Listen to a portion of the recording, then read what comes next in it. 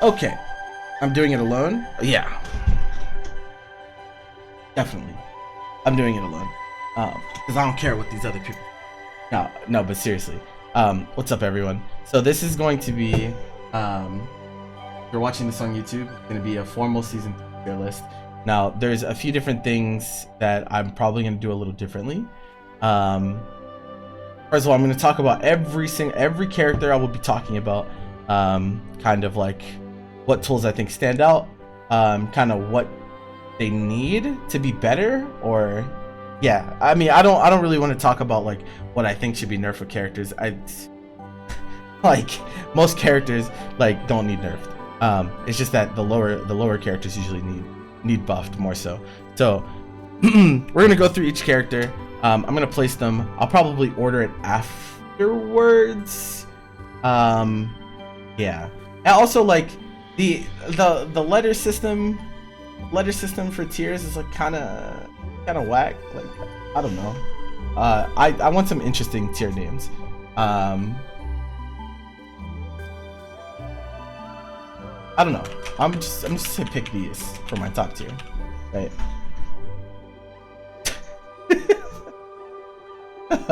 don't pick these. No, I'm joking.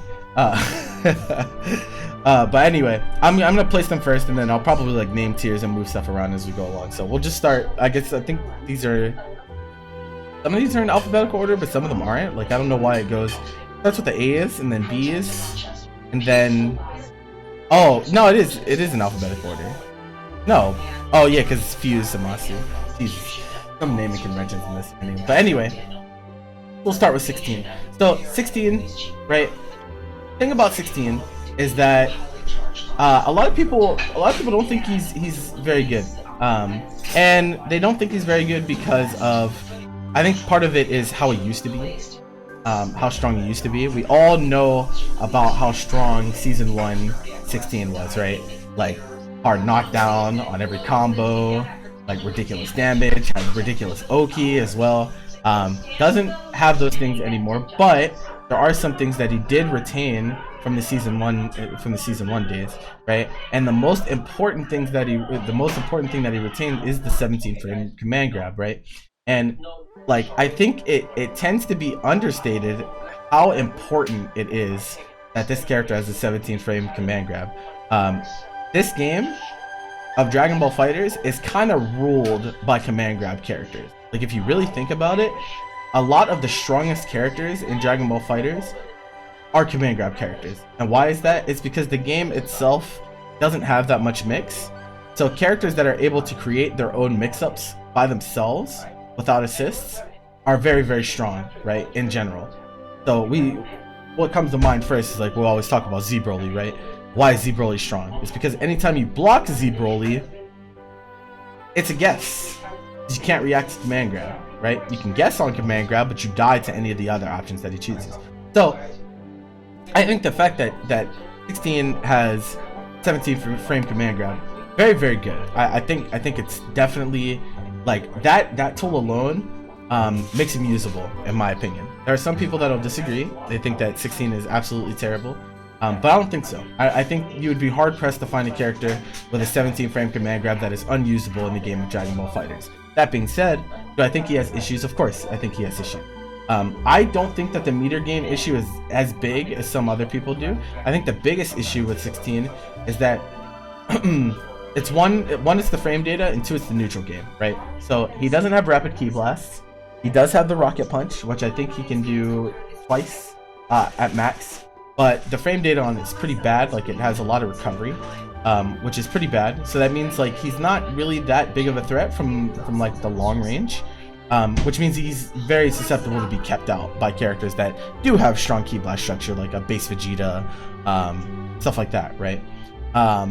Up close, right? So whenever he moves into his effective range, which is up close, where he wants to be, the biggest issue is that his frame data is also not the greatest. I believe that his only safe button is 2L, if I remember correctly. Hold on, let me check. I want to make sure I fact check one.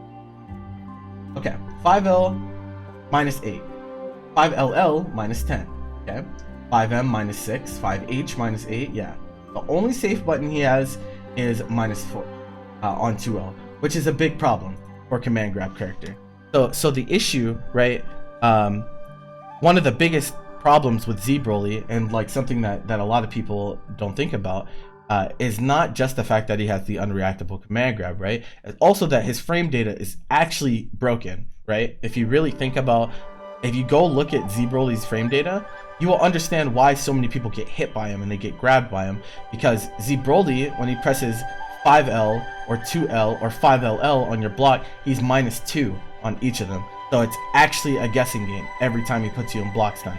16 is not it's a guessing game to some extent, but not nearly as scary as Z Broly, because his buttons are like -6 or -8, -10 on block, right?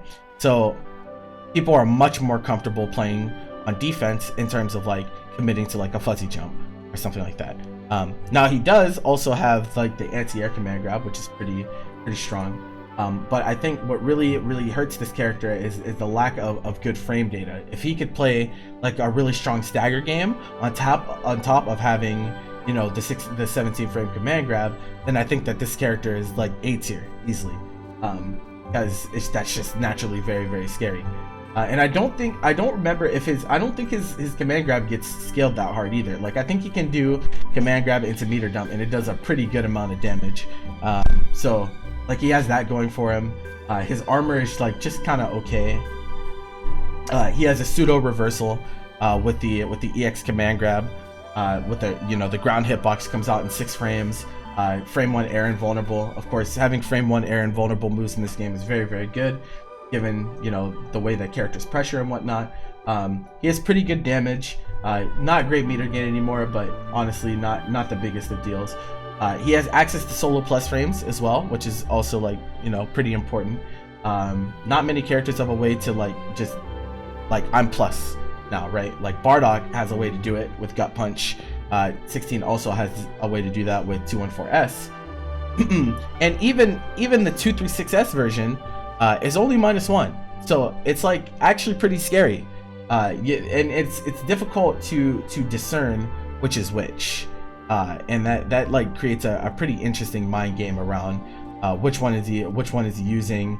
Am I safe to jump out here? Because if he does the +4 one and you try to hold up back, and he goes for 2L, then you get hit on your jump startup. So like that creates, you know, a pretty interesting dynamic of offense around this character, and he can also call out with air grabs and whatnot. But I think really what kills the character is that they really just need to give him a little bit better frame data, because then he can press his advantage more than he currently can. So right now I think he's like, I mean, I'm just gonna put him somewhere for now. I'm gonna put him here for now.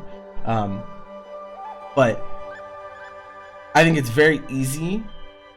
It's very easy to make this character like high tier. Yeah, very easy to make this character high tier again. But I think it's kind of like a Gogeta thing, right? Like, he just kind of needs better frame data, and then he would be really scary. Because I think it's kind of messed up that he's not scary. He's not that scary from full screen, and he's also like he's scary close up, but he's not nearly as scary because his frame data is so bad. Like, rough. Meter gain is not that important. It's people tunnel vision on meter gain with this character. It's not that important. Just nerf Broly. No. Don't nerf Broly. Don't nerf Broly. What instead of nerfing characters, you should focus on making the other characters as good as him. But yeah, 17. So 17. So 17 is one of the characters that, like, it's very weird. Like, some 17 players say that he's better now, some of them say that he's worse now. I don't really know what the general consensus is on Android 17 in Season 3. I think the biggest change is that he can't like whiff cancel the barrier, right? I think that was like a change that they made in Season 3. So now if he whiffs barrier, he just whiffs it. Or if it's like blocked, it's just blocked and he's like -20, something like that. This character kind of has the same issue as a few other characters in this game, where he's only really effective he's only really effective on the ground, right? If you really think about the way that 17 plays the game of Dragon Ball FighterZ, his air game is really weak, right? His ki blasts don't cover a great angle. He can't use wall dive at all. He'll just get super dashed at and die. So like anytime this character goes in the air, a lot of characters are going to feel very comfortable taking space again. And not being able to move through the air is like really scary to play. It's hard. It's really hard in the neutral whenever you're afraid to take to the air. And I think that's the biggest issue with 17, that his air game is like he's forced to stay grounded. And when you're forced to stay grounded, you have to deal with a lot of things in the game, right? You have to deal with a lot of, you know, beam assists, you know, lariat style moves. There's just a lot of things that you have to worry about when you're forced to stay grounded.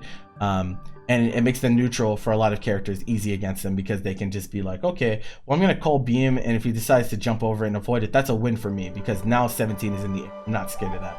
So pros though, has good anti-air game. He plays like pretty decent RPS with barriers and whatnot. It's less in his favor now that the barrier blast like can't be canceled or whatever, like, so now he's forced to take -22 if he's wrong.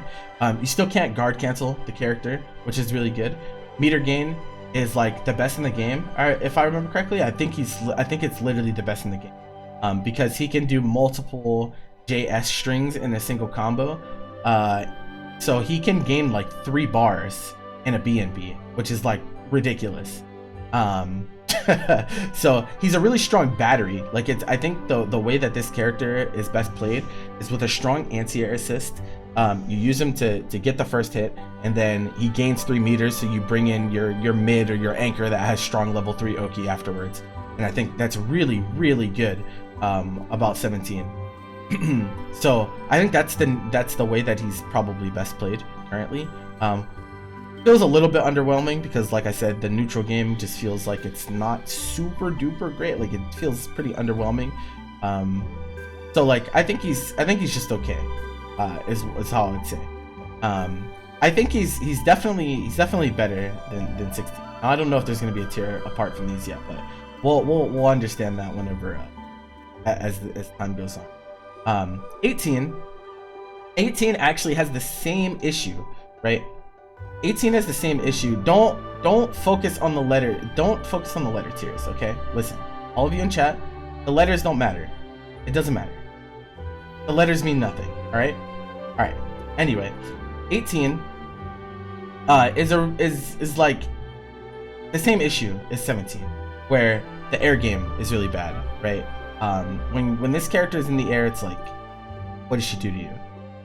Not that much. Like, you're pretty comfortable super dashing at this character, and you know, moving forward. What is the point of the list, bro? Okay. Anyway, don't worry about the letters. If you're worried about the letters, then you're not focusing on the reasoning behind why characters are strong and why they are not. But anyway, the 18. Like I said, weak air game, best played with like an anti-air assist, like I said, because it helps cover some of that bad air game. But on the ground, she has a lot of really good tools, actually. She has rapid ki blasts. She can set up a pretty nice zoning structure. Excuse me, I don't know why that happened. But Destructo Disc is one of the few moves in the game that does like decent chip damage. Even though it's all blue life, it is like chip damage. She has the 17 calls. She has barrier, so she can play like that really laid back, like non-committal neutral, really laid back. Just let your assist play the game for you. Also has a 17 frame command grab. Keep that in mind. 17 frame command grab on this character. Ridiculous. Okay. Characters with 17 frame command grabs, like I said, there's not a single one in the game that is unusable. And like, the fact that she has a 17 frame command grab, paired with the fact that she also has the EX17 call, and on top of that, she has I think one of the strongest tools that she has that I don't see used as much is when she summons 17 to do the ki blast for her. It's like having a third assist. it covers the ground for you while you can move forward, and you still have your 2 assists available for you. And that's like really strong. Really strong. And I think that's a tool to definitely be abused. For a character that has to stay grounded mostly, because in the air, like I said, it's not great. She has a lot of tools to move her from the full screen in. So like when people say that 18 has terrible neutral, it's like that's not true. 18's neutral is pretty solid, actually. It's not like, I wouldn't put it up there with like the characters with the best neutral in the game, but there's a lot of things that this character can do, and she can play a lot of good RPS in neutral as well. She can react to your assist with barrier, which gains her a ton of meter, and she can lock out your assists. Meanwhile, she can play with essentially 3 assists. So this character has a lot of stuff. Pretty good offensive structure, pretty solid neutral, good at level 3 Oki as well, very important. Doesn't do the most damage, but like it's pretty good damage. I wouldn't say she's like a low damage, but like yeah, she's really good. 18's just really good. I think she's definitely better than 17, like definitely better than 17. Okay, 21. Now we're pretty well versed in the ways of 21 here.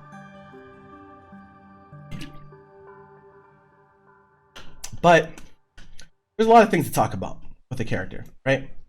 First of all, neutral, insane, 2S, ridiculous button, 3M, 17 frame, full screen, low, crazy, right? Very good key blast structure, very good defensive OSs out of those key blasts, 2S into pretty much any air steal or level 3, stops people from moving forward. You add a strong neutral assist on top of that. If you're playing lateral beam, if you're playing any assist that moves full screen, it just makes it so you can't really move forward against the character without hard committing, right? So she puts up the wall. She locks her opponents out of the game, and more so than just pestering the point character in neutral. 2S dual purposes as to just locking out your opponent's assist. If you call assist and 21 presses 2S, your assist is invalidated. It just doesn't ever get to come out because she just shoots the assist. So that's also very strong. Really good damage. Meter gain is like okay. It's like pretty middle of the road. Now, when we talk about meter gain, we're going to talk about how the character is meter hungry, right? And what we mean by meter hungry is that the character has to spend meter for sliding knockdown, essentially. Most of the time, and in an overwhelming majority of scenarios, you're going to be spending meter for the sliding knockdown in the corner. Also, level 3 Oki, right? Some of the best in the game. Very ambiguous. Hard to block, just very difficult to block. Has left right, has high low. Character also has command grab on top of that. Same speed as 6M. Can be continued with half a bar, full combo. This character just kind of has everything that she needs, right? Just has all of those things on top of in some cases very matchup changing moves whenever she gets steals. Because yellow command grab, insane. Solar flare, crazy. You give this character an actual beam, pretty crazy as well. Green bombs plus on block. E-blast volley can be defensively option selected out of. There's just a lot. There's a lot of things that this character has. And it's the reason that I pick her, right? That's the reason that I picked this character. There's just a lot of options that 21 has, right? On offense and defense. Buttons are absolutely crazy. Some of the best buttons in the game. JM, 5M, 2M, and 3M. 2L is a very long-range button that's -2 on block. It's one of the best stagger buttons in the game.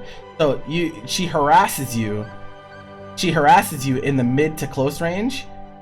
She harasses you with 2S from full screen, right? And then when you're in the mid range, it's like, man, do I really want to contest this character's buttons? It's very scary, right? And then on top of that, you have to worry about command grabs. And then you have to worry about what steals does she have? Is she gonna smoke me for having steals? With the steals that she has? Is she gonna dump all steals to get plus 20 on block? And if you get hit by the EX ball, you die? Its character just kind of has a lot of stuff. It's a lot. It's just a lot. I think that 21 is really only held back by the fact that we do have to spend meter for traditional SKD, as well as the scaling on command grab. If this character got one of those two changes, whether it is we get a sliding knockdown in the quarter without spending meter, or the command grab into like level 3 did like 4.5k like Z Broly, I think she'd be like pushing top 5, honestly. I think as she stands, she's a top tier character, but it's really like one change away from being like absolutely brutal, like crazy, man, absolutely crazy. But she's already a crazy character, like already insane character. Another small drawback is low damage supers. 792 on level 1, and 1521 on grounded level 3, which is usually the one that you're gonna do. So like that is a little annoying, but her damage in other places is like pretty good. Like better grounded routes would help utilize her command grab SKD a bit more. I mean, like kind of like her when you command grab, honestly it's just the scaling, because we get combos after the command grab just fine. We could spend half a bar for the continuation, but the problem is that if I command grab you, first of all, it only does 900 damage, right? Whereas let me compare to Z Broly, because we always like comparing to Z Broly around here. Let's look at Z Broly's unreactable command grab. Here it is. Gigantic Claw. Alright, L version from Z Broly does 1500 damage. And it has armor on it.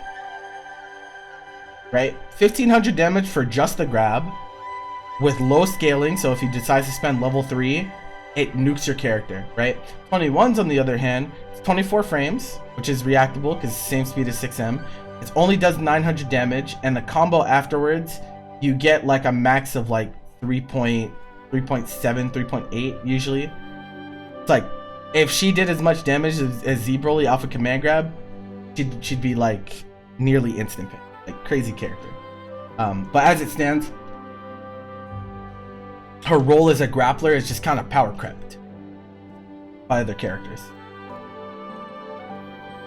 Yeah, I don't know why his command grab does 1500. Okay, moving on. This guy, oh my goodness. Oof.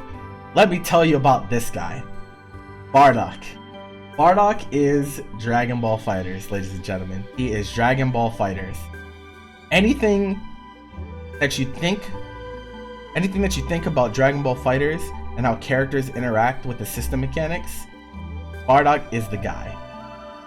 He interacts with the system mechanics perfectly. He's like pretty much the most well-designed character in Dragon Ball FighterZ. It's him and Kid Buu are the two best designed characters in Dragon Ball FighterZ. Nothing about Bardock is complicated, right?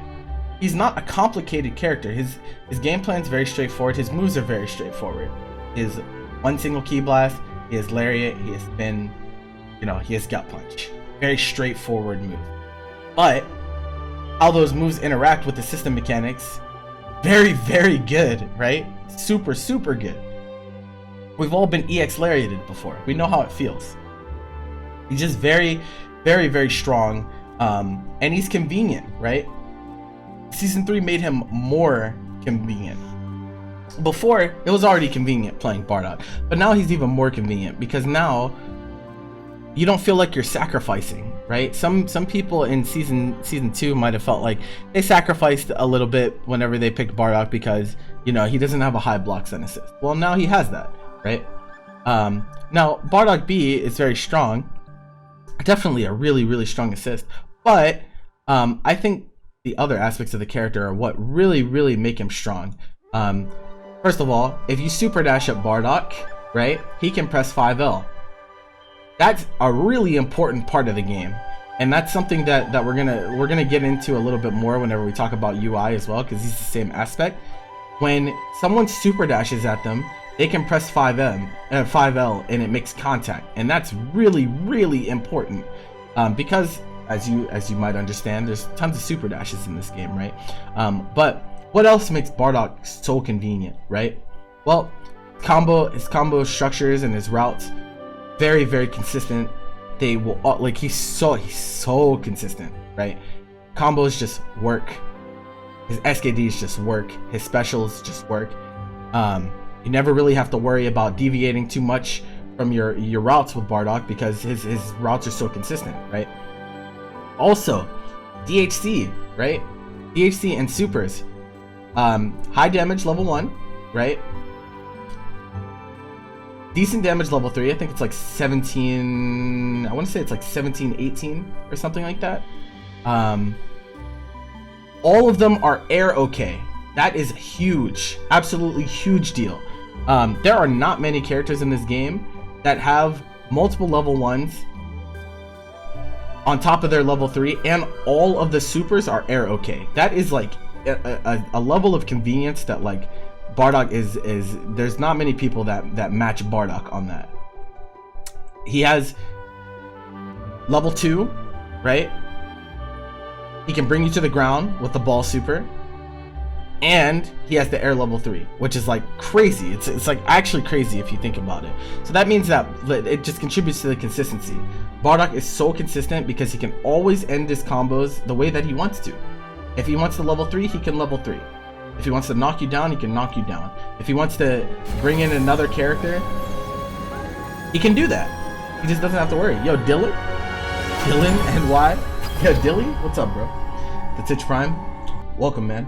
Thank you for the sub.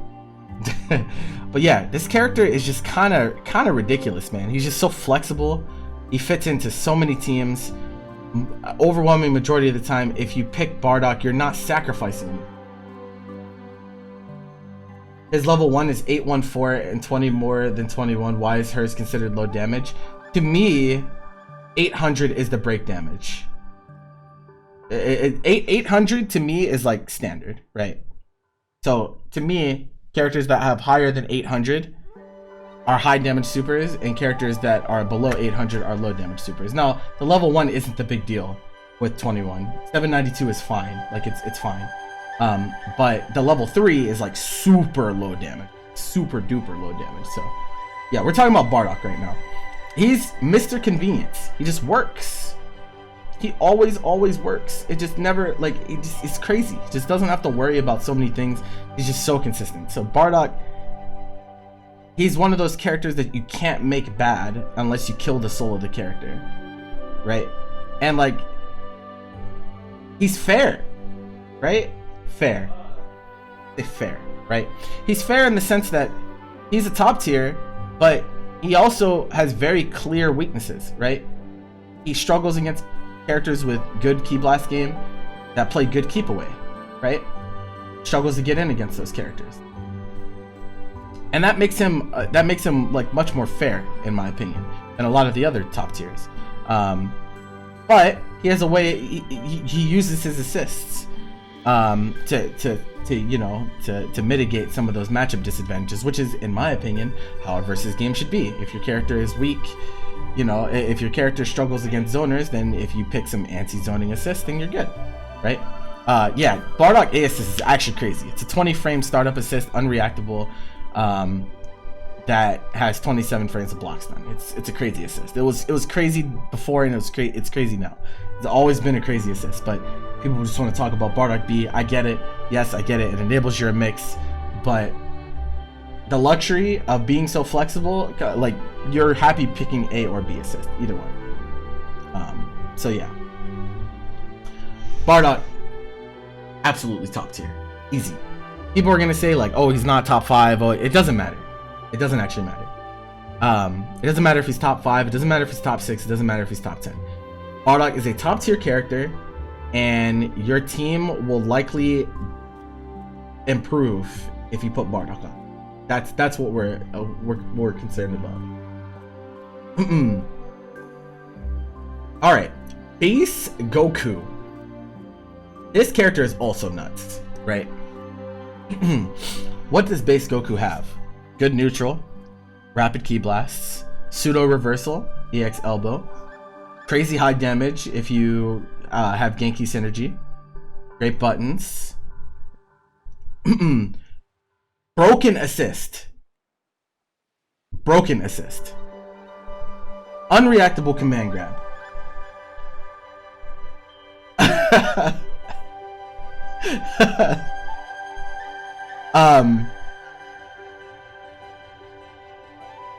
Genki charge, right? So the charge Genki, the 214S, I'm pretty sure it goes through like everything. It goes through like most things in the game, like an overwhelming majority of things in the game. If you press it in neutral and he presses Genki Dama, it just smokes you, and then you get nuked for like 80% of your health. Absolutely crazy. Best beam in the game, yeah, definitely best beam in the he's the one character that, so like whenever I do analysis for people, I always tell people you don't want to rely on special moves too much in neutral, right? But Base Goku can just kind of press beam. He can just kind of do it as long as his opponent was not like close to him and above him. His beam is like unpunishable. It's crazy. Like he just presses it and he's fine. He just recovers so fast. So yeah, this character has like pretty much everything. He has good damage. He has good routes as well.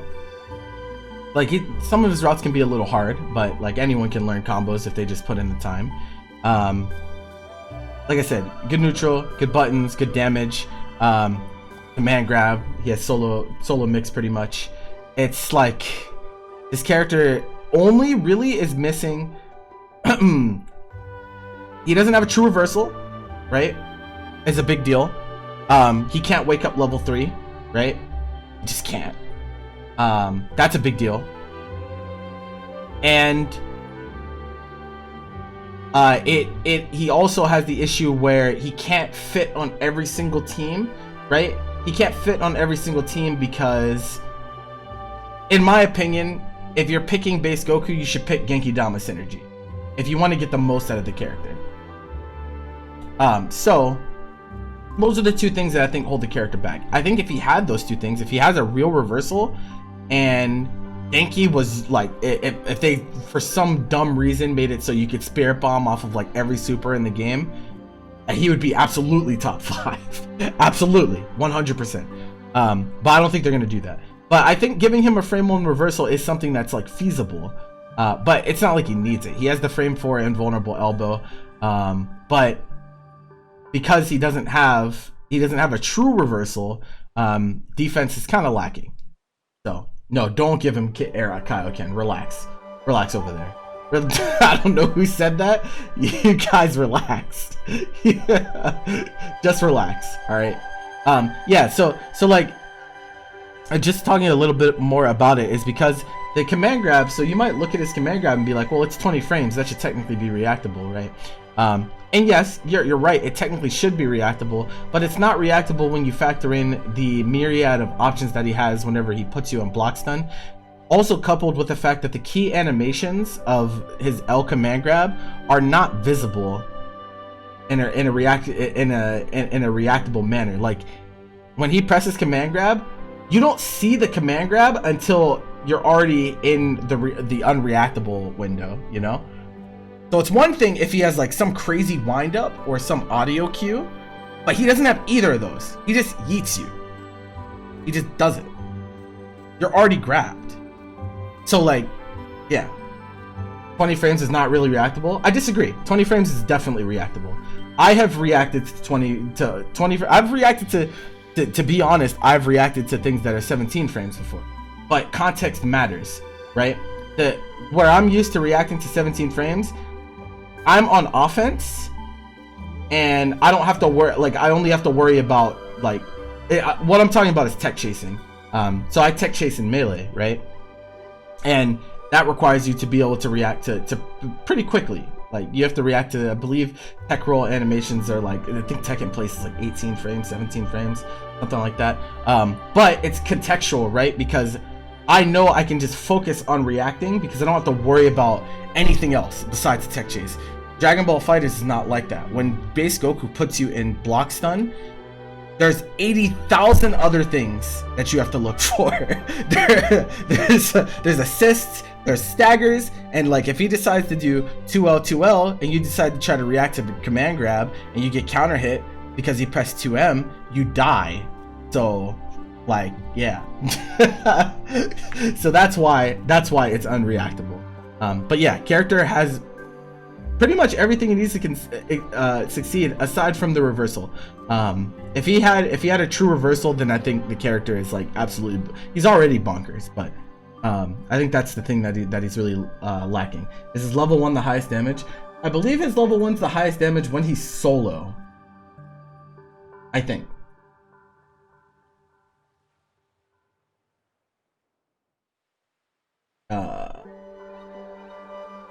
Hold on, let me check.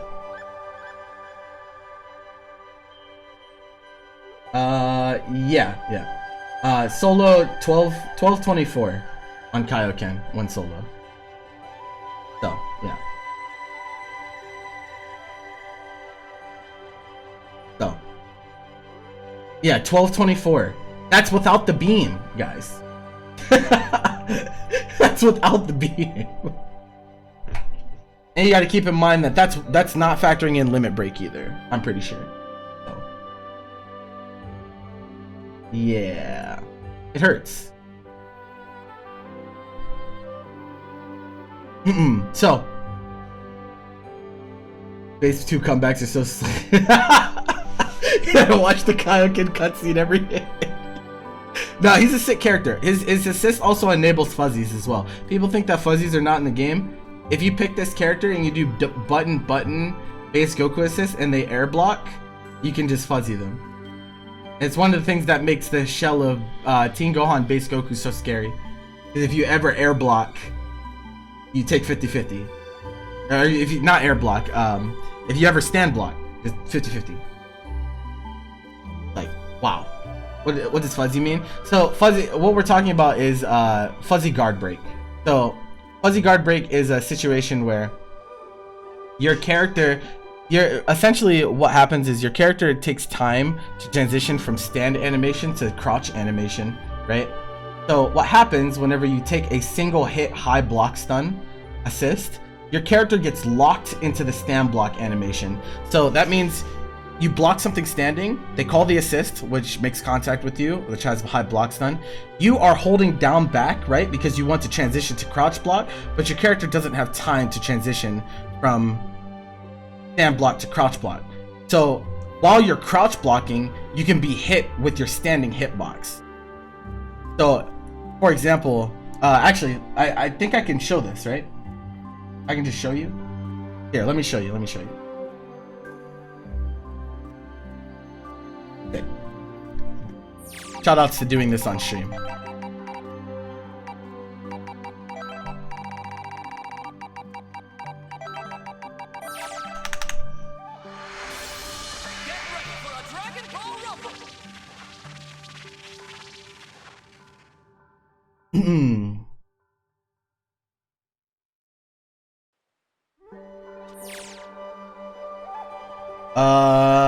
Oh, I should probably, you know what? I should probably put this on this guy so I can record it. Yeah, King Gohan and Base Q are a match made in heaven because not only do you get that dynamic, but it's really easy to gank you. Like, you can just level 1 with Tien Gohan into level 3 with Base Goku, and it's a ton of damage. So, alright, so let's say you do this, right? Oh, I should probably force the block. Maybe I just messed up. Oh, I didn't record it. Okay, so, right?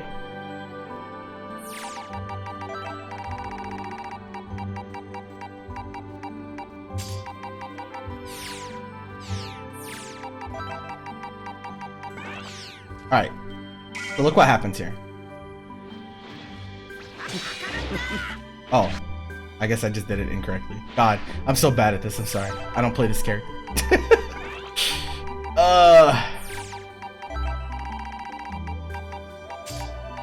Actually, forward. I think he can do it off of 6M, right? Am I tripping, guys?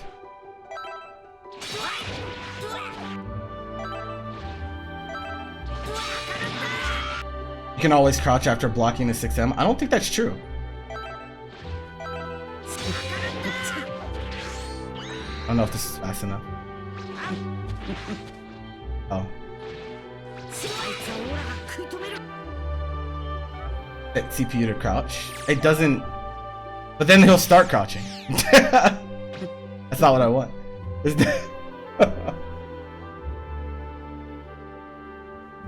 can make the bot block. He will crouch to block after. You have to stand block this. Your transition after this. Oh, that's what you mean. Yeah. Yeah, that's what I was saying. You have to stand block. Yeah, okay. So here, right? If you stand block the assist, you get smoked. Even though, see how I'm down backing here? Like, watch my inputs. Yeah, I go from standing. And I'm trying to crouch block. But I just get hit with double overhead, right?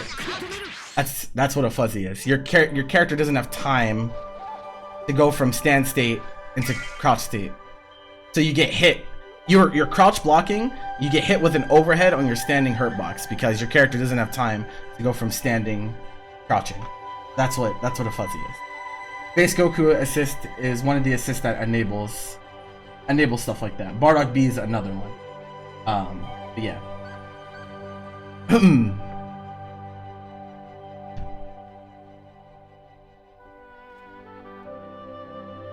It comes down to them knowing the situation. Yeah, it's you can force some really messed up stuff. But yeah, base Goku, crazy character. It just kind of has everything. It absolutely insane. Now this character, so we're gonna talk about this character, and a lot of people think that this character is the best in the game. All right. Now, why is Base Vegeta being called best in the game, right? Really strong ki blasts, right? Both on the ground and in the air. Can also, his JS maintains his air momentum, meaning that he can move forward and back while throwing, right? JS from Base Vegeta into M rocket kick, frame traps your jump, right? Which is really important. So if you block a JS and he decides to do M kick and you try to jump away, you get hit. So that makes him a terror in like the mid to full screen because he can switch up really fast. Pseudo reversal, right? It's a 4-frame startup EX kick, half a bar, frame 4 invulnerable, -5 on block. So even if he does it into the corner, he still doesn't get punished. Ridiculous damage, right? Toss up before supers adds an extra 200 damage. That pushes his level 1 to 980 damage and his level 3 to 1920, if I remember correctly. So absolutely crazy high damage. Very meshable DHC as well, right? Like, because his level 1 brings to the ground, so it sets up DHCs for other characters very well. Access to a few different sources of mix. He can do Destructo Disc plus assist 50-50. He can do J2H 50-50 that we've seen before. He also just has really strong buttons in general. Like, I believe his 5L is like a crazy button. Like, it's it actually goes like a really good amount of distance, and it's -2, I think. Yeah, -2. -2. Gatling cancelable as well, so you can do 4L. It's like really good. His 5L is really good. His 5M is 9-frame startup, -5, so it's still safe. Has pretty alright. I don't know how he does in the anti-reflect department. I know he can 5H, but I think his anti-reflect stuff is pretty committal, which is like one of the few drawbacks of the character. But yeah, Base Vegeta just kind of has everything. It's kind of like base Goku, right? They kind of have everything, but he has really great movement. All Vegetas have the same 5L as well. No, that's not true. 5L 236L assist is really, well, like it's committal though. Like it's pretty committal anti-reflect. Like anytime you have to do special moves for anti-reflect, it feels worse than like just doing it with buttons. Yeah, but no, he has it, but it would feel much better. I think 5L 5H is just kind of better in a lot of cases. But like the character does crazy damage, builds crazy meter, insane neutral, lariat style moves, has a pseudo reversal. The only real thing about the character that doesn't shine, in my opinion, is the support. Is the support end. Base Vegeta, his assists are like just okay, in my opinion. Whereas like Bardock or like a base Vegeta or a base Goku, I would say their assists are pretty crazy, right? Both A and B on Bardock are really strong. Both A and C on base Goku are pretty strong. Whereas like base Vegeta, it just feels like he has 2 assists that are kind of just okay. Now they did buff the A assist, right? It does cover the sacred angle of the game. We love the sacred angle. That diagonal we like to talk about in Dragon Ball FighterZ is so important. But it's not as consistent as GT, right? Because GT also has the high block stun, like he has 30 frame of block stun on top of cutting off the screen and bringing you to the ground.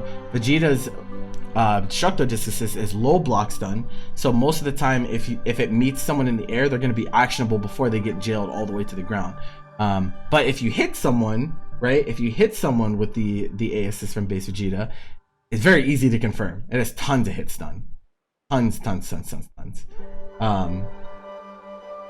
So it's good for combos. It's pretty good for combos, but I think in the neutral and just like for general block string purposes, feels like his assists are a little underwhelming. So I think the support factor of base Vegeta isn't as strong as other characters. But of course, you mitigate some of that by, you just is a point character, right? You play base Vegeta point, and you're focusing on, your assist supporting him rather than the other way around. But there are situations where, you'll raw tag to get him out because he's low health or whatever, and that type of stuff can have big implications on the rest of the game. So, incredible character, really strong, very complete character, right? We talk about complete characters. Most of the characters that we're gonna see in this top tier are complete. They just kind of have, not, if they don't have all the tools, they have most of the tools they need to succeed. Base Vegeta with his Widow's Peak, really strong, but we all knew that, right?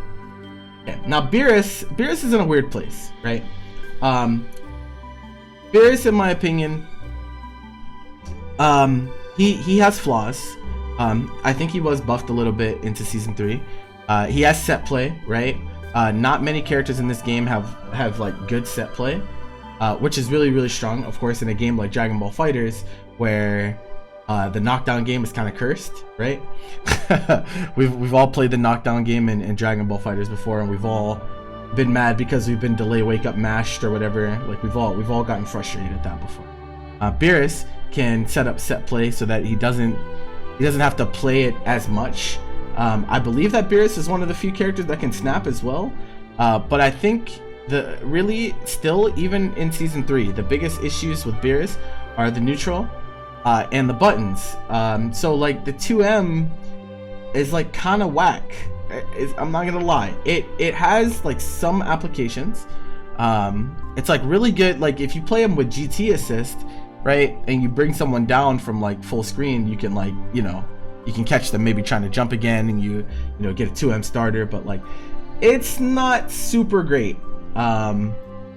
It's not super great, the buttons, that is. I think 2M and like his air buttons are like pretty unreliable, I would say. Now he does have some buttons that are crazy. Like I think 5H is a crazy button, absolutely insane button. And I think J2H is also very useful, not just for corner carry, but also for like movement option, like to get himself out of the corner. No, he does great damage. He does great damage. Beerus has a level 2, a full damage level 2. His level 2 does 800 damage, guys. 800 damage on a level 2. And his level 3 does 1800 full scaled. It's crazy. Yeah, his damage is definitely fine. 100%. And he also has access to solo plus frames, which force like some RPS with the EX kick 236H, which is really strong as well. But I really think that the neutral is what kills the character. Not kills the character, but it feels really bad. It feels really bad in today's meta where everyone, like almost everyone is playing characters with like really strong ki blast game, and against those characters it's really hard for him to exist in the neutral, right? Because he can't set up orbs, and he just kind of has to hold it unless he has an assist to counteract, and that won't always be the case. Sometimes your assist will get shot as well. His DP is really good. His DP is good, but it's also bad in some ways. It's hilarious. It's actually really funny how good and terrible his DP is. On one hand, it hits both sides and pretty much full screen. On the other hand, it's super dashable and kind of awkward sometimes. Sometimes it just doesn't. Sometimes it just doesn't seem like it works correctly. But Beerus is good. I think he's a niche character. I think he's a niche character.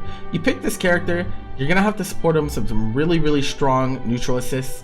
But if you're really consistent with your set play and your execution, I think you can get a lot out of Beerus. I don't rate him super highly. Like, I think I would probably put him at like the bottom of A tier, if not the top of B tier. But I'll put him here for now, and we'll see where he ends up eventually. But I really think the neutral, to me, neutral is the most important part of Dragon Ball FighterZ, and that is his biggest weakness. I think it's very. I think it's definitely the weakest aspect of the character, which I think naturally is going to be an issue. Sonic is picking him up, so we'll probably see more of him pop. Yeah, and like the Kill Sage is playing him too, right? Kill Sage was messing around with Beerus. Yeah, and we've seen other people. We've seen other players play. Shout out to Skeezer, Alucard, Pangyon from Japan, Beerus player. There's definitely players that are messing with him. I just feel like he needs some more. He needs more. I don't know how that will manifest itself, but who knows? Okay. God, this character, man. Z Broly is, for all intents and purposes, overkitted. So on one hand, Z Broly is a complete character, right? He's very complete. He has literally everything he needs. Everything that he needs, Z Broly has. And that's it hurts, right? It hurts because not every character, most characters in this game are not complete. Most characters are missing things. Like, there's not very many complete characters in the game. And Z Broly is one of the characters that is complete. These four characters, I would say, are complete, right? 21 is like complete, but she's still missing. She's still like kind of complete, almost complete, I would say. But these four characters are complete, right? Now Z Broly is, it feels like he's overkitted. Why? Well, let's talk about Z Broly, right? And whenever I talk about Z Broly, I always like to talk about effective ranges, right? In fighting games, most characters have a pretty set effective range. They have a range on the screen where they want to be, they're best there, and they might be weaker in other areas, but if you put them into their sweet spot, then they really shine, right? Z Broly is kind of a character that shines in all three major ranges of the game. At long range, he has the best ki blast in the game, goes through other ki blasts. Also super huge hitbox. It can also be aimed, right? Very strong ki blast game from the long range. Mid range, very long buttons, armored command grabs, armored lariats. Infinite armor lariats even. Very scary. Anti-air command grab. That is very, very hard to get away from. Huge range, right? Close range. Ridiculous frame data. 5L is -2. 2L is -2. 5LL is -2. 17 frame command grab. Unreactable. If you eat it, you take 5k at least. So it leads to this dynamic where Z Broly is just kind of scary everywhere on the screen.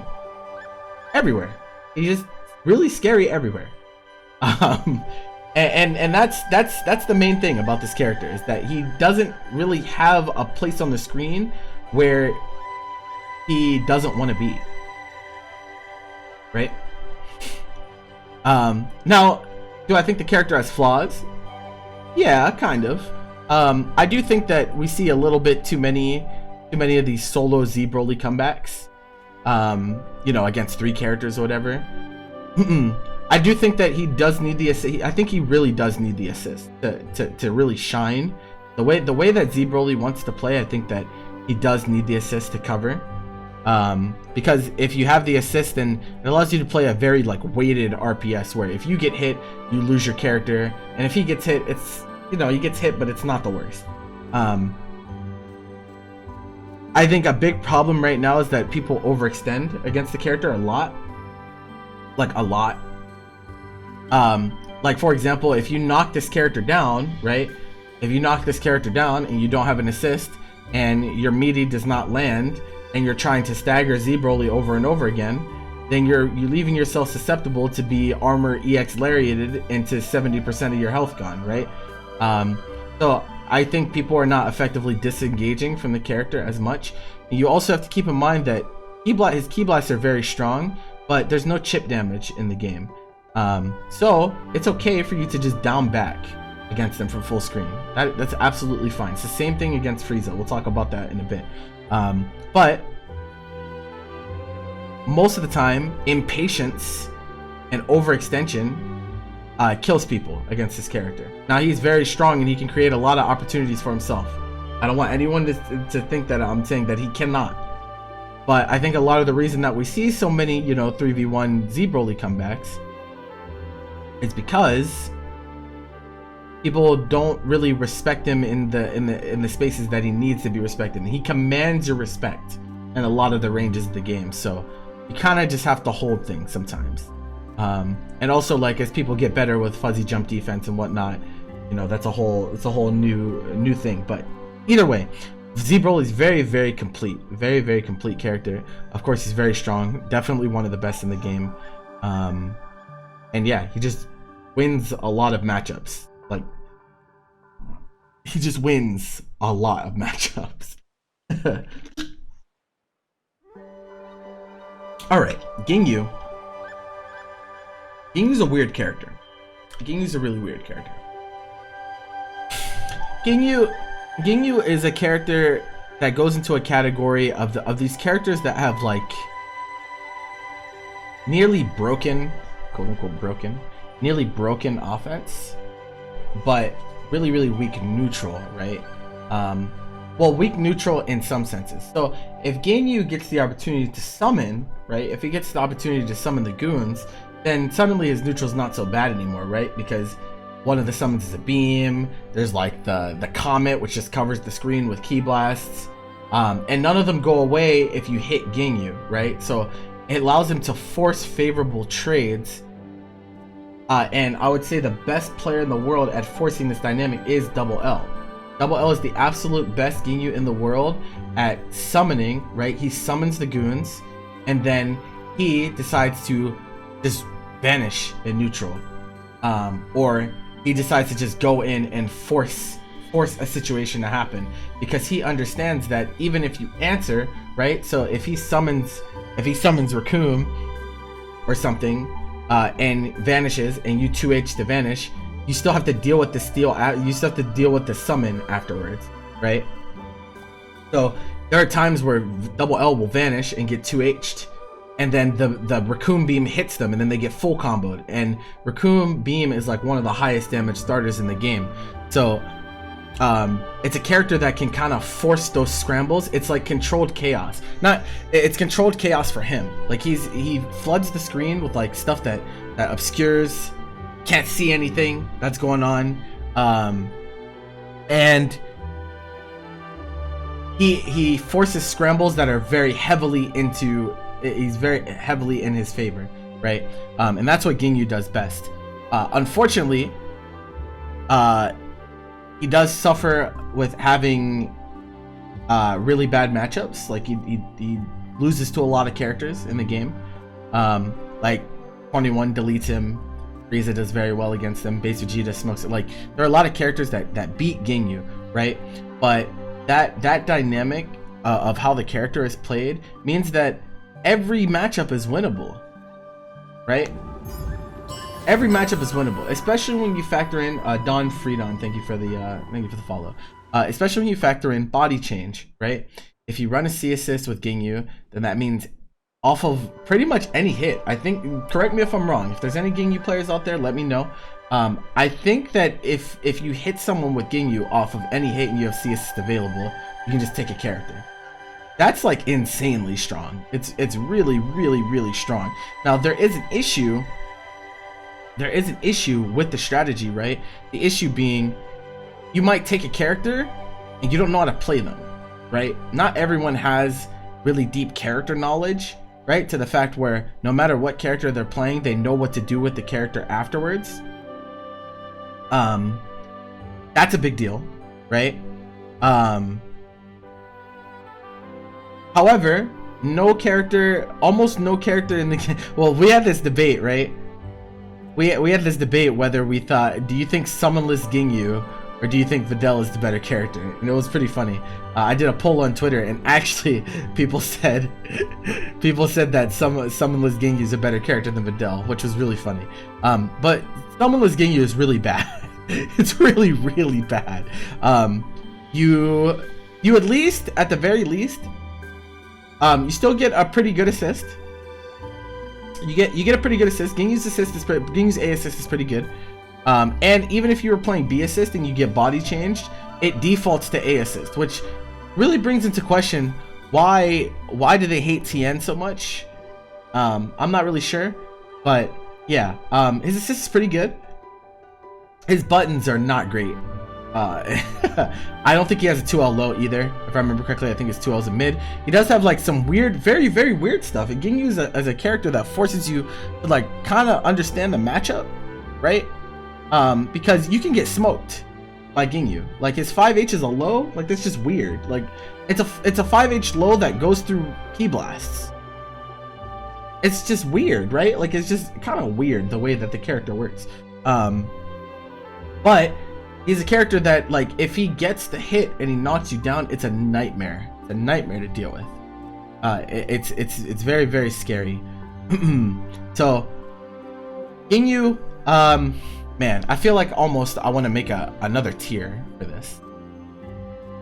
Like, I would put Ginyu here, and it's like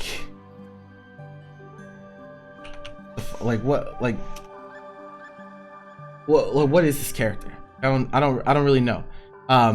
It's hard for me to like definitively say like Ginyu is like super high tier, but it's also really awkward for me to say that he's like not high tier. And I think that's natural given it's a character that can become your character. So yeah. No, there's a lot of DHC synergies that he probably has that he can do the SKD with. And that's something that makes the character better, right? It's like he doesn't necessarily have to be the one that gets the hit. Take your character either, right? Not only get the knockdown, but you can get a hit with another character and raw tag. You can raw tag into Ginyu, and if you have Goldo next, you can still take the character, which is really, really good, right? So like, yeah, Ginyu's just weird. Like, I don't know where to put him exactly. I really don't. There's so much variance with the character is how I would describe it. There's a lot of variance with Ginyu as a character. So, yeah, I'm just gonna put him here for now. And there's gonna be probably 1 or 2 more characters, and we'll get there when we get there. Cell. Okay. Cell is sick, right? Cell is actually, he's a pretty awesome character. The main thing that draws you to Cell is buttons, right? Absolutely crazy buttons. Really, really long range. He has perfect attack as well.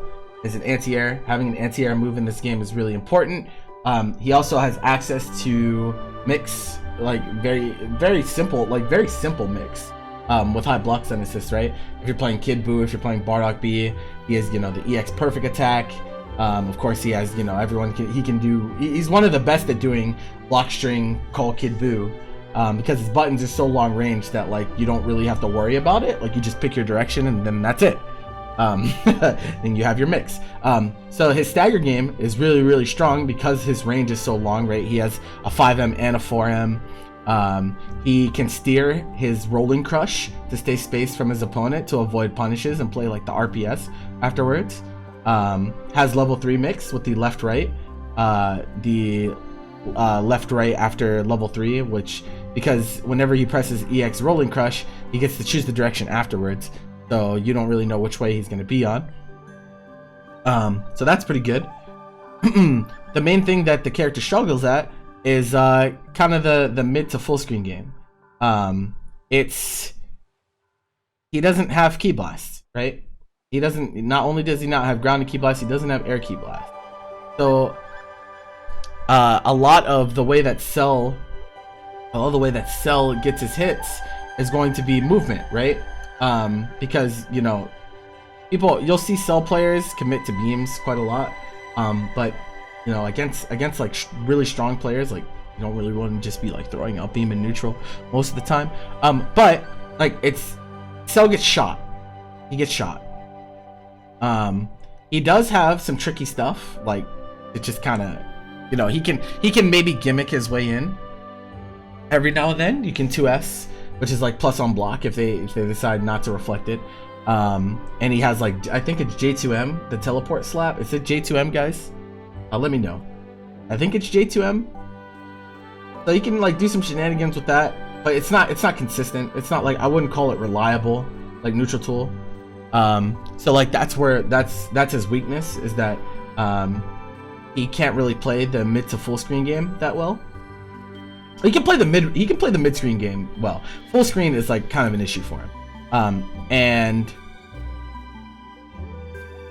that causes some issues for him. That definitely causes some issues for him. But when he does get in, since his buttons are so long and everything, you don't have to get in as hard. Like, you don't have to like go as hard as some other characters, because like, it's really easy for Cell to make you block. Like, when he reaches the mid range, Cell is really good at making you block, right? Because his air-to-air game is really good. He's really good at bringing you to the ground and then stringing you up, and then like, oh my god, I have to take this mix now. And then you eat a level 3, and then you have to take another mix. So it's like Cell has the tools that he needs to succeed in the ranges that he's strong at. It's just that the full screen game for me is what holds the character back. Because like I said, everyone's playing, like almost everyone is playing really strong key blast characters right now, right? If you think about what's being played, your base Vegetas, your Z Brolys, like, there's a lot of those, right? They all have really strong key blast game, which can really cause an issue for characters like Cell, which don't have a reliable way of closing that distance from full screen that's not committal like a beam Cell. Also, his assists are mediocre, I would say. Pretty mediocre. I think the beam is still his best assist. I think the beam is still his best assist for sure. But it's kind of awkward for some characters to use. It's just like not as good as some of the other some of the other beams in the game. Which is, it's tough. It's really tough. You can think Cell needs, that's your tier list, man.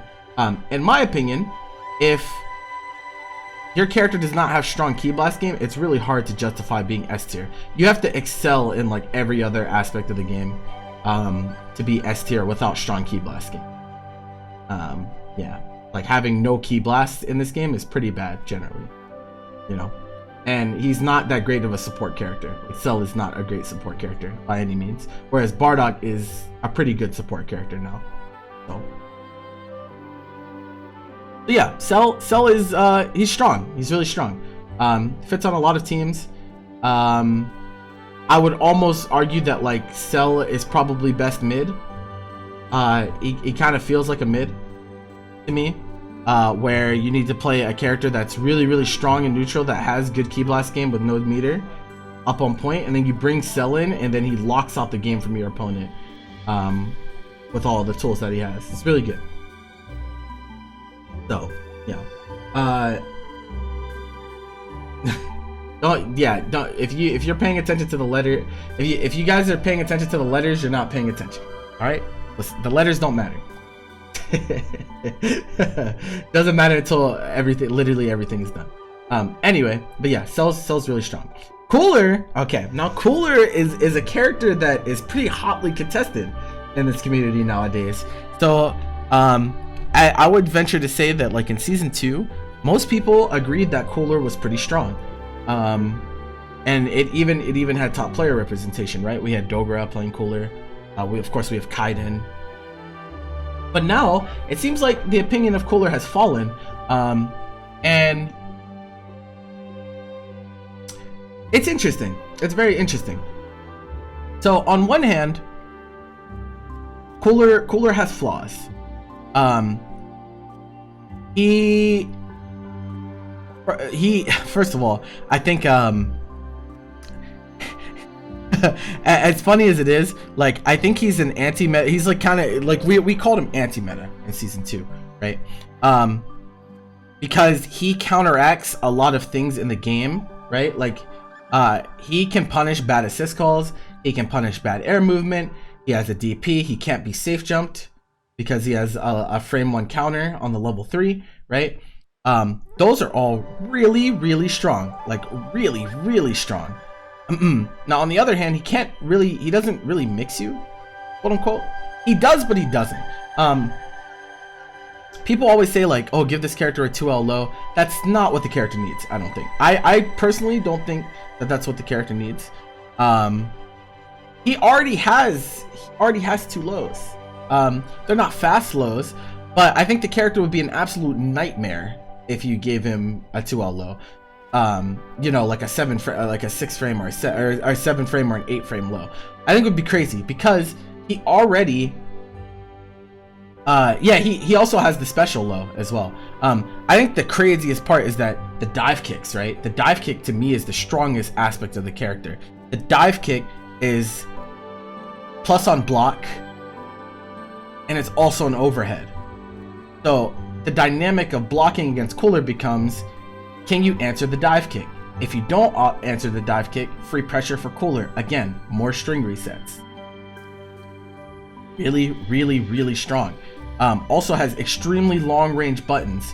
He's one of the characters that if he goes for cross up, like let's say he's point blank on you, if he's close up, and he stops his string and goes for cross up, you can't 2H him. 21 is another character like that. You can't 2H them because their tails are so long that you don't hit the character before they land. So yeah, who's getting opened up by Cooler? You're gonna get hit by the dive kick. You will. I promise you. Kaiden has been winning Wanted for 11 weeks straight. And he's one of the best players in Europe using Cooler. And he hits people with Cooler repeatedly. So like, yeah, it hurts. Like he does damage as well. Like he hits really hard. Level 3 high damage. Level 1 is a tactical nuke. It does 908, I think, on Cooler level 1. Like, what is that? Absolutely insane. His supers hit so hard. And like he has air DP as well, right? So like his neutral's pretty good. He has really long range buttons. He has a single Ki Blast, right? He has a single Ki Blast on the ground and in the air. Now I think the grounded Ki Blast is what makes him it kind of that's where I have an issue with Cooler, is that like his grounded Ki Blast doesn't go full screen, if I remember correctly. Like it's kind of awkward. But the air Ki Blast, you see Kaiden abuse it all the time. You see him use it all the time because he knows if you super dash at him, you get LDP'd and you lose your character. Same thing, it's the same thing as like SSJ Vegeta. It's not as good as SSJ Vegeta's necessarily, but he has that tool to lock you out from challenging him in the air. It's very, very good. He has double overheads with the dive kicks and whatnot. He has a full screen low that jails into vanish. Very long range buttons. He has the stomp. Yeah, there's just a lot of things that the character has. So that's why it's so surprising to me that people just kind of seem like are saying that he's not good anymore. It feels to me like the character is still pretty strong, and especially now in the age where like literally almost everyone is playing characters with like strong ki blast game. Cooler if you have the right amount of patience to use 3H as a reactive tool instead of just throwing it out and hoping to get a hit. I think you'll have a lot of success with Cooler. I think a player with good neutral can really bring out the strengths in Cooler. So I think Cooler is a solid A tier character. I think that he is.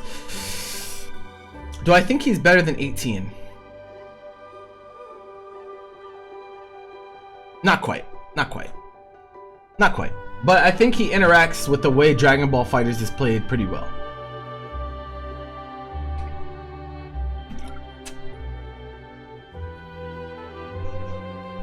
Okay, let's talk about Dark Phoenix.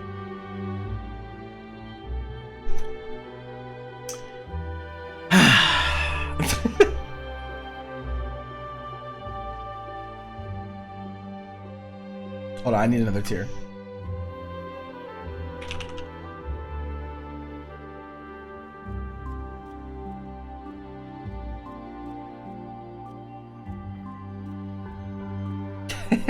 I might not need this D tier, but we'll see what happens. I still don't know. I still don't know how many tiers I'm gonna have. Yeah, but we already have a release date for Rish. But okay, so when Freiza when season 3 dropped, a lot of people were saying Freiza was here. Up here, right? Now, why did they say that? They said that because of some of the changes that he got in season 3. So now, Golden Frieza, whenever you spark, the timer does not tick down. So you get just unlimited golden time while you're in spark, right? Yeah, that's the change that made people think that this character was top tier. But that's not the case. He's not top tier.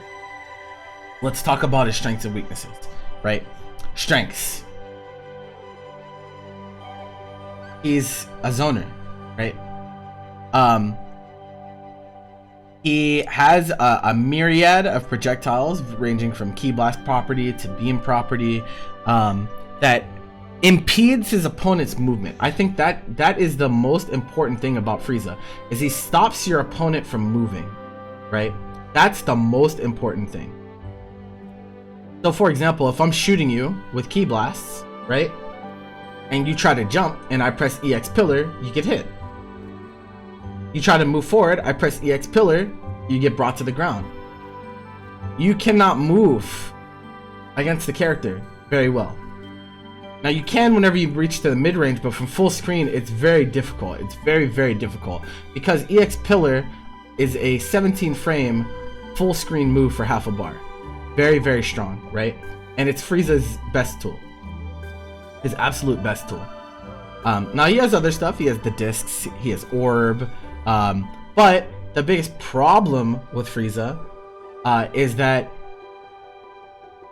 the system of Dragon Ball FighterZ is the biggest problem with Freiza. And what I mean by that is, shoutouts to LK. LK actually put this into a really good video. He expressed what I was saying about the character for a very long time, is that you can play the full screen game with Freiza all you want, but at the end of the day, how does Freiza hit you, right? He hits you the same way. He hits you the same way that every other character hits you, which means he has to be close to you, right?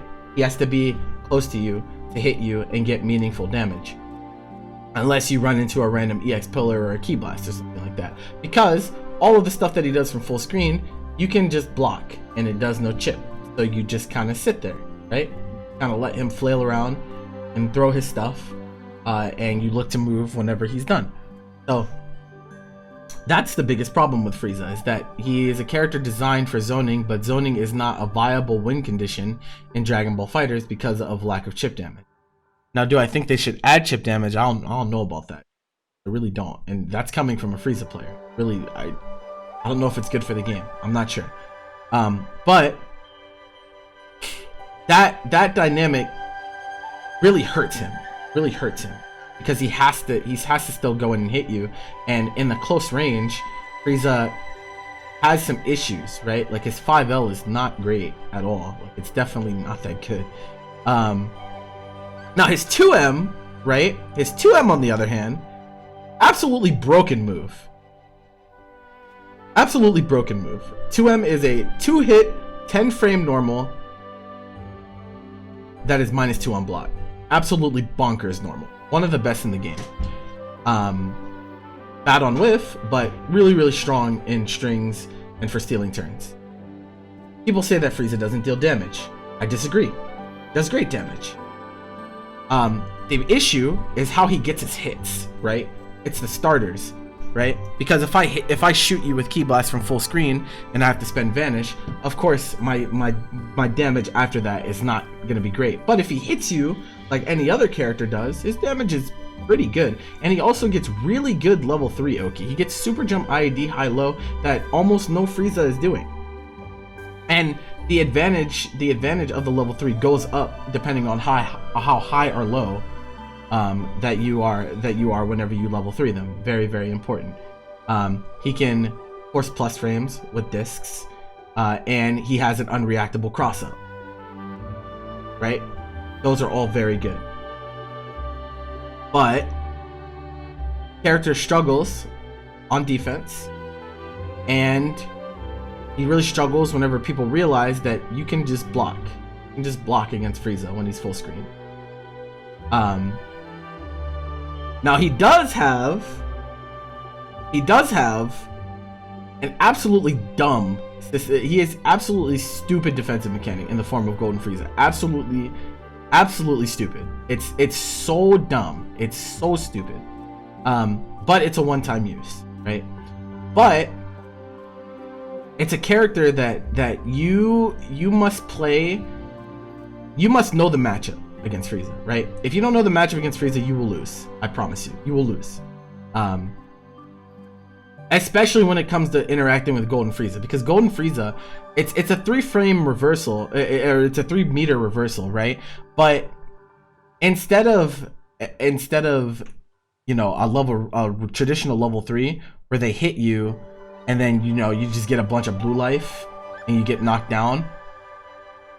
If you press into Golden the incorrect way, you lose your character. You lose the character from full health, depending on how the interaction went. Now there's RPS, there's force RPS, but all of it is in Frieza's favor, because when you press Golden, everything's 0, right? Everything becomes 0. He can't be hit by anything during it on the startup.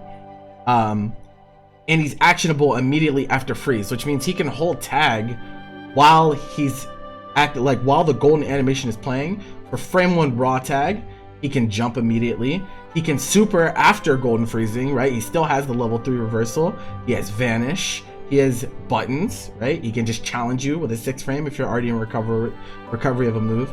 So that RPS in particular is very messed up. It's super messed up. But the issue is that he still has to hit you. He still has to hit you just like any other character. And that's the biggest weakness of Freiza. What do I think he needs? Honestly, I don't think that there's a way that they can add chip damage to this game in a way that's like meaningful to him. Like, I guess you could make EX Pillar do more chip, or make discs do more chip. But most of the time in neutral, Freiza is throwing 5H and 5S, right? And you can't put chip on Key Blast in this game. It would be too insane. So I mean, what they could do, they could give him some better hitboxes. You know, maybe make his frame data a little better on some of his buttons that are not 2M, because 2M is definitely insane. But oh, they could also unnerf his assist, right? Because I think his assist is really good even now, but it used to be better. So it used to be 26 frames of block stun, but they nerfed it to 23. But on the other hand, the assist is pretty crazy. It blows up a part of the screen. It's unreactable. It's very tall as well, so it brings people to the ground whenever they air block it. And also, you can't see. You can't see. Look at this. Look at this. I showed some people this earlier. Let me show you guys. I think it was 26 and now it's 23 if I remember correctly. I don't think it was 29, but I could be wrong. But guys, look at this.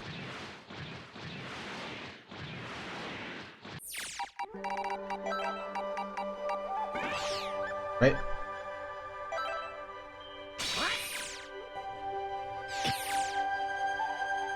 You see what's happening here?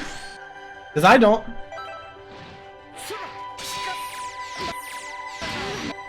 It just really, you just can't see. Like it just, you just can't. Like there's, it just blows up the screen. You can't. You just really can't. And that combined with the fact that it's like it's an unreactable assist call, right? It's 23 frame startup, but by the time it like the sound comes out or whatnot, it's already there. Like it's already there. So like it's really stupid. Yeah, it's really stupid for Oki. It gives pretty much every character with a low of 50-50. So like it's pretty ridiculous. It's a crazy assist. Also dash, it works on every, like so one of the best movement options in this game is dash, jump, call, assist. It'll always work. It always works with Freiza. Always. It always will be exactly where you're gonna land. Do you see this? This is really strong. Now it used to be stronger, but it's still really strong. And that's why I don't understand why they say Freiza has a weak assist. I'm like, you guys are crazy. They don't know what it's like to press Bardock Lariat plus Freiza anywhere on the screen and get a free confirm. They don't know what it's like. But the assist is very good. It's always been good. It's always been good. So he adds like decent support value. You think he's a fine outside of? No, I think he's a fine character. I think he's an absolutely fine character. I think Frieza's a very difficult character to balance. It's very difficult to balance Freiza, right? Because it's very easy. It's very easy to make him broken, right? Because if they decide to mess up and they're like, oh, well, Ki Blasts have chip now, then suddenly Freiza becomes kind of ridiculous. Like, it becomes kind of insane. So I think it's very easy to make Freiza broken. And right now where he is, he's just okay, I think. I think he's an okay character. Most of the time you're gonna pick him for the assist and for the matchups. So we talk about some of the top tiers that give him issues, but like honestly, like the only big landmine to me is like Deep Broly, really, like amongst the top tiers, like the absolute landmine. Base Vegeta can like knees over Ki Blast sometimes if you're committing to full string every time, but like shouldn't be anyway. But he deletes certain characters from the game. He deletes Piccolo, he deletes Ginyu, he deletes Bardock. Have you ever played against Freiza as Bardock? It's a nightmare. It's actually a nightmare. Now, Bardock is such a good character that you can't really delete Bardock, right? You can't really delete Bardock. But it's so hard. It's such a hard matchup. Like he just throws shit at him. He can't do it. It's messed up, bro. It's messed up. Oh, Trunks Freiza is, I think it's in Trunks' favor slightly, but Freiza can play it. Trunks still has to deal with so like Ki Blast string, he still has to deal with, and Trunks still has to deal with EX Pillar, and Change the Future does not go full screen, is the most important thing. Change the Future, if we're actually full screen, Change the Future doesn't reach him. So like, yeah. So like, honestly, I think his top tier matchup spread is like there are landmines. There are definitely landmines, but like there are other characters that he absolutely bodies. I think he absolutely destroys some characters. Like it's crazy. It's crazy. So it leaves him in a very weird place. I think he's A tier. And I think that he's better than 17. Better than Cooler. Oof. I think he's harder to use than Cooler. I think he could be better than Cooler.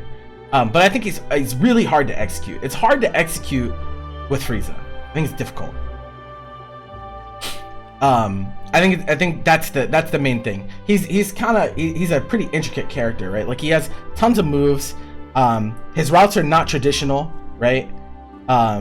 He doesn't have a J2H launcher, but like that can also act in his benefit because like J2H can act as a double overhead. You can be plus on block. There's like a lot of different things. The UI matchup success too. I actually don't think that the UI matchup is that bad, to be honest. I'm not gonna lie to you. I don't think the UI matchup is that bad. I just think you have to slow down in the mid range, whereas other characters we just be okay just pressing shit. But I think the UI Freiza matchup is like one that you have to play a little differently than other characters. But UI gets shot. He does get shot. Best believe. Because the moment you decide to try to walk through my Ki Blast, God forbid, you get EX pillared. You can't react. You can't Ki Blast, right? You can't 5S against Freiza. He gets destroyed. He has to commit to flip or 6H, both of which can be punished with like very specific answers, pretty much. But you can't just throw out like 6H with UI and beat Freiza. Like it will not work. So yeah. 2M low pro. Yeah. The 2M low profile is actually really cool. You can see 214M working quite a lot. Okay. Sorry, I know I'm taking really long on Freiza, but he's a really complicated character and he's also one that I play, so I just want to highlight everything. So one of the most important things with Freiza is knowing when to switch between lame gameplay and aggressive gameplay, right? So Chris G, right, plays the aggressive gameplay with Freiza very well because he puts Yamcha assist behind him and he's willing to just be like, all right, I'm just gonna super dash assist you and go on with Freiza, because Freiza does have access to some good mix up close. He really does. He does. But finding that balance between, okay, I'm gonna sit back and shoot my opponent, okay, now it's time to go in. That's what makes Freiza difficult, I think, because it takes time for you to make that decision in the course of a match, right? And by the time you make that decision, you might already be getting hit if you make the decision too slowly. But against UI, I play much more aggressive against UI. My zones against UI are literally full screen, and if I'm not all the way full screen, I'm going in. that's kind of how I play the UI matchup, because at the end of the day, if he wants to commit to special moves in neutral, they are still special moves. Flips are not full invulnerable, they're only projectile invulnerable. Kame is punishable, it's very easily whiff punishable. So like, if I move myself into a range where if he commits he gets punished really hard, then that's fine for me. Like, I'm fine with that. So that's how I feel about that matchup in particular. But yeah, Freiza, I think, has value as a character, for sure. Has a lot of value as a character. But he's a lot of work. He's a lot of work. For sure. Zamasu. Oof. This character is really funny. He's whack. Shout out to Faisal, by the way. So the thing about Zamasu is that he honestly, like, he excels in certain things, right? And the thing that he excels in is damage. This character hurts. Oh my god, if you get hit by Zamasu, oh my lord, it hurts so much. But how does he get those hits? is the problem, right? 5S can be crouched under, only gets one of them. Flight turns out to not be like that crazy, unless like the only time flight is good is if like you're playing against someone that's really stupid and just decides to super dash at Zamasu with 3 meters. Otherwise, like you can still super dash at him while he's in the air and then use your assist to bring him to the ground. That's a really big issue. But yeah, I think the neutral is where he really suffers. That's the thing. And like I said, I value neutral more than anything in this game for sure. And he just really suffers. He really suffers in the neutral game. But he's really good off of the assist. He's really good off of the hit. Like if you get a knockdown with Zamasu, you're gonna be pretty happy. If you get a hit with Zamasu, you're gonna be pretty happy because you're gonna nuke the character. But it's rough, and they nerfed him as well, right? They used to have the 50-50 where you put on orbs and you would do 5 LL, and then you would guess command grab, right? It was command grab or low, I think was the 50-50 that he went for there. They nerfed the damage on the command grab, so now you don't get nuked as hard. And like that's such a stupid change to me, because he should be Zamasu is a character that it's very contingent on being rewarded for playing that hard neutral, right? Playing that very like difficult neutral, getting a super high reward for it. But now it's like it feels underwhelming. Like that particular mix-up feels really underwhelming, because like why did they nerf it? Like that's so messed up. It doesn't make sense. So yeah, like this character really he needs something to buff his neutral. He needs like rapid ki blast or something. I don't know. He needs stuff. he needs a lot of things. Because he's cool, but it's just not enough. It's not enough. Yeah, his air game's actually pretty bad. It's actually funny how bad his air game is for a character that has flight, right? If you really think about Zamasu's air game, it's really bad. It's really bad.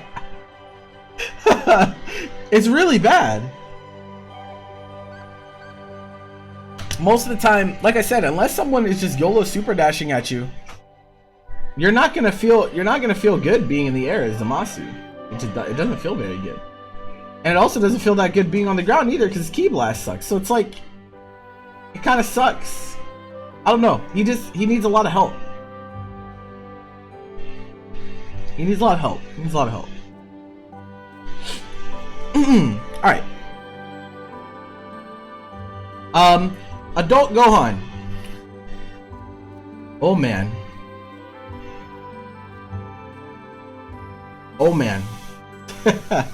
Adult Gohan. It's funny how this character, no matter whether he's like super duper top tier or not, people just think he's bad. And like Gohan, he's been nerfed. No one will deny he's been nerfed. His game plan feels worse to play now, right? Because you can't stagger to bring your assist back. Now that is a universal change, but that was kind of like Gohan's whole thing, right? His whole thing was playing the stagger game. You were scared to challenge because his buttons are absolutely crazy. He has a 2L that's 0 on block, and if you don't make a move quickly enough, then his assists come off cooldown and then he mixes you, right? That was the dynamic of Adult Gohan's gameplay. Can't do that to the same extent anymore, right? Because you have to be out of block stun for, I believe, 20 frames in order for your assist to come off cooldown, to start cooling down. However, there are some ways to circumvent. For example, we see a lot of Gohans going for back attack, right? If you hit someone with back attack, your assists start cooling down. It's really hard. Like back attack's really difficult to react to, and it's -3 on block, even if you do block it. Not punishable. Really long range normals, right? Pretty underwhelming ki blast game. JS and 5S are not great. But 5S is plus on block if you happen to snap. It can be crouch, but it is plus on block if you do block it. And like he can also do a string into, I think, 2S. Grounded 2S is the jump back key blast. And I think if he does that, then they'll be out of block stun enough that his assisting start. Calling it my mic is whack.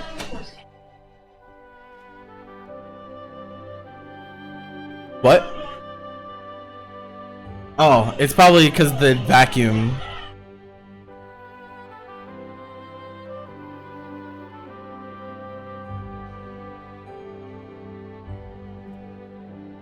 There's a Roomba running around right now.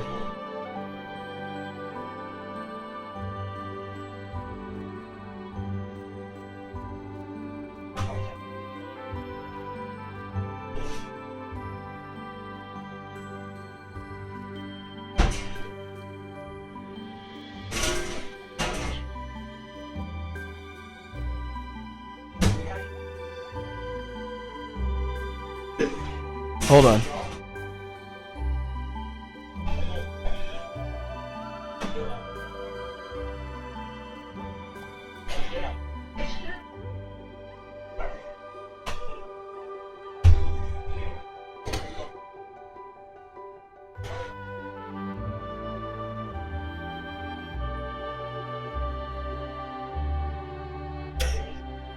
Jesus Christ.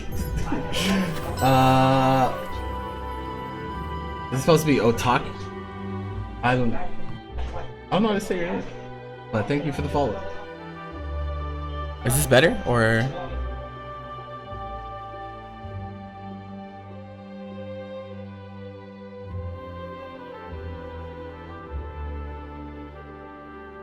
Anyway, Gohan has to shift a little bit. Gohan has to play the game a little bit differently than before, but I still think he's a good character for sure. It's just not, the game plan is just a little bit like it's less straightforward now, right? Whereas before, like his flowchart was super strong because he had snap, he had guaranteed, you know, pressure resets, he had the staggers that let his assist come off cooldown, and now like he still has some of those things, but it's just not as strong as it used to be. But I still think he's really strong. I think he's like here, probably. Those Audio Technica they're M40Xs. M40. Yeah, I think he's a good character. He's just, you know, he's different than he used to be. Now this character, on the other hand, oh my god. I think this character is like, he's either here or here. Either or. It doesn't matter. I don't think. Well, yeah, it doesn't matter. So let's talk about Tien Gohan. Tien Gohan is ham. He has, I think he's tied for the fastest ki blast in the game, if I remember correctly. Grounded ki blasts. Has a lariat style move. Builds a ton of meter, bro. He hits you, and he builds at least 2 bars on the combo. At least. He might build 2.5 or 3, depending on the route that he does.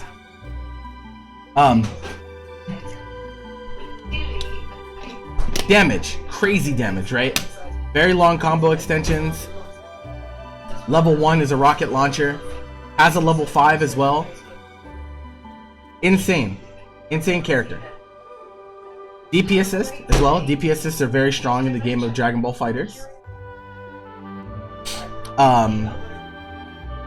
And he just does it, man. He also has 50-50 with most assists in the game. I don't know how much block stun you need to do legs 50-50 with Tien Gohan, but it's not that high. It's not, you don't need a very high block stun assist.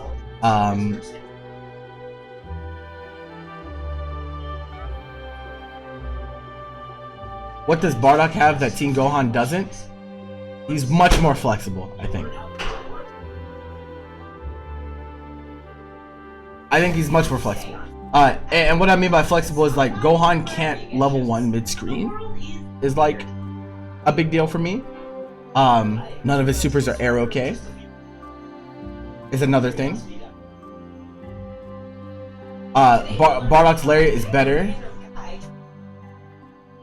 Bardock's solo plus frames are scary.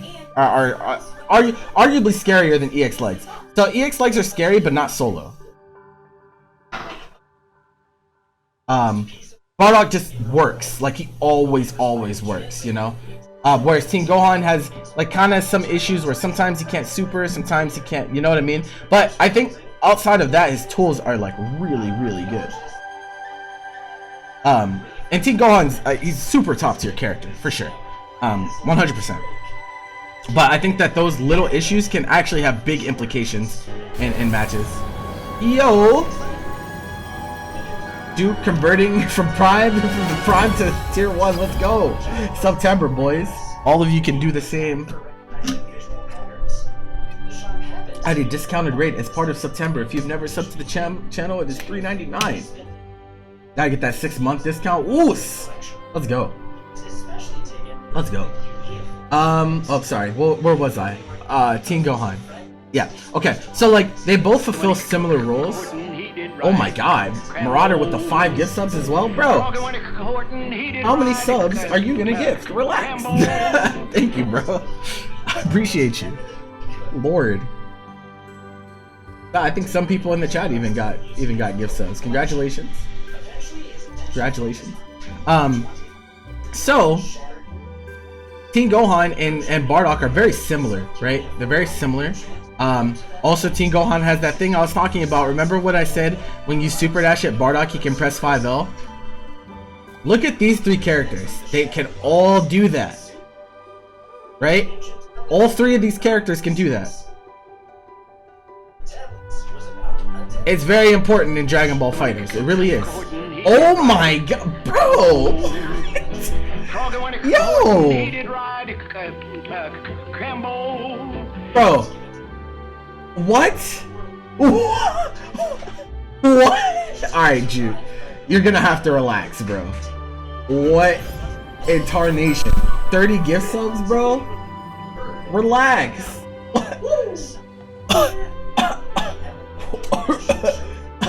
Hold on, I have to pull up my soundboard for this. Hold on. Here comes the money. Here we go. Oh my god. Here comes the money. What the heck? 30 gifts up, bro. Thank you so much, man. What the heck? My man continued for 6 months and 30 gifts on top, bro. Relax. Relax, all right. My man's trying to win the gift sub prize, bro. For those of you who don't know, the top 3 sub gifters at the end of the month get special prizes at the end of the month, and we're also doing a traditional sub giveaway. So if you're a sub, you can enter the giveaway by typing !giveaway, and spending some of your channel currency on it. So, Jesus Christ, man, thank you, man. Gift sub gamble power. He got smoked. The count? Oh, we are at 174, which means we're 1 sub away from what was that 175? I actually don't remember. Hold on, let me look. I forget what I put in my sub goal. Oh, Summit. Oh no, Community Day is 175, and then Summit All Stars is 200, and then Yu-Gi-Oh GX is 225. You didn't see it? Wait, what didn't you see?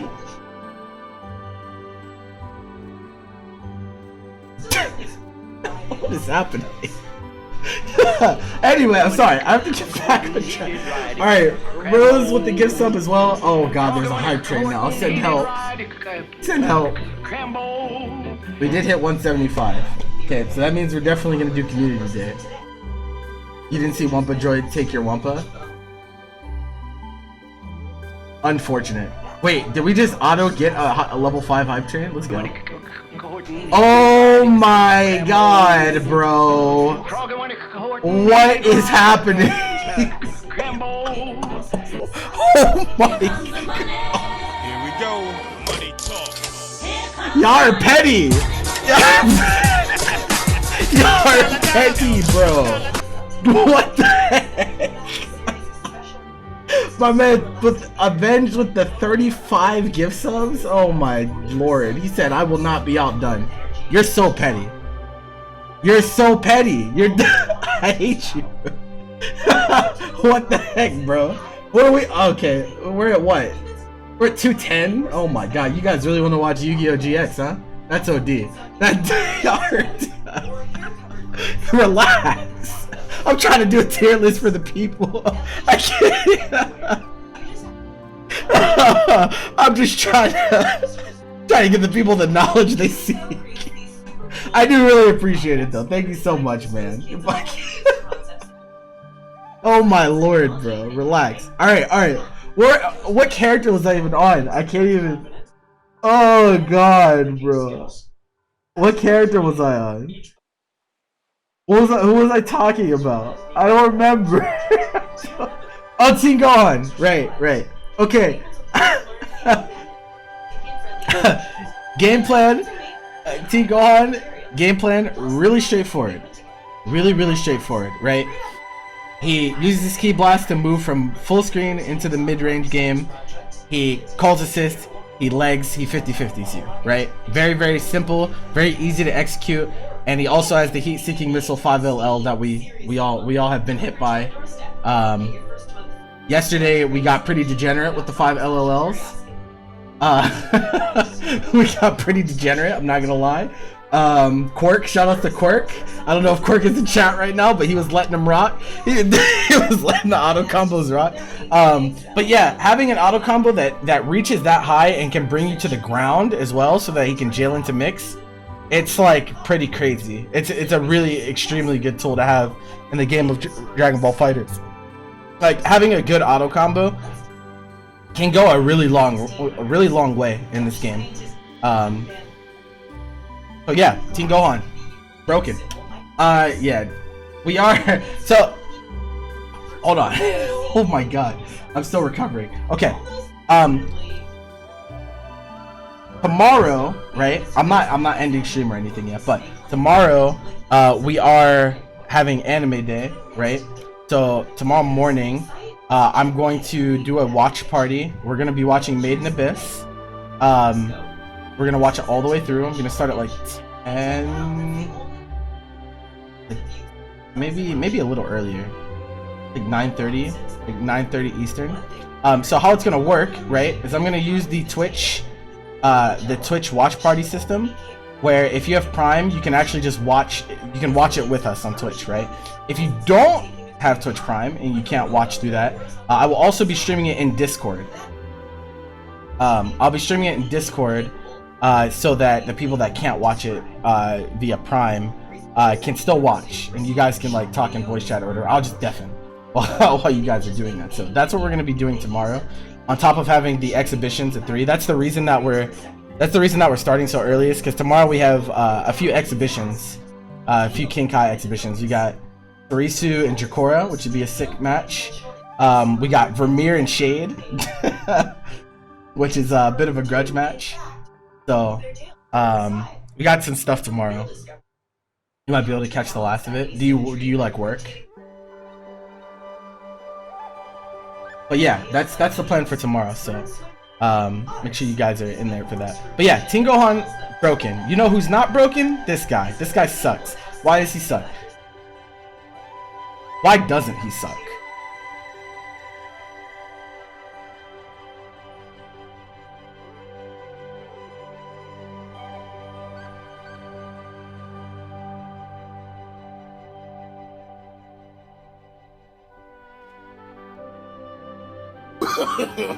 No.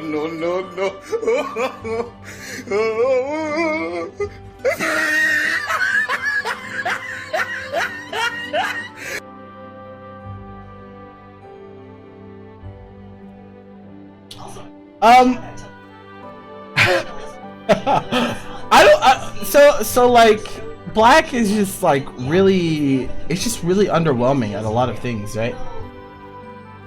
It's like he has some big buttons in the mid-range, right? He has really long range 2H, his 5LL goes pretty far. But it really feels like his special moves is just really underwhelming. It feels like God Slicer, the command grab is really bad. Dive kick is like usable, like as a movement tool.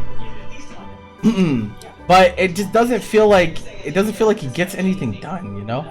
Like Goku Black kind of just sits full screen and he throws 5S at you and he hopes that he super dashes at him so he can 2H. His offense is like really bad. He's pretty okay at slowing the game down. That's facts. He's a runaway character. He just wants to play the full screen game and just pester you.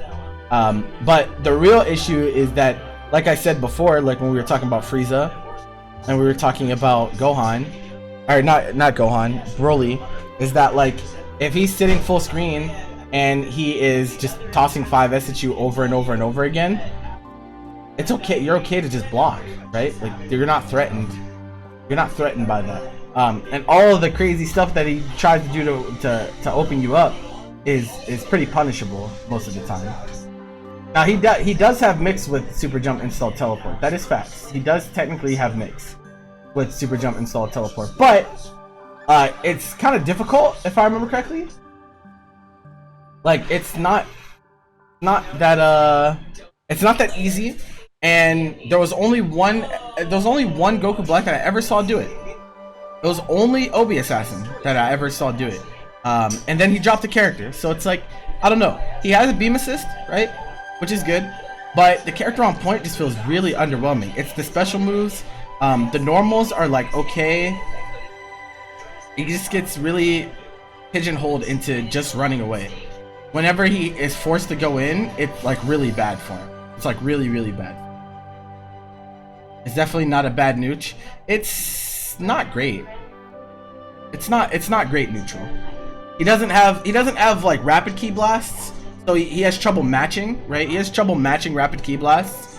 He also only has one key blast in the air, which is rough. He does have an air level 3, so that's cool. But it's just the character's kind of awkward.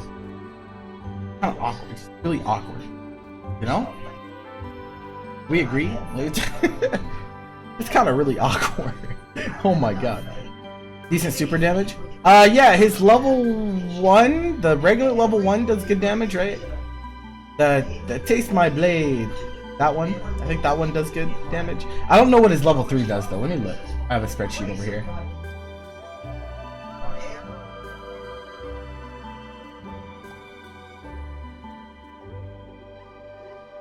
Oh, don't get me wrong. I hate this character. I think he's absolute dumpster fire. Like I hate this character.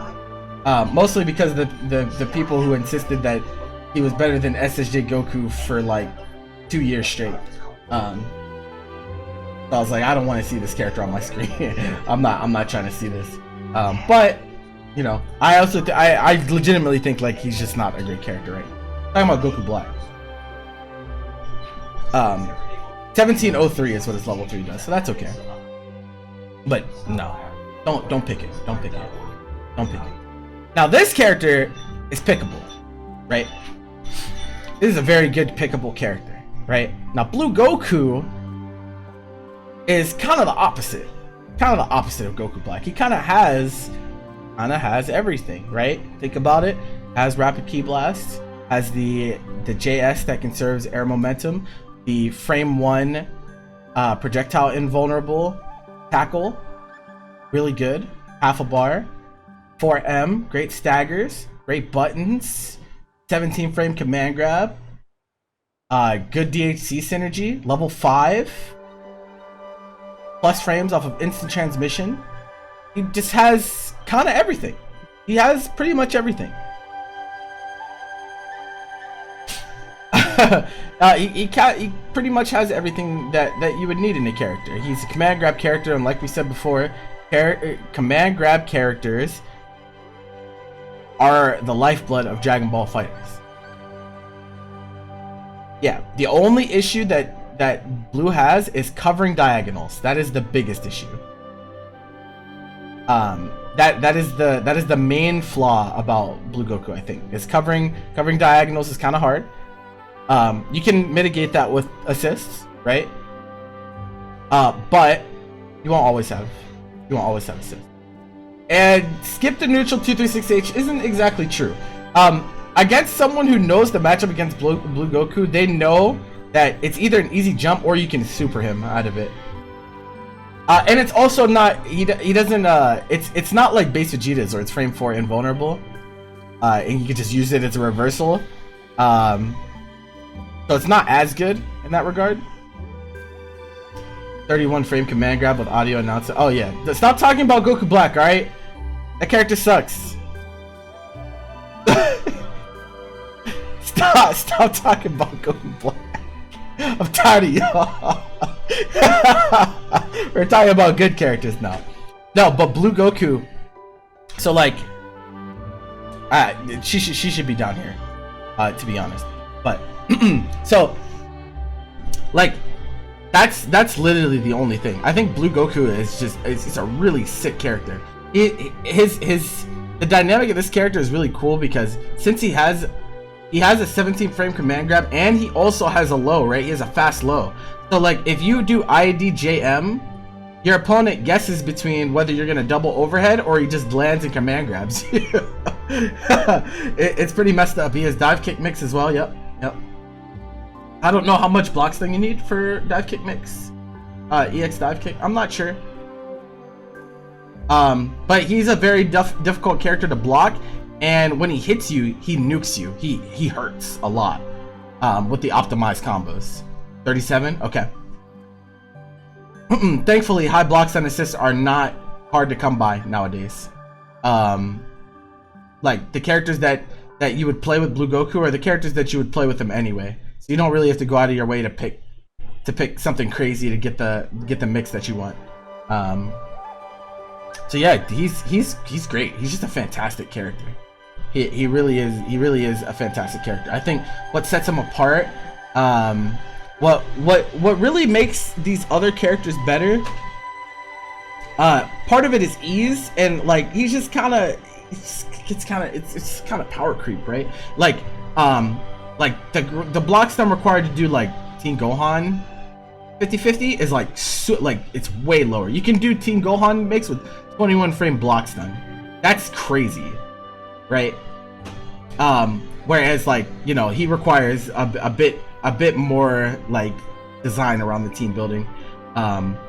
Leg mix can be guard canceled. Yeah, but like not always. You can only guard cancel leg mix if he does EX. Because if he does regular legs, he can bait you. He can do legs call assist, but if he does L legs, he lands and you eat a 2M from Team Gohan, and then you die. So it's like he can play that mind game very well, and that's what makes the mix afterwards very strong. Also, unreactable cross up on Team Gohan, another one, cheap, super cheap cross up. So like, I think those things like what make Team Gohan better, in my opinion. But Blue Goku is definitely like, he's OD. He's absolutely OD. Yeah, no, just a sick. Yeah, unreactable cross up into 4K. Yeah, it's messed up. Solo as well. You don't need an assist for it. It's like, all right, bro. You got it. You got it. Now, Blue Goku does have the benefit of having air super though, so that's nice. That air super that sets up for DHCs very well because it causes SKD state. That's really good. The flexibility, really good with that. Also has a level 5. So like, yeah, the character just super good, super duper good. Yeah, not much more I can say about that. This character. Now, get your memes out, right? SSJ Goku is not as bad as you think he is. Alright? I'm gonna preface this, right? Now, he had a tool nerfed, right? He did. We all know that he was heinously nerfed by Bandai. His 2M, they took away from him. but he still has everything else, right? So what does SSJ Goku have that makes him strong, right? Great neutral, right? Rapid Ki Blast. Teleporting EX move overhead that tracks. Has a beam, can also angle. When you super dash, right? When you super dash at SSJ Goku, he can press 214L, which is 7 frames startup, and catch like backdashes and whatnot. It's really good post super dash situation for him. So if you super dash at him in the air, he has a really good answer with the L Tatsu. It's really strong. He builds a lot of meter. He builds a lot of meter and he does a lot of damage. And I don't understand, like, it's crazy how many people don't realize how much meter that SSJ Goku builds. He builds a lot of meter. It's like 2 meters every combo guaranteed. Like, it's just crazy. he just does it. Like he just kind of works as well, right? Like he has the Ki Blast loops for the mid screen. A little snitch. What did I do? What do you want from me? What do you want from me? You want me to not tell people about this OD character? That's crazy. Downplay him for the bus? You relax. Has the beam assist, of course, so good support character. 2M is nerfed, but it's not unusable. You treat it like a slide normal nowadays. And if you treat it like, he still feels like that character that if you have really good neutral in general, you will succeed with SSJ Goku.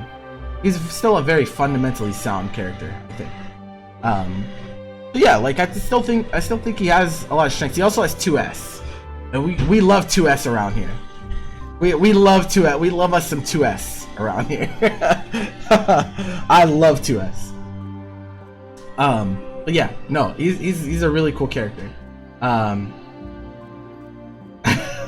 anti-jump angle, that's what I'm saying. It's actually sick. So yeah, I think given that he has beam assist and still has like really good support value, great DHC, high damage level 3 as well, I think that he's still like probably bottom of A tier, to be honest. That's where I would put him. He still does what he needs to do. You just have to, you have to finesse. You have to L button stagger more now. That's pretty much the change. You can't just press 2M into 2M and then nuke someone's character. You can't really do that anymore. But you can still stagger using his other buttons. His 5L and 2L are still really good. His 5M is also still really good. Like, he has stuff. He definitely still has a lot of stuff.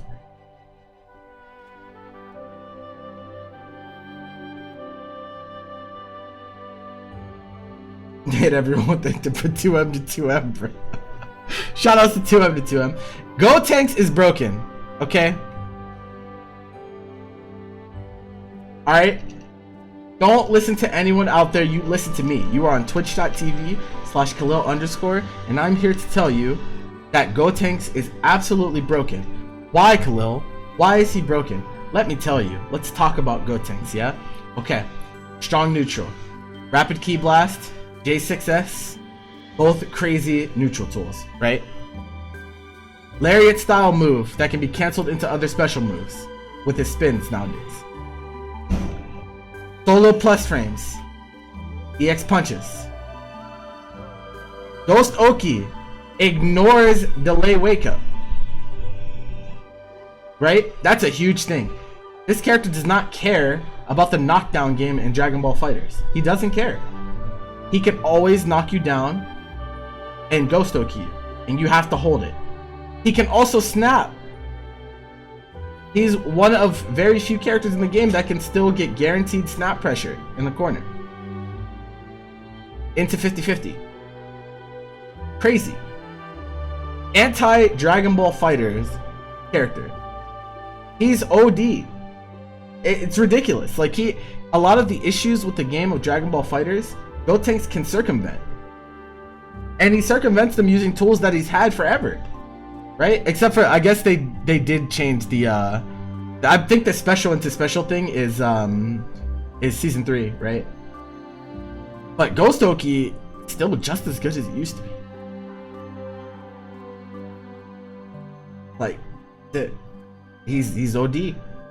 He's crazy. Like he just has he has pretty much everything. Fastest, I think it's still fastest beam in the game. He has two good assists as well. He has the beam C and then he has the A assist as well. Really good. I don't know about his B assist. I'm not really sure. I'm not really sure about that. But if you execute correctly with Gotenks, like if your execution is down to where you can do Ghost Oki even mid screen, like with the moon jumps and whatnot, he's absolutely bonkers. Absolutely bonkers. He is set play the character. He is to me, Gotenks is exactly what you want a set play character to be. Because he doesn't sacrifice, right? He has extremely good set play, but he doesn't sacrifice in the neutral for it. Neutral's still really good. He has a lot of tools. The only thing about Gotenks is I think he has low damage supers. Is the main thing. Let me look. Yeah, 1660 on level 3.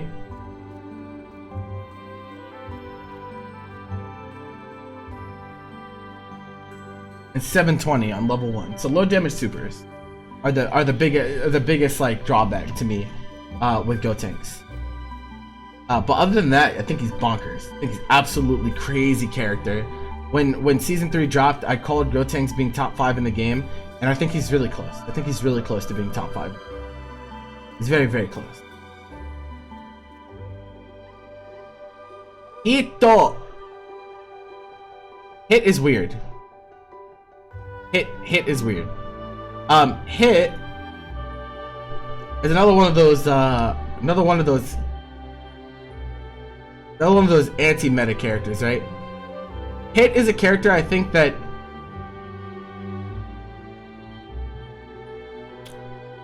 he's like, you play Hit so reactive, right?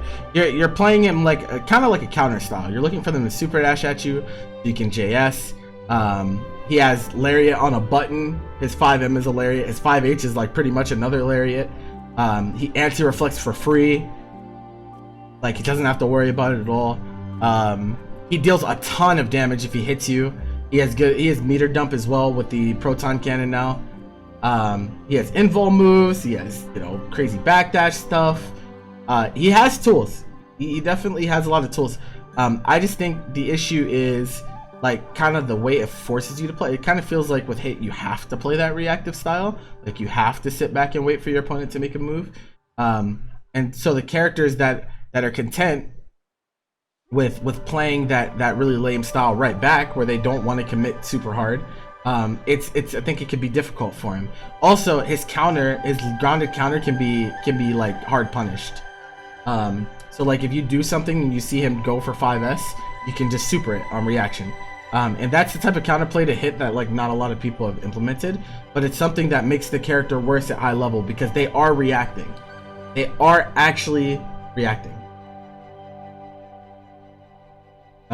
They will look for you to do it, and they will smoke you. So like I think he's a hard character to play. It's hard for me to place Hit. It's really difficult for me to place Hit because I think a lot of Hit's success is dependent on the clashing of styles between the players, right? I think against over aggressive players, like super overly aggressive players, I think Hit's really good because if you can react to super dashes with 5S, you can win a lot of games off of that alone. Like, because even if they don't super dash at you, right? That's really good for you. If you can make someone afraid, if you can make someone afraid enough to not super dash at you, do you understand how much easier the neutral game is for you? It's a lot easier. It's definitely a lot easier. Now Hit does get shot, right? He does get shot. So it can be difficult in that situation, right? But on the other hand, his assist is broken.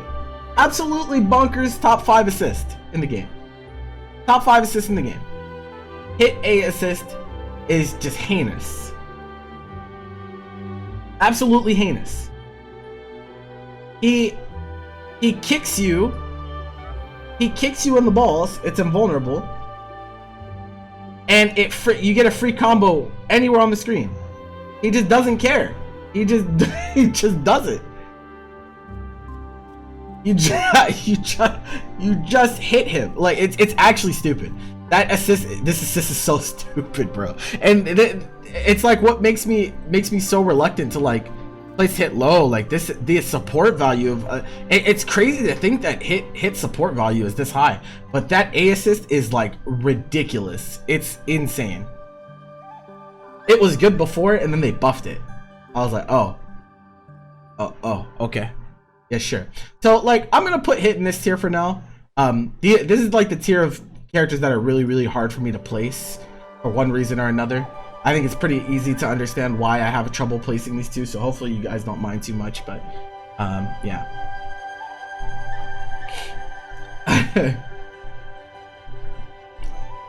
Kid Buu. Kid Buu, man.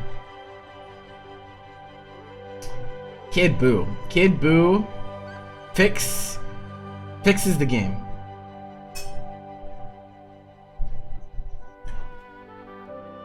Kid Buu. Kid Buu fixes the game. Why does Kid Buu fix the game? Kid Buu is Dragon Ball Fighters, along with Bardock. He's Dragon Ball Fighters. Natural anti-reflect, insane pressure, good ki blasts, has a beam that's unpunishable pretty much, stomp normals, best in the game at stealing turns, anti-air command grab, right? Anti-air command grab is actually really important because he has an easier time in the worst situation in the game. The worst situation in the game being post-sparking scramble. So if you spark and you empty vanish Kid Buu, you get grabbed for free. Very important. EX Mystic Ball, one of the best moves in the game. Character has everything. He can play offensive, he can play defensive. He can steal turns. He can bait you. He can hard punish.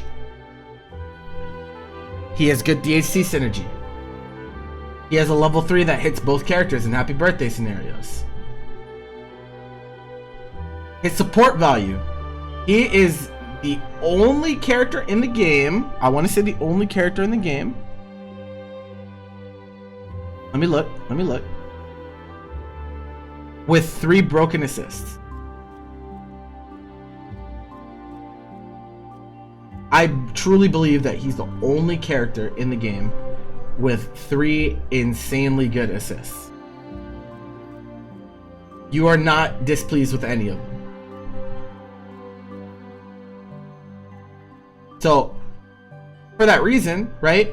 So like, a lot of people get into this debate. No, Bardock C assist is not, it's not that good. It's not that good. it's not good. Krillin C is pretty ugly too, to be honest. 21 B assist is not good.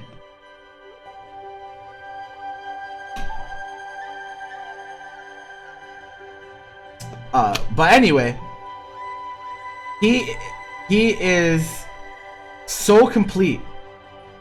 He's so complete, man. He completes the game as well, right? He's such an enabler. Kid Buu is such an enabler. He has fantastic neutral, which sets up very well for a lot of characters that you play mid. And the A assist gives a lot of characters mix where there was none before, right? There's a ton of characters that can't mix alone, but they can do block string called Kid Buu A, 50-50, right? Very valuable. Trunks 3 good assists. I didn't say 3 good assists, I said 3 insane assists. I don't think Trunks C is that, like, I don't know. I don't, just because it's 50 frame block stun doesn't mean that it's insane to me. There's a lot of characters with 50 frame assists. No one's playing Trunks C. Like, no one's playing Trunks C. I don't think it's that good. I actually don't think it's that good. But we're talking about Kid Buu. And Kid Buu's OD. All 3 assists. Actually, all 3. Like, all three of Kid Buu's assists are actually crazy. And they're crazy for different reasons, which makes him so flexible, right? Kid Buu can fit on any team. Any team.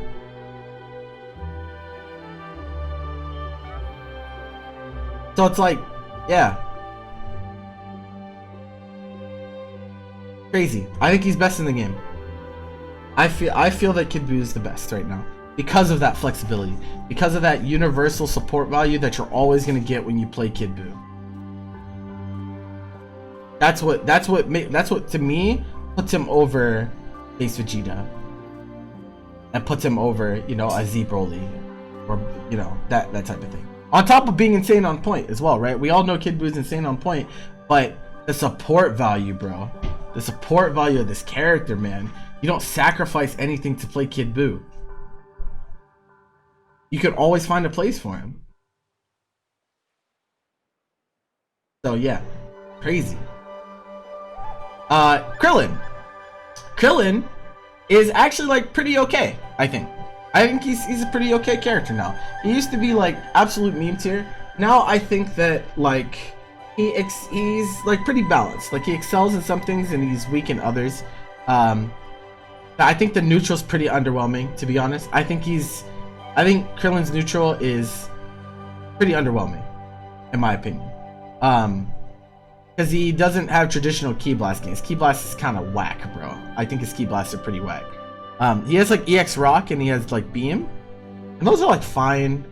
But like, I don't think it's as reliable as characters that have solid Ki Blast. To put it shortly. Isn't Krillin 2S kind of good? It's not better than...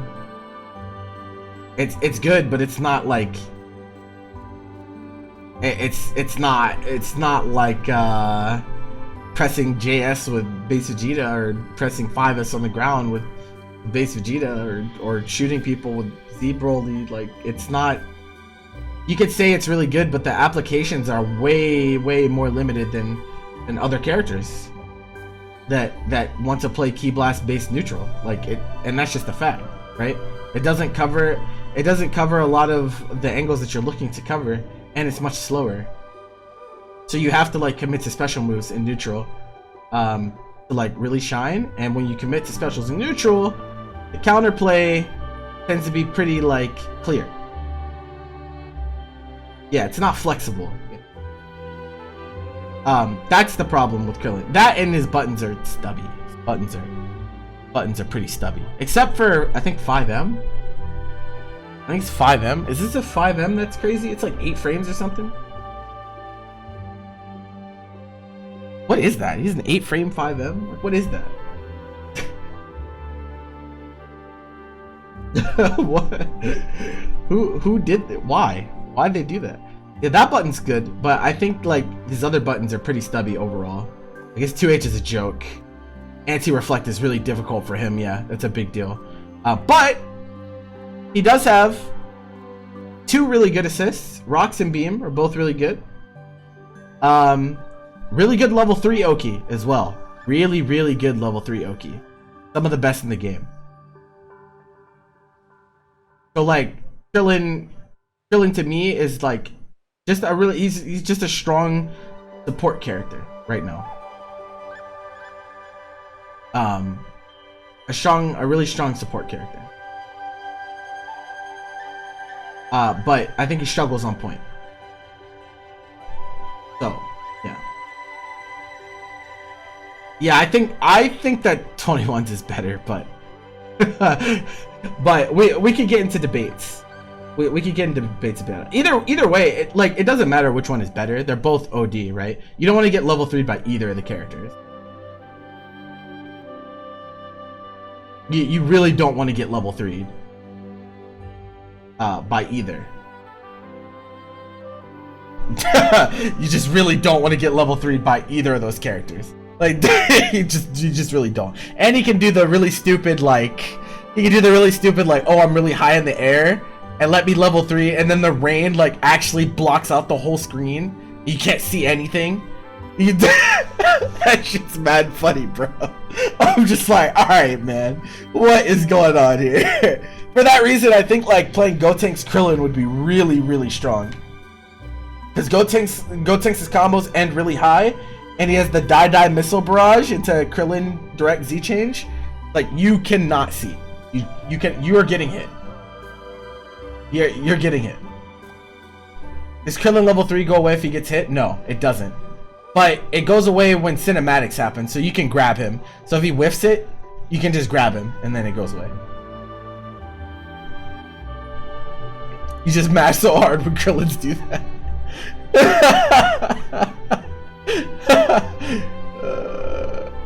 Do you think 18 has the best level 3 altogether? It's not better than 21's, I don't think.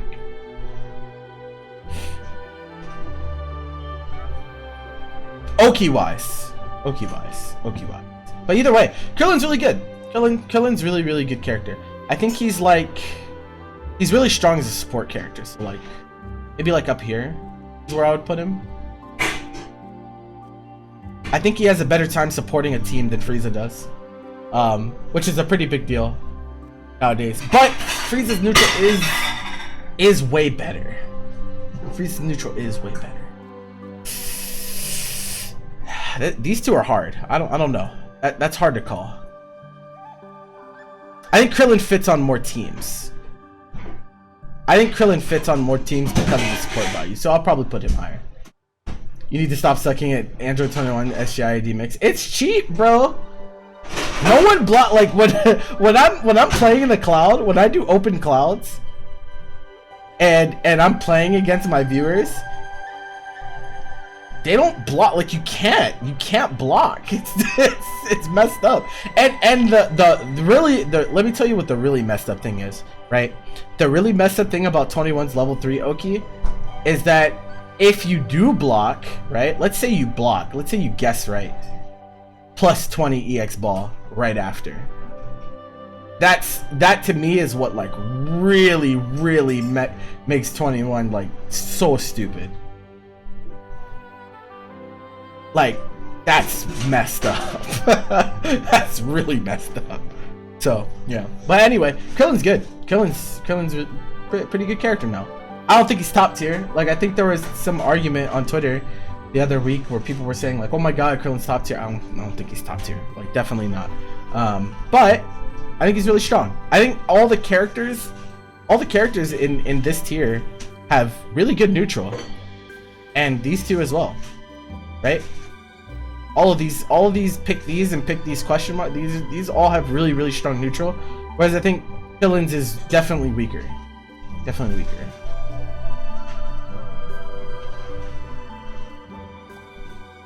So yeah, great character though, pretty good. Majin Buu. All right, this is weird. This character's weird. So don't kill me, Alioun. All right, the character's good, right? The character has really good ki blasts, long range normals, restand mix, right? That's all very good. And yet it feels like he doesn't, like his support value, it doesn't seem like it's very high. To be honest, like I know that Fat Toss is like fine. I think Fat Toss is like fine, but like it's just not as good as like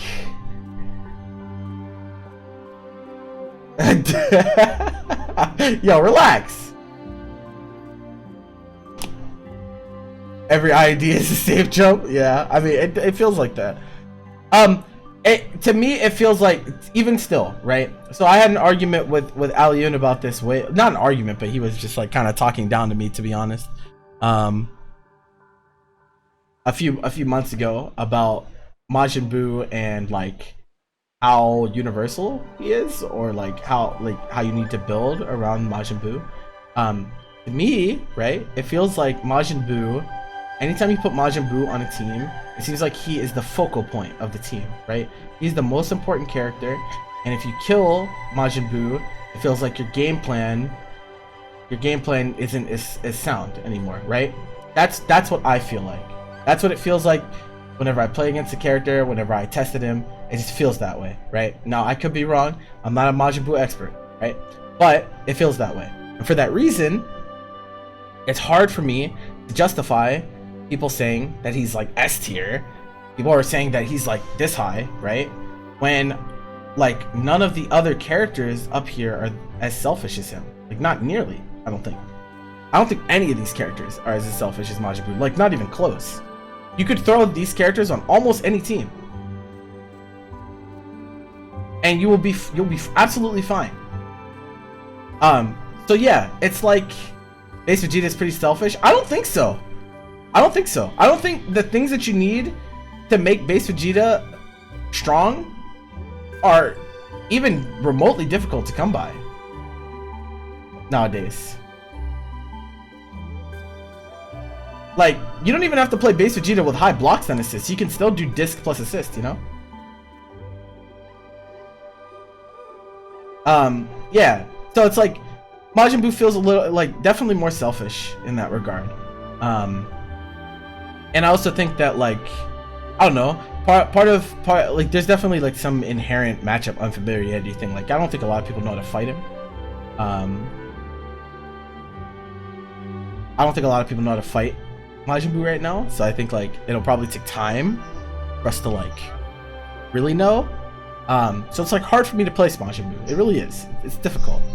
It's really difficult. Yeah. So like I'm gonna put him in what the WTF tier for now because I really don't know where to place him. I think I recognize that he's a really strong character. Very strong, very strong character. Pretty good neutral, great mix. It's just like I just feel like he's so selfish. I don't know. His EX wheel is the best move in the game? Absolutely not. Purple tier for a reason. Yeah, his collar. See his collar? Nappa. Okay. Nappa. And spoiler, Nappa's in this tier too. Okay. Now listen. Nappa is just such a weird character, man. He's literally, he put all of his attributes, he put all of his skill points into offense and like didn't put anything else anywhere else. Like he just put all of his skill points into offense. And for that reason, when he hits you, you lose the game. Kind of. Not exactly. So like when Nappa knocks you down, you guess multiple times, right? But his neutral sucks. It just sucks. It sucks a lot.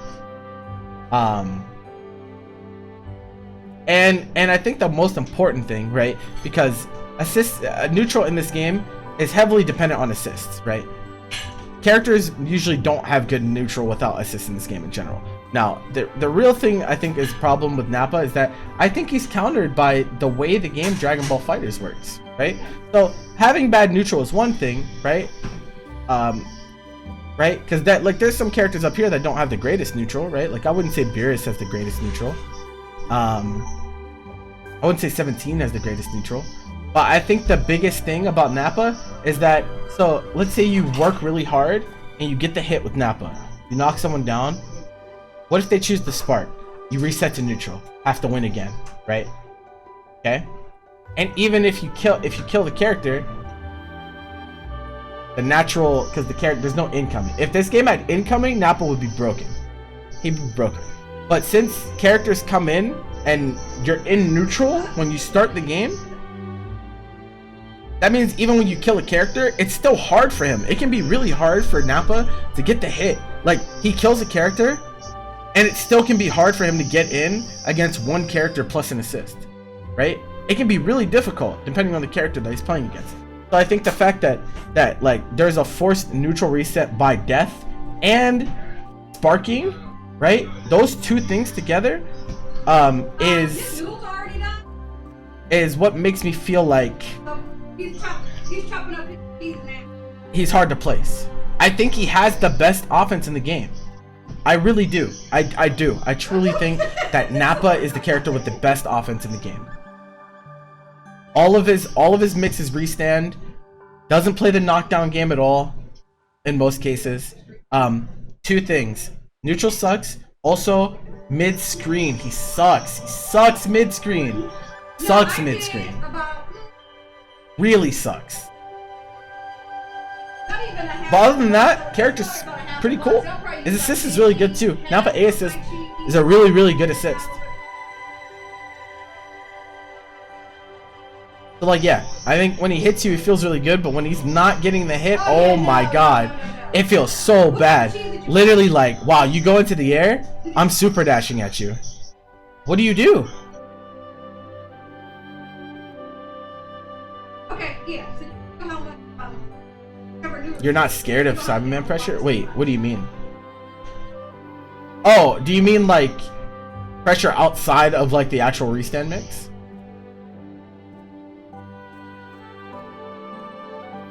Yeah, that's mostly visual obscurity. He needs a way to knock down mid-screen without an assist. I think that's what he needs, to be honest.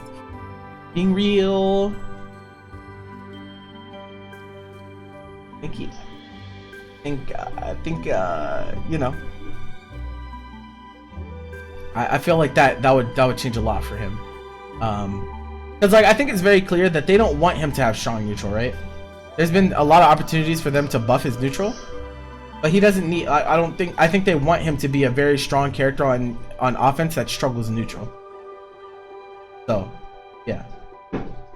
Who cares when he's guilt? Ugly. Oh my god. You guys are toxic. But I love you guys for it.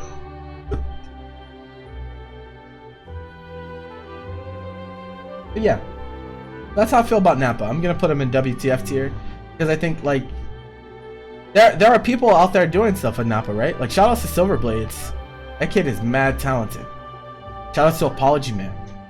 Mad talented. Trying to make stuff work with Nappa. It's hard though. I think it's gonna be really hard. Like when offlines come back, it's gonna be really hard. Especially in the case of Apology Man. He's playing Nappa Piccolo. Do you guys know how many matchups Nappa Piccolo as a shell lose? You guys know? It's a lot. It's a lot of matchups, bro. That makes it thicker. It's a lot of matchups. So, yeah. We'll have to see what happens. But for now, I think WF tier is correct. Correct. I'm not in the boat that Nappa is straight up bad. Piccolo. Okay. Piccolo is a character that I think when season 3 dropped, people had him like down here, right? People had him like down here. Piccolo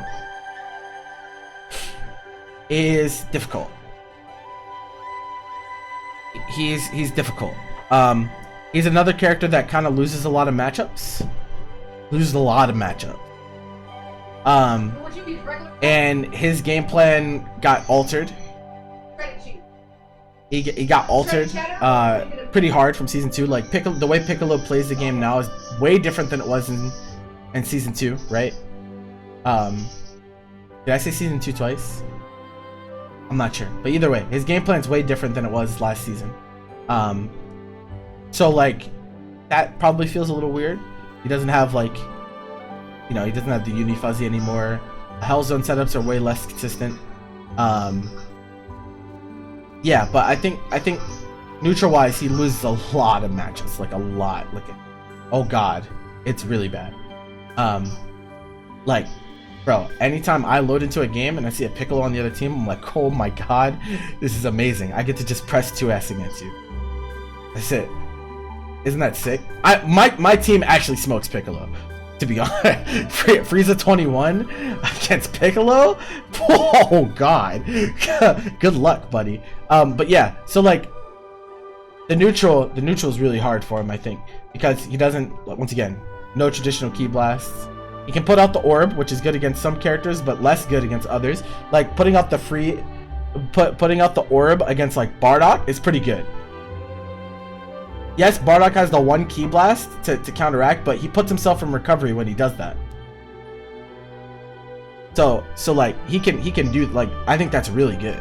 I think it's really good for him to put out the orb against characters without ki blast. I think Piccolo orb is a nightmare, bro. It's a nightmare. It's so annoying. Like, what does Cell do about Piccolo orb? Beam and hope, like it's rough. It's actually really rough. But yeah, like he gets the Oki on it too. It's just like it feels like he does good damage too. Like Piccolo does good damage as well. It's the neutral's really hard. I think that's the biggest thing. The neutral's really hard. But he does have, like, he has good support value though. Like, we all talk about the A assist. He also has the B assist. This is like kind of, it's beam property, right, or something. I think you should play A assist though. But like A assist, like, I think it's really good, but I also think people are terrible against it. I think people are terrible against Piccolo A. We don't know how to fight it yet because, like, we're not used to it being played. It is a really, really good assist, but I also think that people really suck playing against it. Because it's difficult. You have to play around it differently. You have to play around it differently than other assists, right? But it's really good. It's really, really strong. It's an amazing support. So like, it almost feels like right now Piccolo is a better support character than a point character. That's what it feels like to me. Because he's not really mixing you anymore, right? I mean, he can block String Hell Zone. He still can block String Hell Zone, right? It's just with specific assists. I think it has to be like single hit assists. I think something like that. Release date leaked? Yeah, September 18th. Single hit 25 blocks then. Okay, that's not that hard to find anymore. That's not that hard. It is a little hard. It's a little difficult with some of the top tier shells. It's a little difficult, but you can make it work. You can make it work. You can definitely make it work. So if you do like block String Hell Zone, then like you're still mixing people. He also has like some weird like novelty moves, right? Like he has the noodle arm on the ground and in the air. He has a guard point move, frame 1 guard point, which is like awkward for people to play against sometimes. I think he gets SKD anywhere with EX chop, I want to say. So yeah, Piccolo has some really good stuff. I just think he needs someone to really do the heavy lifting in neutral for him. I think he really needs someone to do the heavy lift. I don't think Piccolo's a point character. Definitely not. I also don't think he's an anchor. I think he's a mid. I think you bring Piccolo in, but when you play a strong point character, they win the neutral, you bring Pick in on advantage, and then he does well. So, yeah, you could. I mean, he has the move that jails into vanish, but like, am I really that scared of being vanished by Piccolo? He's really fuzzy jumpable, like really fuzzy jump. But yeah, like I think Piccolo's like down here somewhere down here. His support value is like, so like SSJ support value is really high. We all know that. I think that these two have higher support value than Beerus. Though Beerus's assists are like pretty solid though. Bluku shoulder charge Hell Zone. Yeah. It has to be single hit 25 frame. Is Bluku exactly 25 frames? A Venn diagram of character positions? You guys want to do that? A Venn diagram, but how do I do that? I don't know if there's a Venn diagram for DBFZ online. No, I thought it was 20. Oh, Bluku's 29 frame. Okay. Exactly enough for corner Hell Zone. Okay, cool. No, Piccolo definitely still has value, I think. Definitely has value. I can't, like, people really thought that he was like bottom 4 when the season dropped. I was like, I don't know about that, man. I really don't. Alright, Vegito. Vegito is a very interesting character.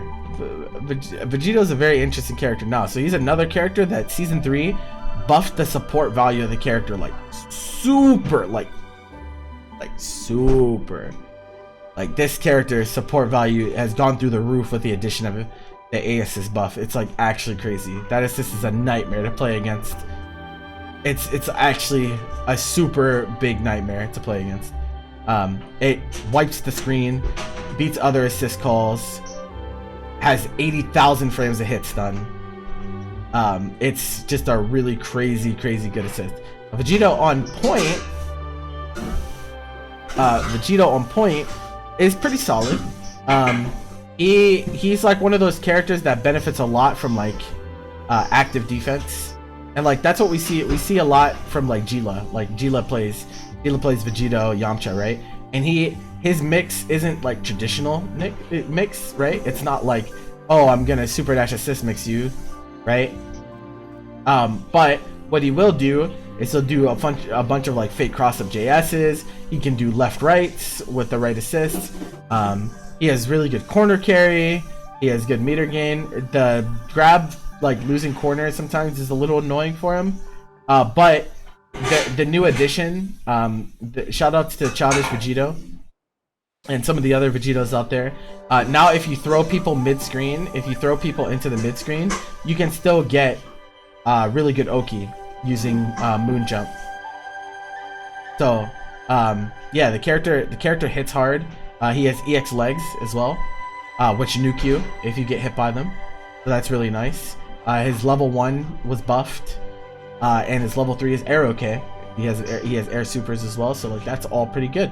I think Vegito is definitely a really good character. I think he's really good, especially on the support end.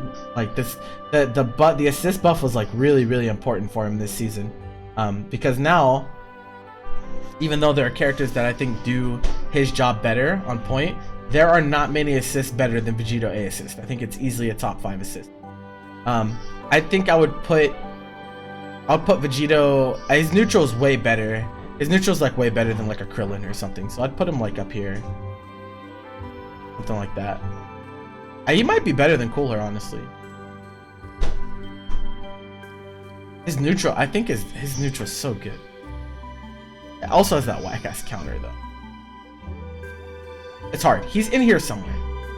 This is where my thoughts are. He's in here somewhere. I might have to make this tier bigger. Okay. I think it's like, I don't know. This is hard. It's hard. Yeah, I think the assists on Vegito is just, it's so much more universal. That assist is so stupid, man. What were they thinking? Yeah, oh yeah, also his 2L is pretty crazy. His button, look, we all know about Vegito buttons, right? 5L, 2L. Like, come on. Come on, bro. So, pretty good character. 2-3 success is also like really good for just clearing out the screen, even when he's on point. Tien. Alright, Tien is another support character, in my opinion. But the problem with Tien is that his neutral sucks, in my opinion. I think his neutral is really bad. And what I mean by that is he has single key blast, which is fine. He does have the guard point move, volleyball. I think it's M volleyball fist, that like goes through everything. That move is hilarious, but you can't just like throwing it out. Now the beam, the TK Dodon Ray is really good. TK Dodon Ray is very good, but there is counterplay. There definitely is counterplay. You can't do it like while they're calling assists. It still can be whiff punished if they like did a good dash jump or something like that. But Tien does a lot of damage and he has good mix, right? He has a nuke level 1, a nuke level 2, and a nuke level 3. 2 nuke level 3s. But on top of that, he has a 13 frame overhead in the form of Tiger Knee Volleyball Fist. Far unreactable. You cannot react. You have to guess. And he also has a command grab. I don't know how fast his command grab is, but it is existent. And if you ever get hit by this character, it's like, oh my god. The grab is 24 frames. Yeah, that's good. Real good. You explode.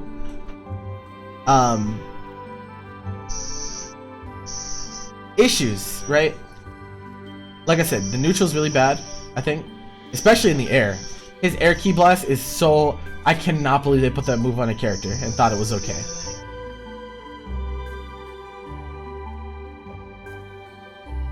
Half bar but no conversion. Half bar but you can meter dump. It's like you treat that overhead like when you L command grab someone with Z Broly. You know what I mean? Like, you know, like, cause Z Broly can't do anything after his L command grab, but if he just burns meter, you get nuked. Same thing with Tien. I think you treat it the same way. His air ki blast is so ugly. That's facts. That's facts. The grab, not the overhead. How's the scaling on the command grab?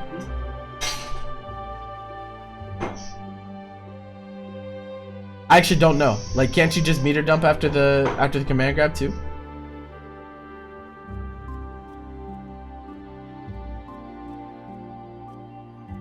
If you remember correctly, that's good.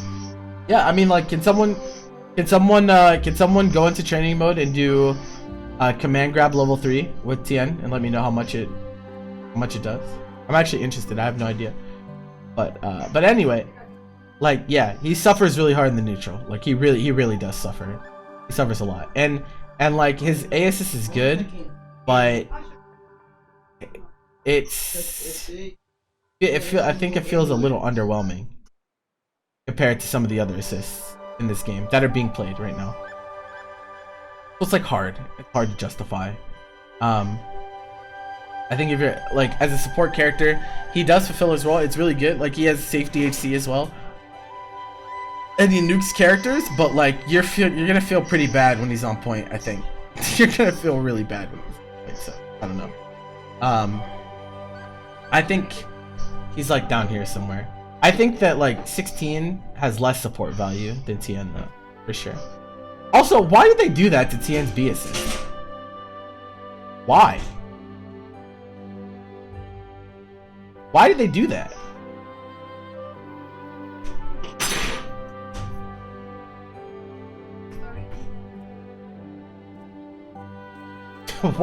Why did they do that? What do they do? They made they made it so, you know how he does Chaozu? So if he does Chaozu level 3, he can't call, if you play B assist and you do Chaozu level 3, you can't do assist anymore. He just can't. He just doesn't have an assist. He comes in, he does this, he builds a tiny amount of meter, and then he just goes away. I'm like, they should make it default to his A assist, just like Ginyu. That's why I was like, bro, they hate Tien. They hate Tien, bro. Tien grab level 3 is 3.6. Okay. That's fair then. I'm just like, bro, that's OD. Why? Why did they do that to that man? Oh my god. Yeah, so Tien had some struggles. He needs some love. He needs some love.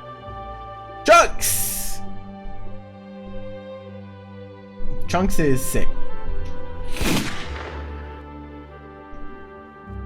My controller actually hit my soundboard. That was crazy.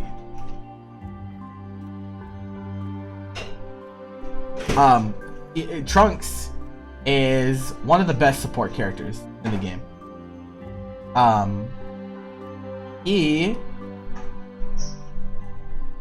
No matter what, like almost whatever team you're playing, if you put Trunks on it, you're gonna be happy. 2 ridiculously good assists change the future. Beam, level 3 Oki, if you know how to do it. It is expensive. Now I will say that Trunks has mix, but it's expensive. That's a big deal. That's actually a really big deal. Because most of the time whenever you level 3 someone, right? If you want to level 3 someone, you have to spend more meter, right? You have to spend the extra half a bar, put yourself into the corner, or you need to spend your sparking to get the mix that you really want. Solo, right? He can mix with, you know, he can mix with a bunch of assists. I don't actually. How much do you need for flip mix? Does anyone know? That mix better be expensive. That shit is insane. But like, there are characters that have better mix for less meter. You know.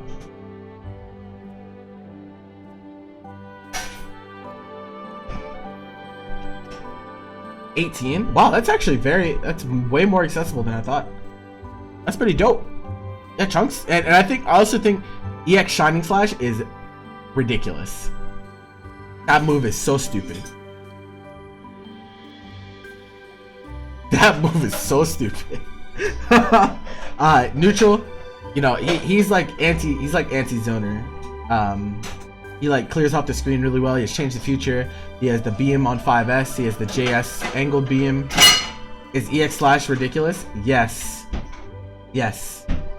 Yes. Yes. Trust me.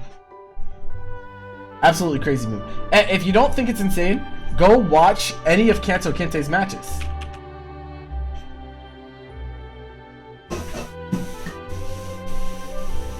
Yeah. You're not gonna block, and it's an EX move, so it has like no scaling. So like, if he hits you with EX Shining Slash, and then does super, you just get nuked. You just get smoked.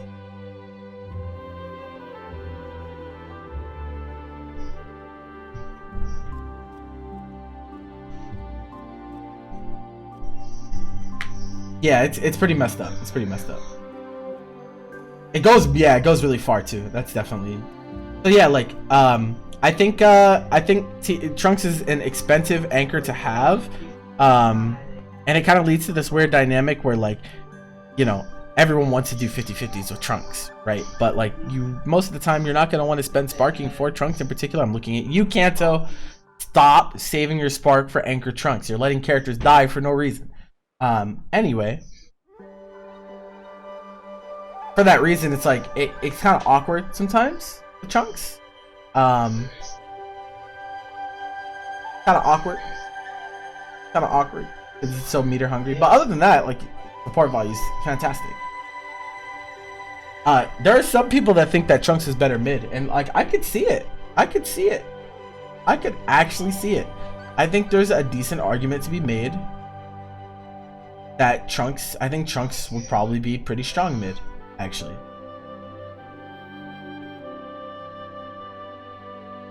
Because generally you're pretty okay spending level 2 spark, and you're gonna have meter. You play him with a battery point, and you smoke people. I think it'd be pretty good, honestly. But yeah, he's one of the best characters in the game, for sure. Base Ku better than Blue Ku? Yeah, definitely. Base Ku is like a crazy good support character, bro. Like, he's bonkers. He's bonkers. He's actually bonkers. He just be out here, and then you die.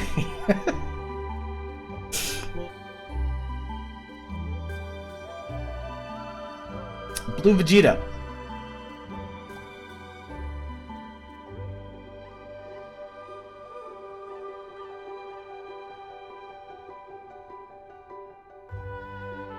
Listen, man.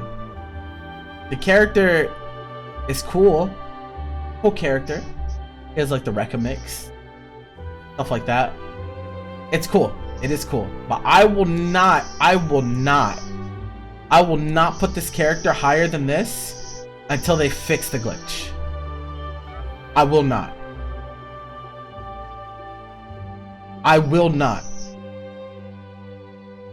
Because that leads to his neutral being so bad.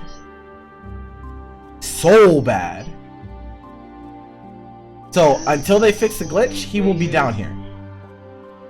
Because yes, he can mix. What glitch? When you 5S with Blue Vegeta and someone super dashes through it, you can't 2H.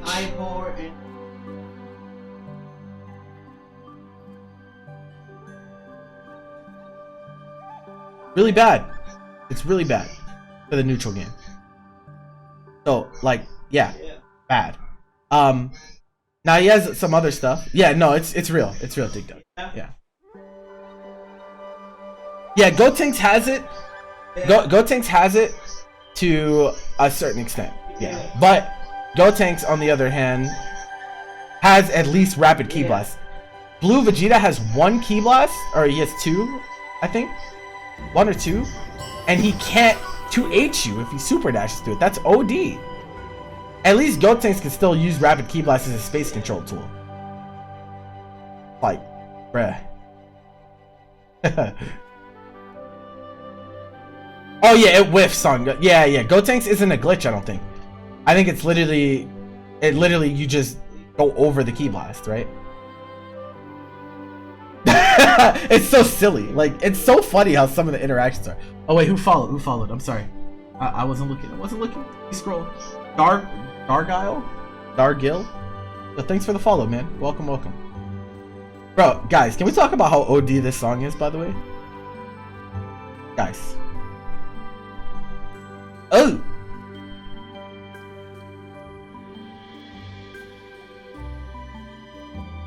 Yeah, that's hilarious. That's actually hilarious for Gotenks. But yeah, Blue Vegeta, I think he's really held back by the fact that he cannot. Like, the neutral's so hard for him. Yeah, so did I. Avenged. I made sure to trick it out as much as I could.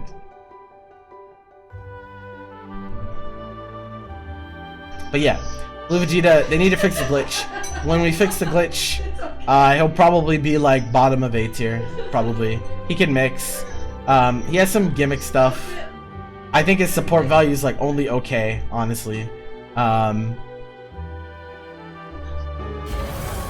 Yo, Dig Dug with the 3 months. Hey, welcome back, man. Appreciate you. Where are we at, bro? Today's been kind of nuts. We're at 211 out of 225. I have to come up with some new sub goals now. I hate you guys. My lord. 225 is the Yu-Gi-Oh! GX. We're gonna watch Yu-Gi-Oh! GX. And then have to figure out what we're gonna do after that. Oh my lord. 2.5k raffle. Alright, here you go. I'm gonna run a quick ad too. We've been going for a long time, so thank you guys for hanging out with me.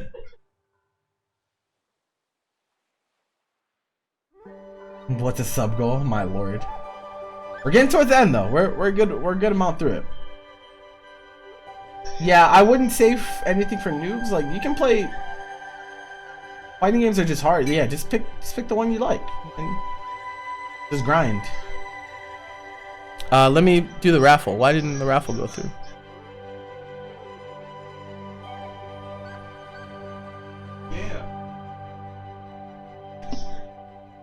Oh, I see the lurkers are coming out. Vermeer's here now. Look at him.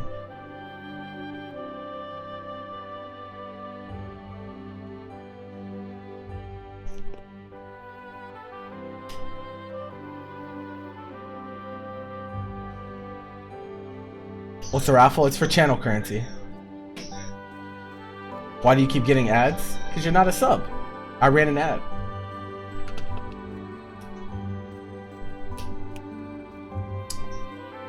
Ah! That's hilarious. Anyway, who was I on? Can't remember who I was on. Did I go on after Blue Vegeta?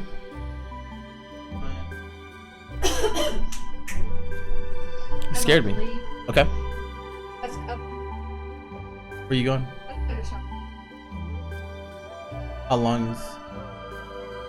Oh, okay. Burning the house down.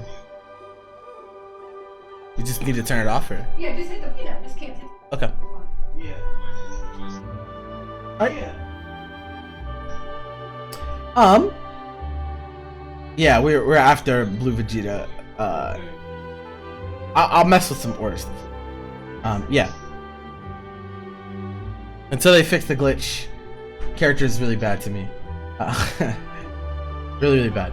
Okay, SSJ Vegeta is different. This character is still really good. What does SSJ Vegeta do?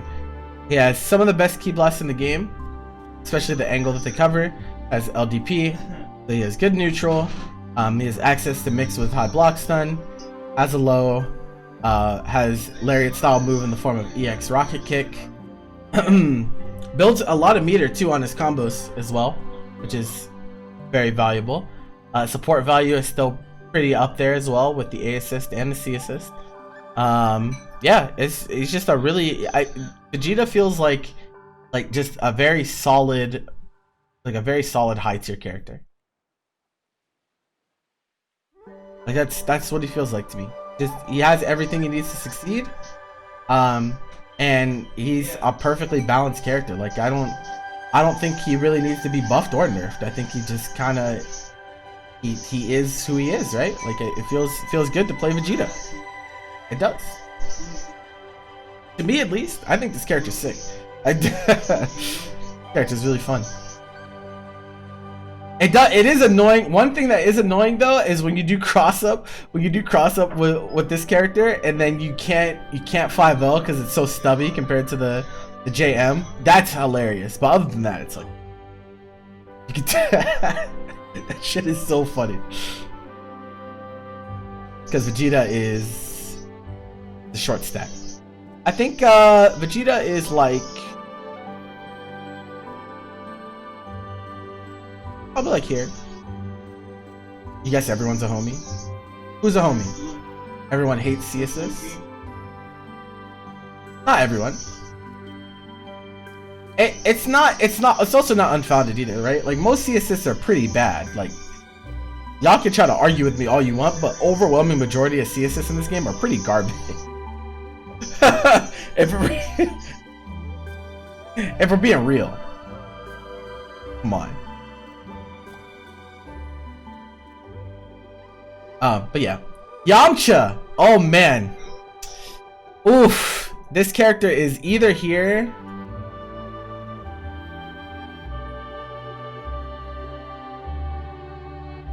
He's either here or here.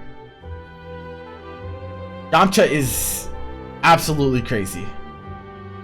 Absolutely crazy character.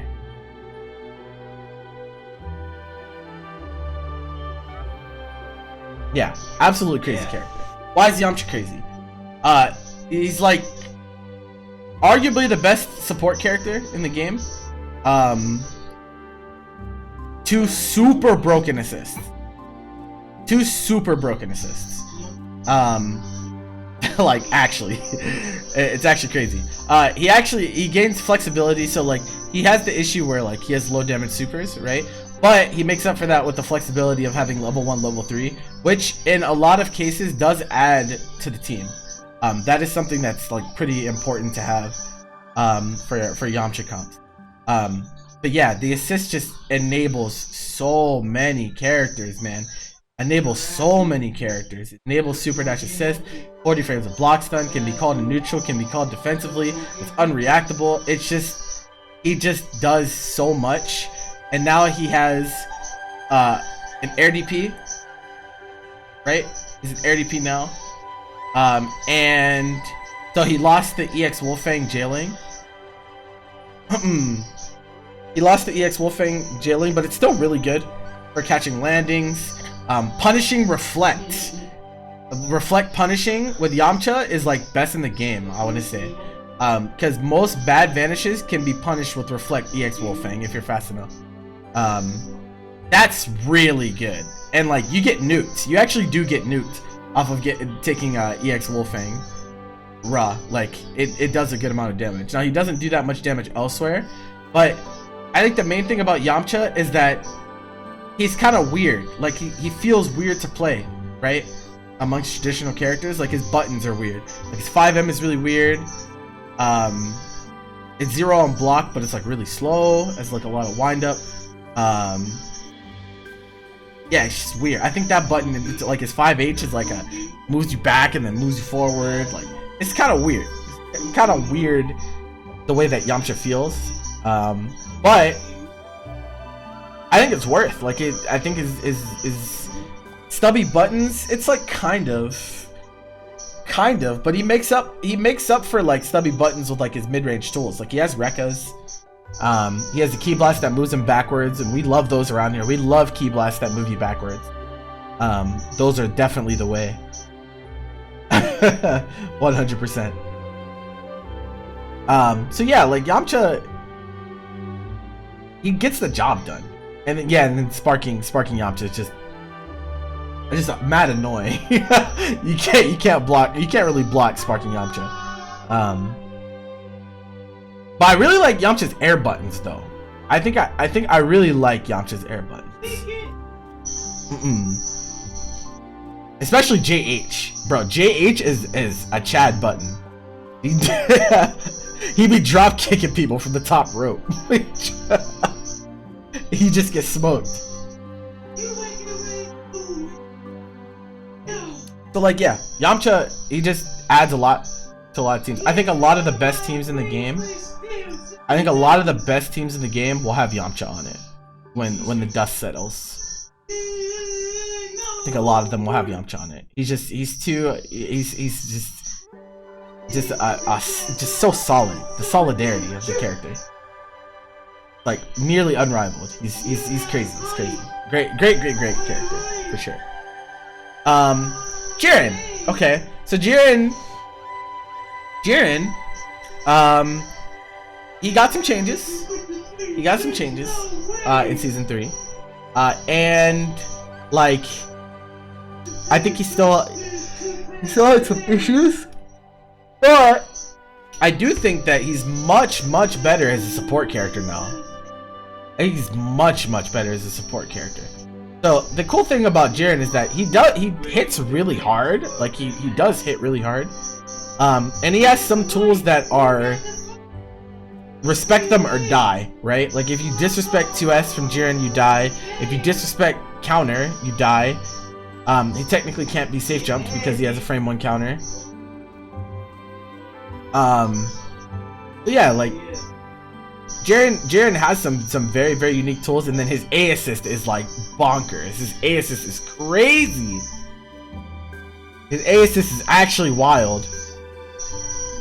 It's like base Goku assist, except it goes further. I don't know what's the block stun on Jiren assist actually. Let me look.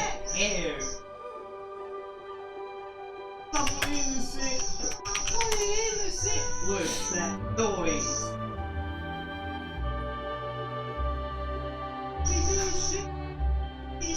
Boy.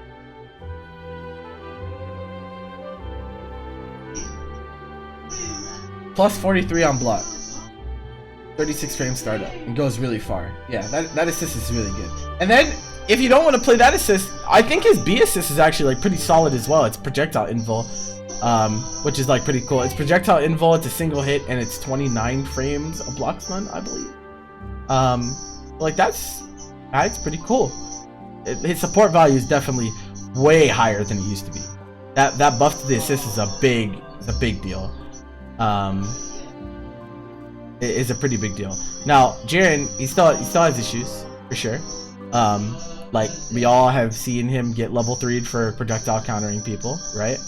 They did buff it so now that he can do it to assists, but he still kind of gets smoked if he does it. Like that move is pretty garbage still, but it's like almost okay. It's like almost okay.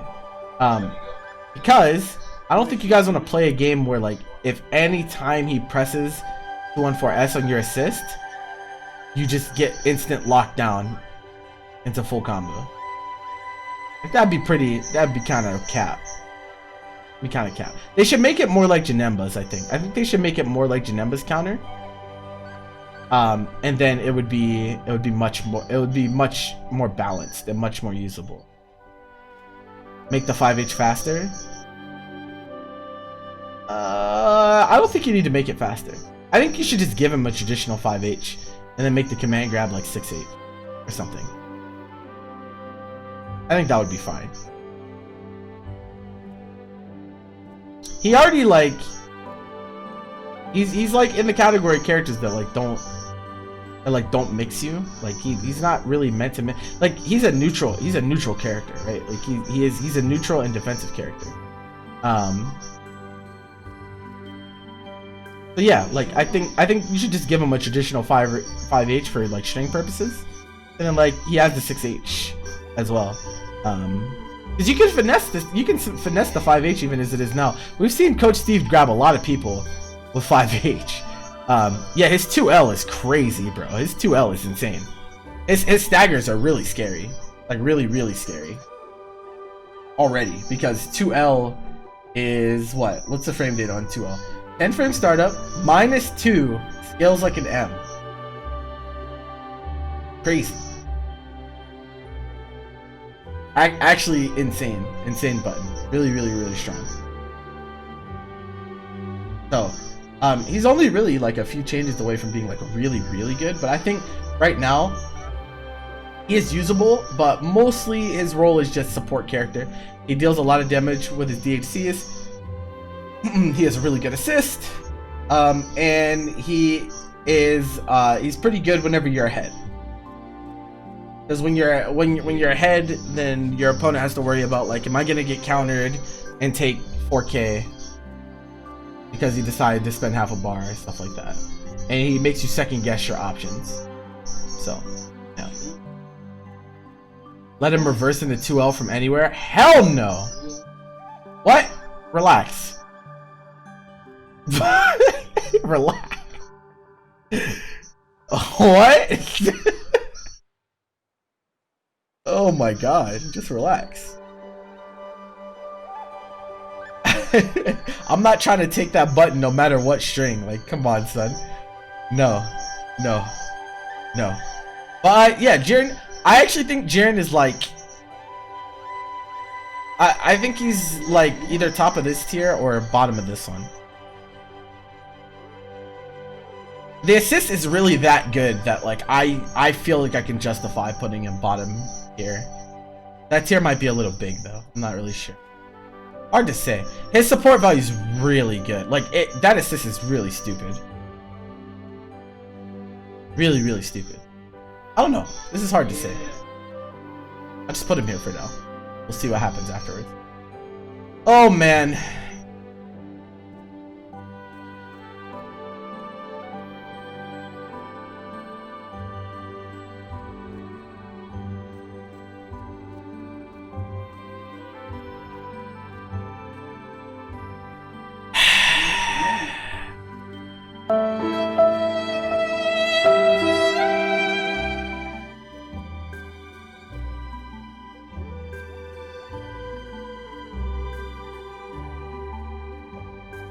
It's so like they just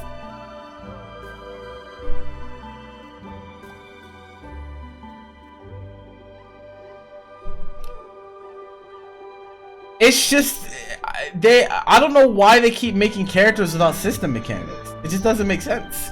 I think at this point in the game, it's been 2 years, you would think that they would understand that characters kind of need reflect and they kind of need super dash to like play the game. Like it just doesn't make sense. But there are other problems with Videl. Videl's only I hear a lot of people say that the only problem with Videl is that she doesn't have a reflect. That is cap. That is super cap. Super cap. What else problems does Videl have? Her neutral's not good. First of all, it's not good. It's just not. She also, like, the starters that she gets, so she has really good mix. I think Videl's like an unblockable character. Like, I think she's actually unblockable. Like, you will get hit. You will get hit by Videl's mix. But the starters that she get, like the damage that she gets off of the starters out of mix is like super low. So she has to hit you a lot. She has to hit you a lot of times. And when you give people that many chances in this game, you have to play the knockdown game over and over and over again, right? And we all know how cursed the knockdown game is in this game. So, like, I think I get the design philosophy. They want a character with super strong mix, but deals low damage because she has the tools to hit you a bunch of times. But I think as it stands, with the way that delay wake up is in this game and stuff like that, it just doesn't suit a character like that in this environment. Her buttons literally do less damage than every other character in the game. It's not just the scaling.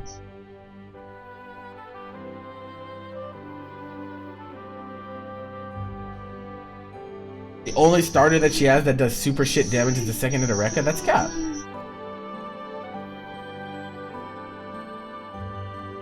That's cap.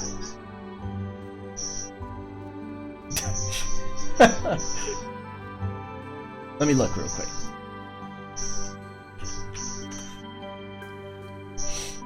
All right, let's talk. Let me compare it to a normal character. All right, look. Okay, first of all of her buttons just straight up deal less damage than every other character in the game, right? For example, her 5L, 350 damage. Everyone else does 400. I'm pretty sure this is the same. This is the case for all of her buttons. Like, they actually just do less damage. Yeah, like 5LL does 600, or most people do 700. 5H does 750, or others do 850. He also has low damage supers. On top of that, yeah, just a low damage character, man. And it's not like it's easy to get an M starter with her either, right? Like, it's pretty difficult. Her M buttons are not super great.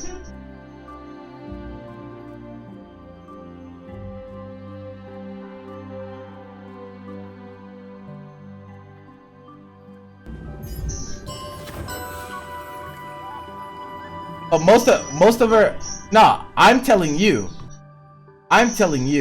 it's not just second hit of Rekka. Most of her starters are prorated, like, heavily, because it's like double overheads or the little dive kick move or whatever. Like, those don't have good scaling on them. They just don't.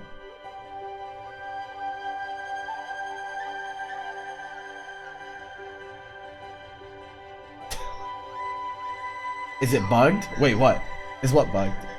What happened?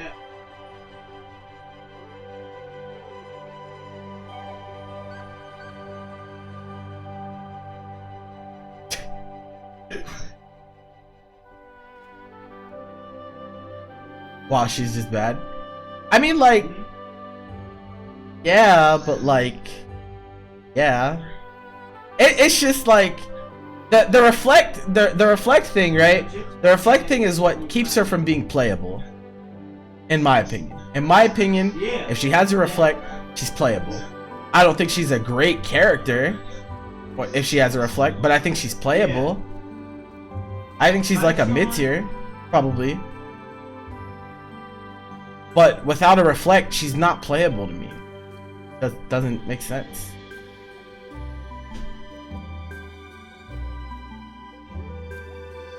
Yeah, her like, yeah, the overhead command grab like challenges your fighting game intuition heavily, like super heavy. But yeah, I think neutral, damage, and lack of reflect is the issue with this character.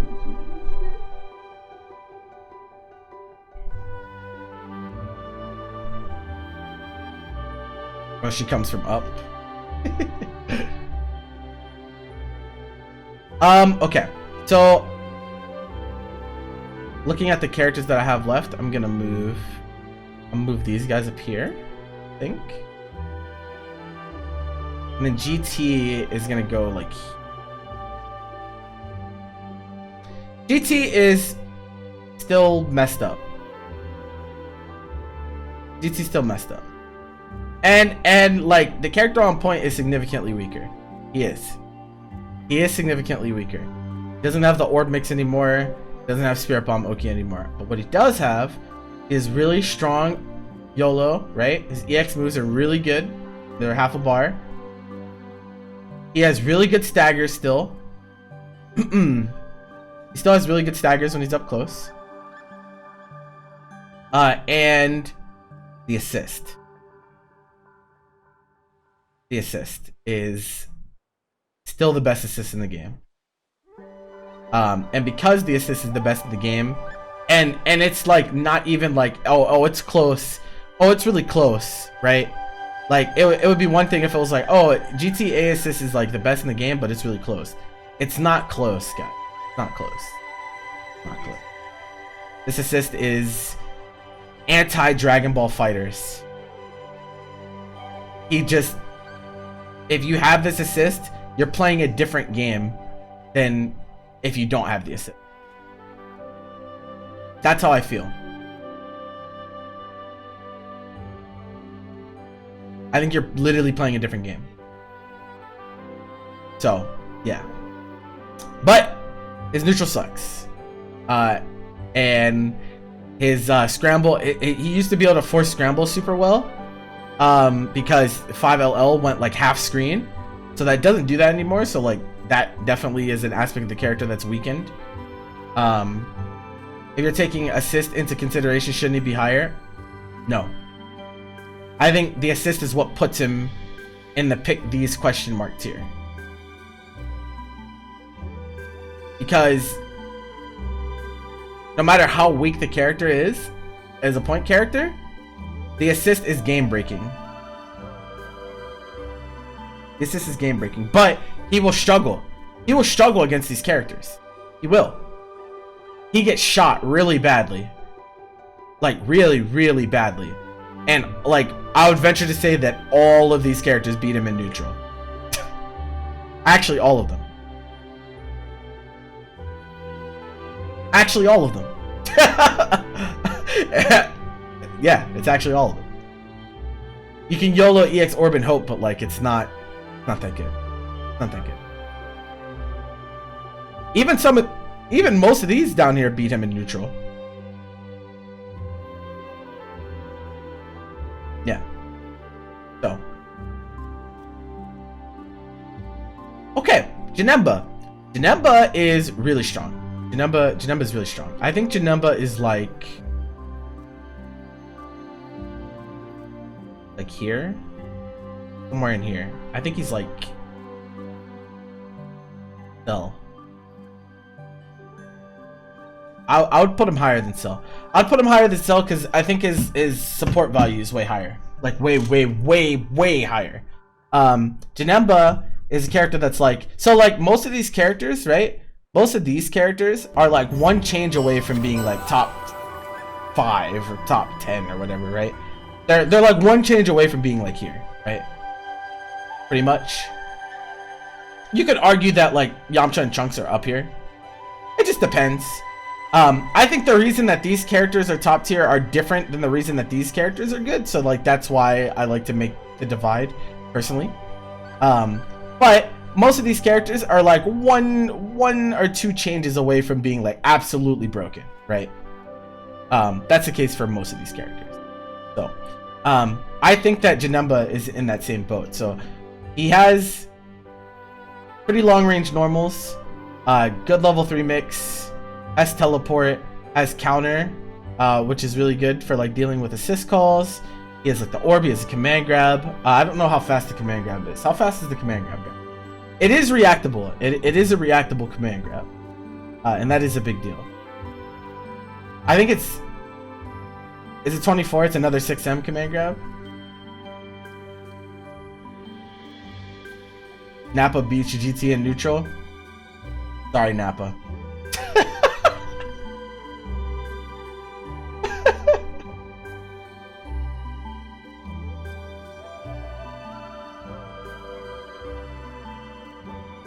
Let me look. Let me just check. I'm not giving incorrect information. Janemba. L grab is 24. M grab is 27. Wait, I got conflicting reports. Hold on. No, it's 25 and 28. I see 25 and 28.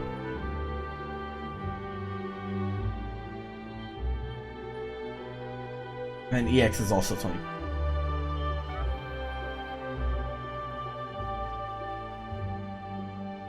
You're in the game right now. Okay. Yeah. So Janemba, the command grab is good. Like, even though like it is reactable, but it's hard. And then if he hits you with the EX one, he gets a full combo, which is really, really nice. That's something that that not every character has. Like, not every command grab has that reward off of it, right? Where he gets a full combo solo off of hitting it. Like 21 has a command grab, but she doesn't have he has to spend the extra bar on top of it, and then the damage sucks. But his damage is pretty good off of EX command grab, if I remember correctly. I could be wrong on that. But Janemba's another character that kind of deletes some other characters in neutral, right? Because the tracking key blast that he has is like a very unique thing to have to play around. Especially like if you end up air blocking, and then he can do EX slash for half a bar that goes like full screen. If you try to super dash through it, it's like pretty interesting. He has a lot of stuff, but he also, like, it's kind of weird. Like, the momentum on JH is like really awkward in a lot of cases, and I think that's a really weird decision for them. Doesn't have a low, doesn't have a fast low. Like, I mean, he has the command grab, and he has the command grab, and he has how is his staggers actually? -5, -5M. That's not bad. -3, 2L. So his staggers are actually like pretty good. But like, yeah, like he has pretty much just about everything, to be honest. Just about. He's like one unreactable command grab character. He's like one unreactable command grab away from being like top 10, I think. Really, really good anchor. So he's like I feel like he and 21 are very similar, right? They both have really, really long range normals. They both have command grabs. They both have good staggers. The only difference is that 21's level 3 Oki is better, and I also think her neutral is better. I think her neutral is better because she has traditional ki blast that can just snuff out assists, and she also has anti-air command grabs, and then she also has steel specific stuff on top of that. But Janemba has like all of those things just a little bit lessened, pretty much. It's really good. His assist is like pretty good as well. Like, his assist is awkward. It's like better Vegeta assists. I feel it's like better SSJ Vegeta A assist in a way, because it tracks, right? It tracks, and you can play a lot of mind games with because it's like a lot of hits too. It's like pretty awkward. Like, if they're mashing reflect, you can still be like super plus. Then you can play like RPS afterwards, or like set up situations where they still have to reflect an extra time after they reflect the assist, which is naturally very good as well. Does he get SKD everywhere? Is it though? Janemba's assist is really good. Definitely really good. I think A assist is probably his best assist. But the cool thing is that even if you don't like the A assist, the B assist is like pretty like easily universally utilized by most of the cast, right? Like, the B assist is pretty straightforward. It's just a really big like single hit assist. So like, even if you don't want to play the mind games with A assist, B assist is still pretty solid. How fast is it actually? Look. B assist is 31 frames. It's not the fastest, but it is very far, and it does have 29 frames of block stun. So like pretty solid.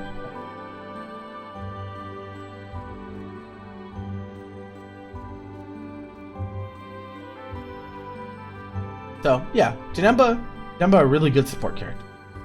Really, really, really strong.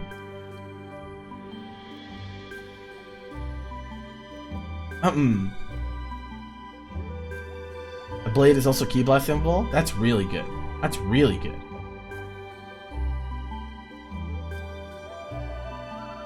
That's mad good. Gogeta! This character is really bad. Unfortunately. I don't think I can say anything that hasn't been said. He nukes you. He does nuke you, right? So like, let's talk about some of the good things about Gogeta, right? I feel like no one really talks about what's good about Gogeta. So he does a lot of damage. He builds a lot of meter for the most part. Has a DP, which is pretty dope. And he has like kind of okay gimmicks. Like he has like the clone beam, and he has like the really fast Rekka overhead or whatever. But man, yeah, the frame data really holds him back for sure. It holds him back a lot, and like he's a testament to like special cancelable beam. Yeah, the whiff cancelable beam as well, because it's on a button instead of a special. So like that's pretty solid. It's just that like he has issues, right? Because even though he has the beams on a button,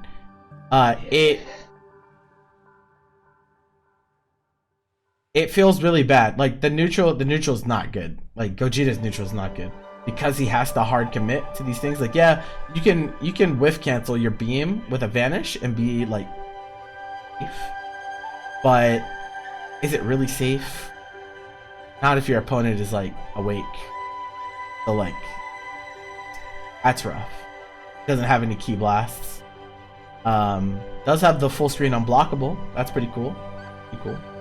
And he has really easy access to big damage, like POD wise and stuff like that. So like that's cool. But yeah, the frame data is really hard. It's really hard for him to get anything going. So like honestly, there are two things, right?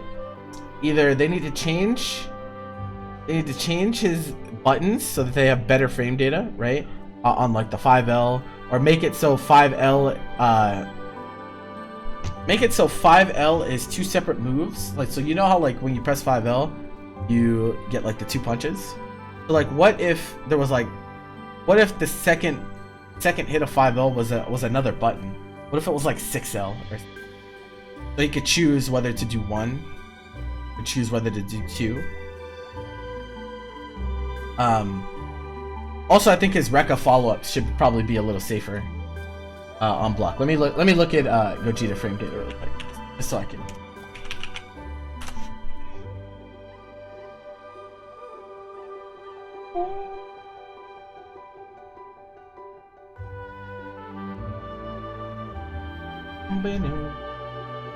When I tell you guys I can listen to this song forever. Okay, give me 1 sec. I have to turn off the oven.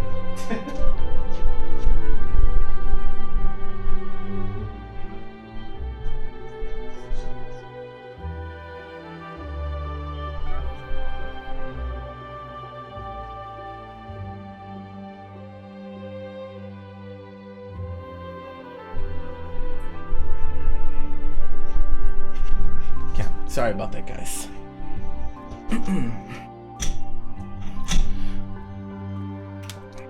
Okay. So the Rekkas are, second one is -5, okay. Wait, the Ender is -5. What? Oh, the first one's -8. Okay, yeah.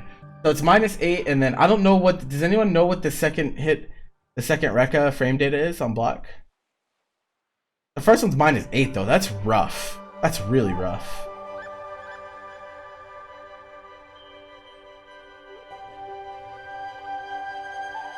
Second hit is also -8. Yeah, I feel like that's also a really big deal. Because if you're not gonna give him good button frame data, at least give him like good Rekka frame data, so he can actually like play some of the mind game. When that comes along with that, you know.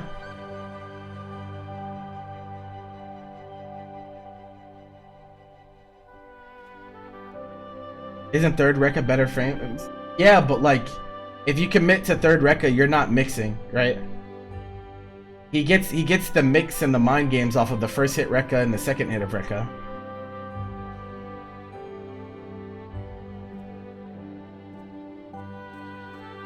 So it's like hard out here.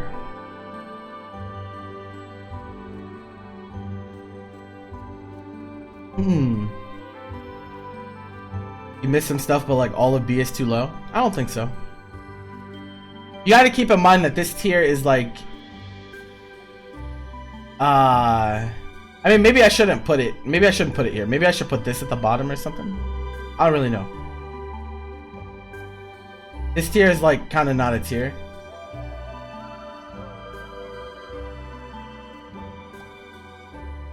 But yeah, I think they need to definitely buff the man's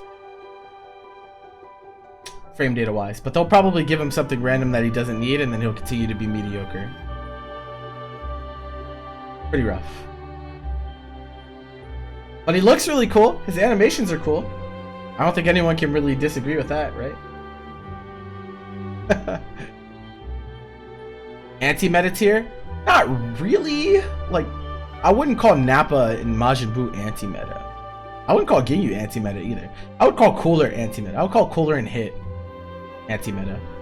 But Cooler, I think, is much easier to place than Hit, because of the way that Hit forces you to play. These are just hard. These are just really hard characters to play. Gotenks? Gotenks is not anti-meta. He's anti-Dragon Ball Fighters. He's not. It's not anti-meta. He just beats the game. If we're being real, he just beats the game. He has the cheat codes. The game is the meta. That's not true. That's not true. Because it doesn't matter. It doesn't matter what the meta is, right? It doesn't matter what meta it is. Gotenks beats it. He beats everything.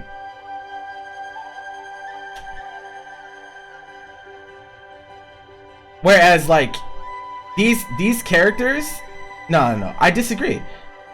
Cooler and Hit, right? Their placements are dependent on how strong the meta characters are and how they play. Cooler, right? His value goes up when more people are playing Ki Blast heavy characters and relying more and more on assist calls.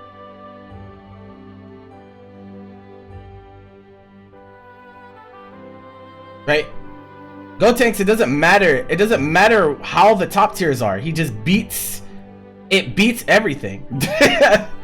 Gotenks strategy beats actually everything in the game.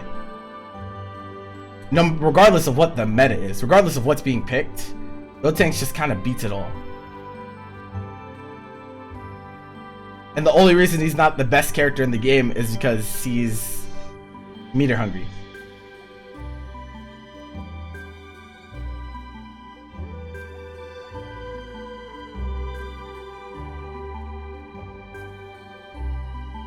He beats the game. I don't think that's anti-meta. I really don't think that's anti-meta. Because I think the word meta implies that there's change. There's no change with Gotenks. He will always beat the game. Unless they, like, you know, unless they butcher the character or something. They take out Ghoster.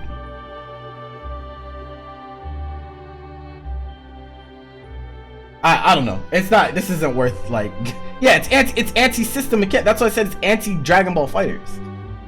That's, the system mechanics are not meta. Like, that's not, you know what I mean? That's what I'm trying to say. Delay wake up is not like, that's not meta. That's just the game. That's game. Snap wasn't season 2 meta. Not really. Not really. Not every character snapped. Like, not every character in season 2 snapped the way that you remember snap. There were very few characters that snapped you to death in season 2.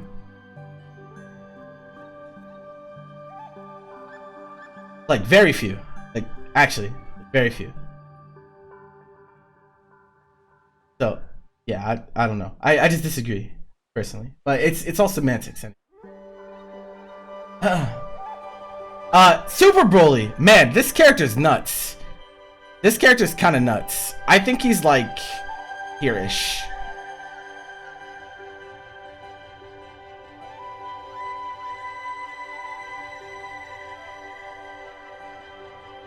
I think that Super Broly's pretty bonkers right now. Mostly like because it's the 2L buff that really pushed him over. So like without the 2L buff, I think that he's a good character, but I think he's like further down here. But I think because of the 2L buff, it affords him like luxuries that some other characters don't have.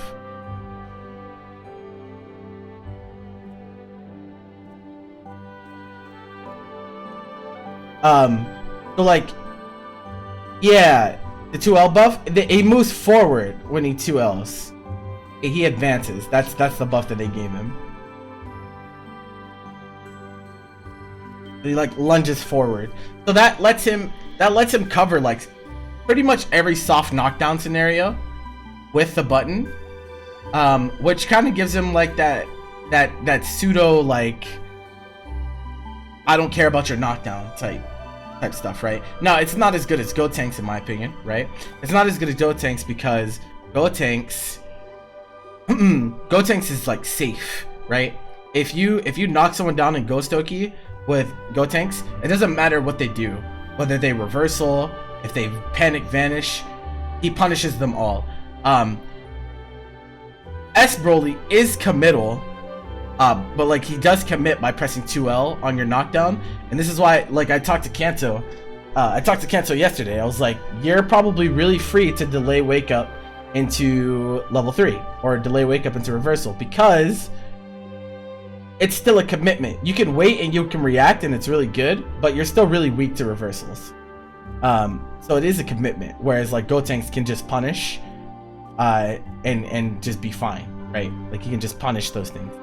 So it's a little bit different of a dynamic. Now that being said, Super Broly, he has really stupid damage, like really stupid damage, really dumb. Like he nukes you off of every hit for like half a bar. He corner carries anywhere on the screen, has the command grab plus stomp mind game, which is like really annoying to deal with. He has really good anti-reflect with 5M as well, has rapid ki blasts, has armor move. He just kind of has it. Has it all. He's level 2, high damage level 1, high damage level 3. Super Broly is just really strong.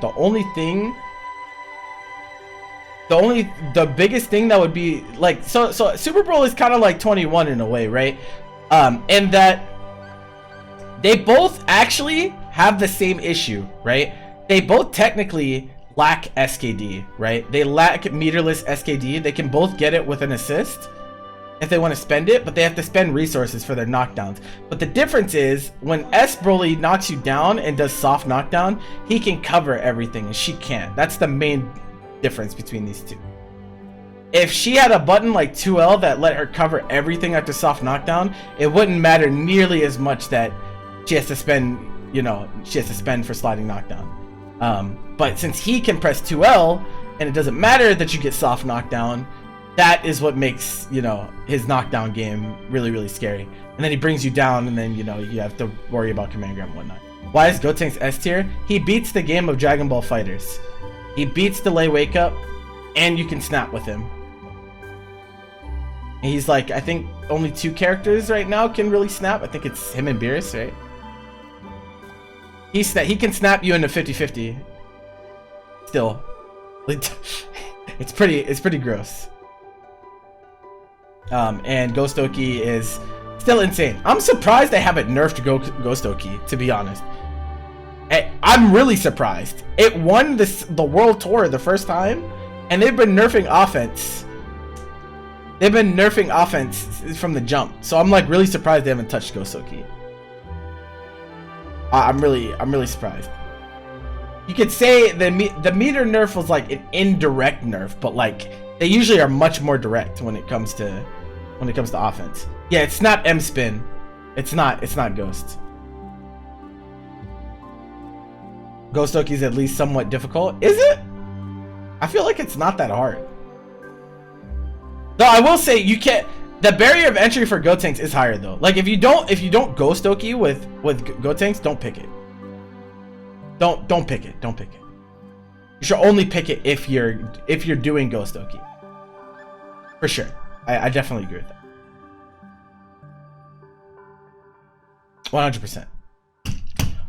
100%. Okay, who was that? That was Super Broly. Yeah, Super Broly's kind of him.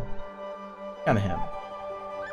Also, like he has 2 good assists as well. I'm not a believer in his A assist. I don't think his A assist is that good, but I think his B assist and his C assist are both good. Gotenks the most talked about this tier list outside of Black. Black sucks.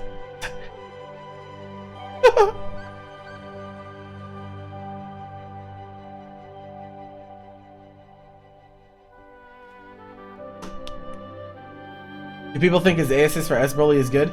There are players like Alucard and Alien. I think they were both like, no, his A assist is so good. And I'm like, bro, if you're given discount GT assist, you usually are gonna want to take discount GT assist.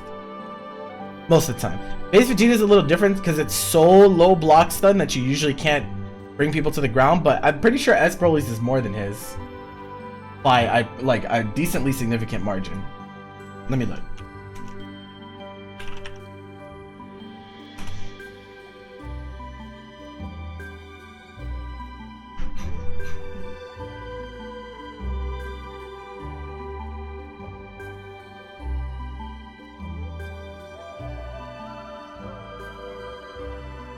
Oh, it's actually only 3 more. It's plus 21.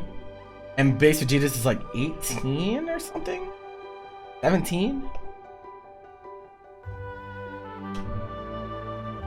Well, Dustloop says it's 21.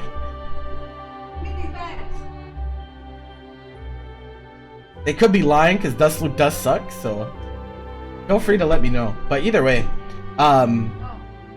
it's like equally as easy. Like the hit stun is actually crazy. The hit stun on B assist is crazy. So like even if you find like a random hit with B assist and neutral, like it's pretty easy to confirm whether it's with the super dash or you're like super jumping. Yeah, I actually think both Brolys have the same block stun on Eraser Blow, and it also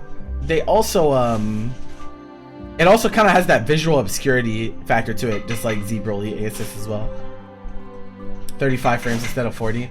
Yeah, but like Eraser Blow is faster and it covers Sacred Angle and it's only 2 frames less of block stun. I feel like B assist is the way to go with S Broly for sure.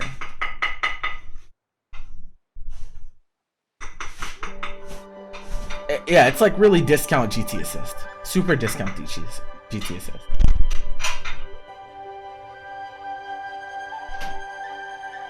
I'm really gonna call it the Sacred Angle. It is the Sacred Angle.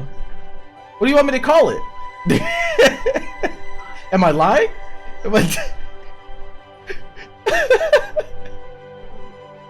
Am I lying?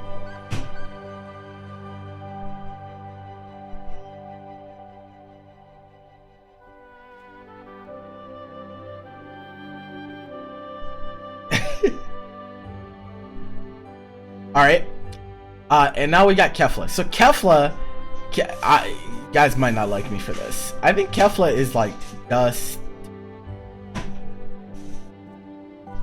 She's like...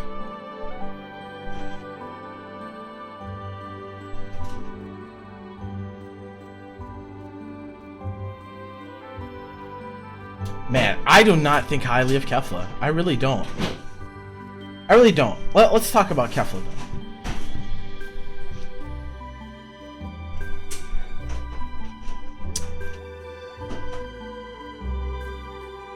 It doesn't matter. 5M is a big commitment. It's a big commitment. You can't just throw 5M in neutral. Like, you will get smoked. I promise you. You will get smoked. At least has Ki Blast game though, so that's pretty dope. Fireball. There's a little Lariat. That's pretty dope.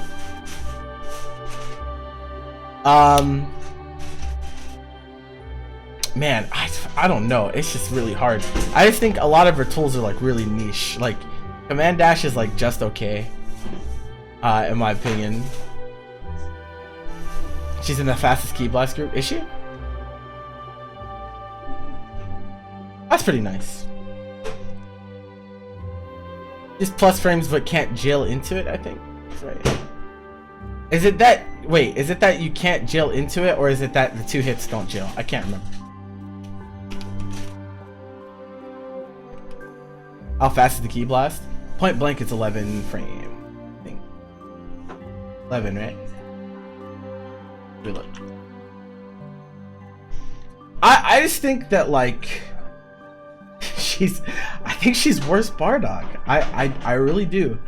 That's not to say that worse Bardock is necessarily bad.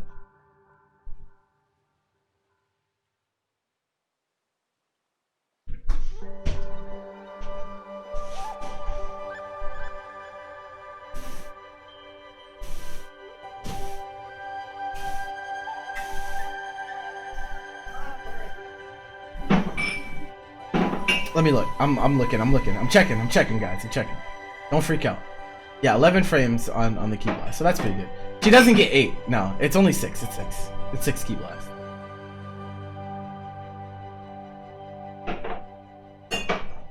I think that's probably her best tool, actually. I think that's the best move on the character. Is 5S.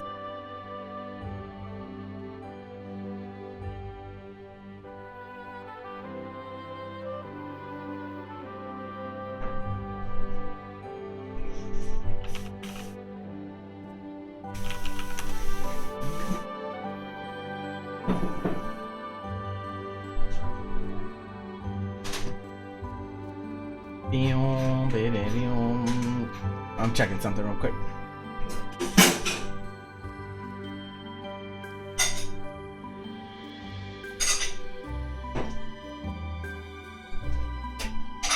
Yeah, okay, cool.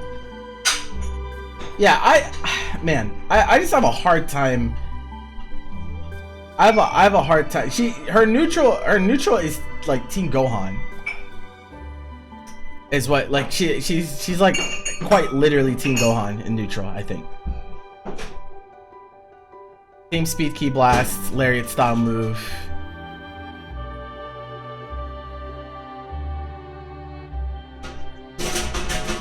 Oh, wait, hold on. I have to catch up in chat. Doesn't do anything in the air. Yeah, air game's not great. It's not as good as Team Gohan's. Definitely not. She has high damage super. Well, she has high damage level 1, right?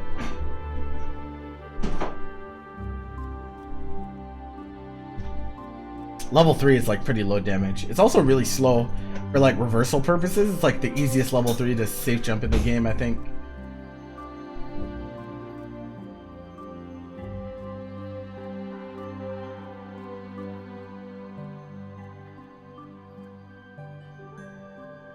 Is her DHC good damage? I think it depends on how high up you are. Minimum damage is 765, so it's technically low damage. Wait, is it a super that's affected by height?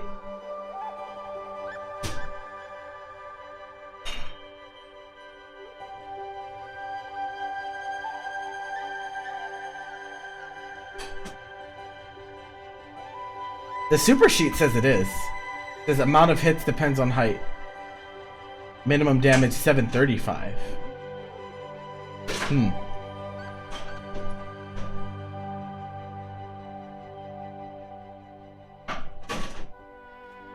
Very minimal. Oh, okay. It's not substantial. Gotcha. Yeah, I don't know. She's like Team Gohan in neutral, but like she does everything worse than Team Gohan. Like she doesn't. How does Kefla mix you? I guess she has to play high block stun then, huh? So like Kid Buu? Just to pick Kid Buu with her? Yeah, her mix is much less universal. Like Rayzone is not reliable. Rayzone's not reliable, like at all. Her EXs are pretty good though. Her EXs are pretty good. Like the EX layer is pretty cheap.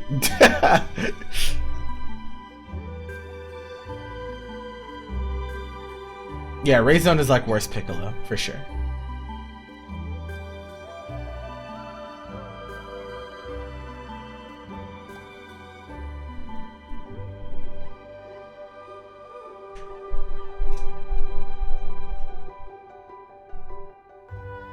I don't know. I think she's like,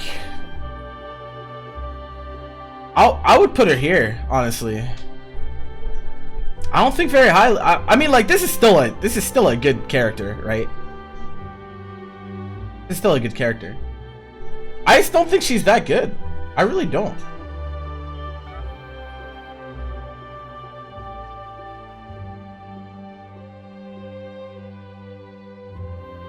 Honestly, Vegito might be higher. I have to mess with some of this order anyway.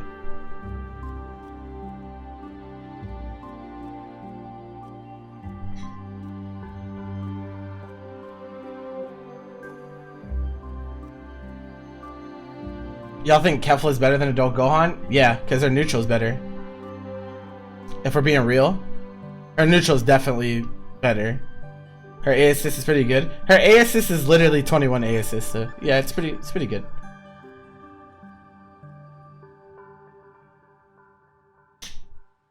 Kefla has key blasts, and really good key blasts at that. And like, that's really important, I think.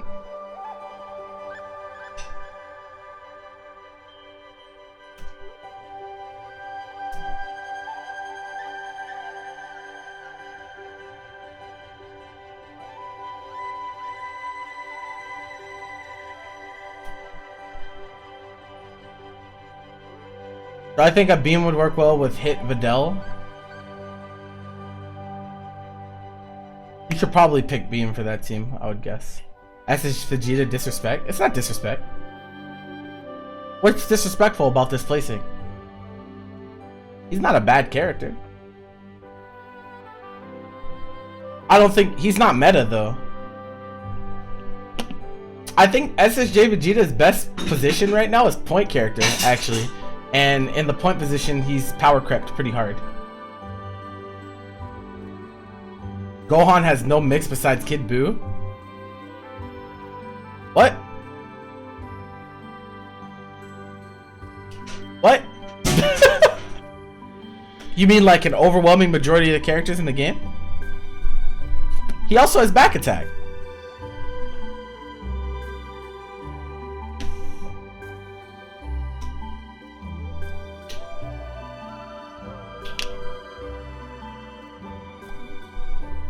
Most characters in this game don't have mix without Kid Buu.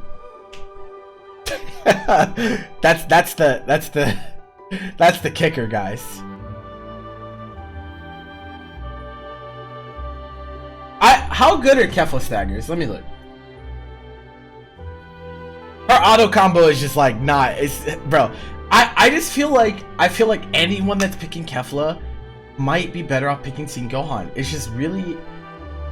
They both have like such similar tools in the neutral, but I feel like Tien Gohan's reward is so much higher. Like so much higher.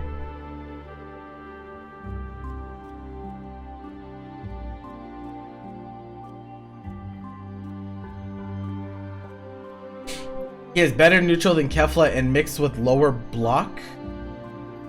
What? No, he doesn't. No, he doesn't. Base Vegeta and Kefla need the same assist to mix. He's talking about Tien Gohan? Oh, yeah. Yeah. That's facts. Yeah, Tien Gohan, she's power crept by Tien Gohan. Yeah, for sure. 2M is -5. Yeah, so she has a -3 5L, which is fine. 5LL is -5. 5M is -7, 5H is -10, 5S is -5. I don't know about her 2L. It doesn't have her frame data here for 2L. 2M is -5 as well. It seems like pretty decent frame data. Like pretty decent. Nothing crazy. No one's talking about the Kefla 6H though. It's like good, but like it's like it's no. I mean no, it is good. It is good because it's 6M. It's 6M with a full combo. Actually, no, it's a little slower than 6M. Actually, 27 frames, huh? It's still an okay tool. People get hit by 6H for sure.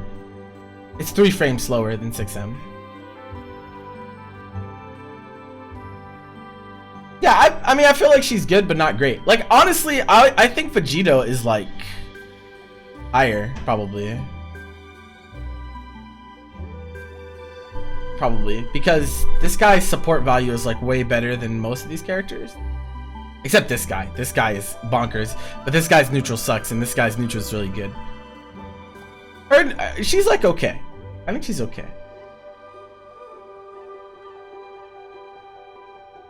Being cancelable is the highlight. Yeah, the fact that she can do 6H into special. GT Goku neutral sucks? Absolutely. It's pretty bad, bro. It's pretty bad. GT has to YOLO pretty hard in a lot of matchups. Orb is YOLO. Orb is actually pretty easy to make miss. And it's reactable and superable.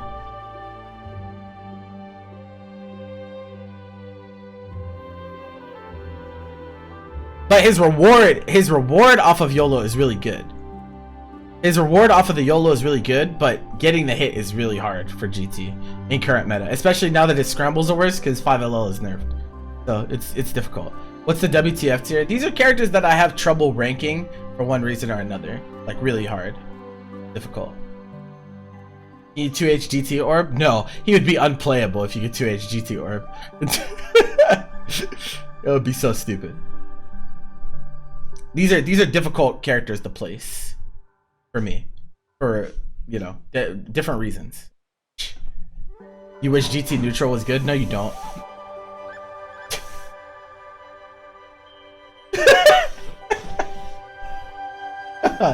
Orb is not bad. It's not bad.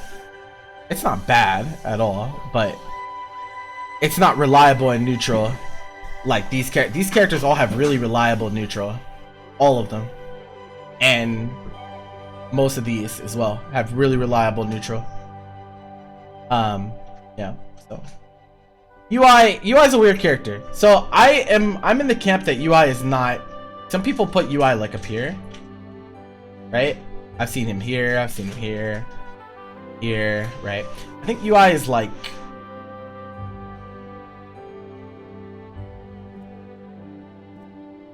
maybe here. Where's the lower end of top tier?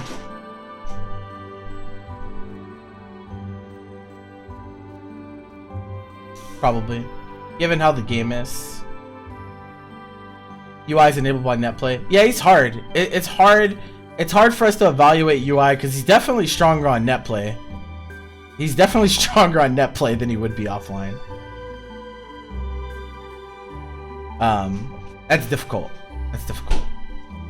But UI, like, man, I just don't think, man, honestly, like, if I'm being real, I think he's like there. I think base Goku's better. I'm not gonna lie, cause I think all of these characters, I think all of these characters are better neutral than him.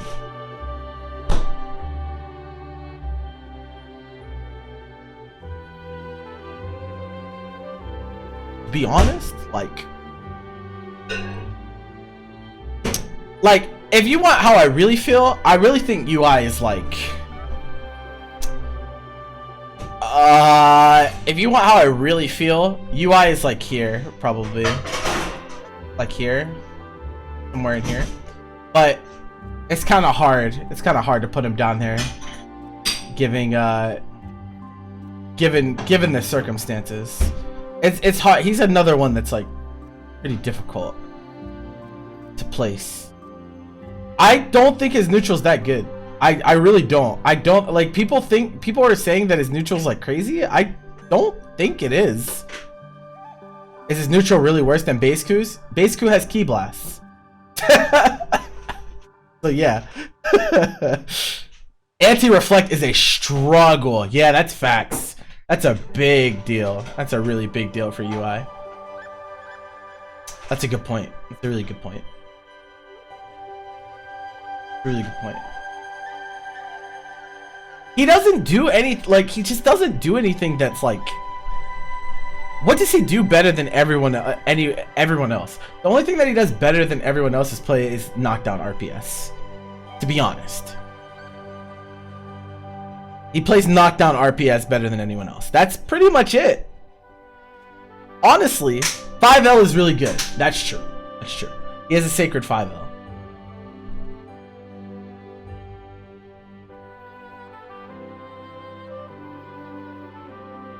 I think he gets shot though. I really do.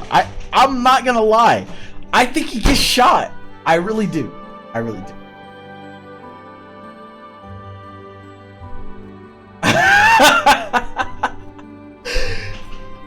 I think Blue Ku is like almost better, but Blue Ku doesn't have that 5L, and I think that 5L carries hard. I think it carries hard, like really, really hard. That 5L is a really big deal.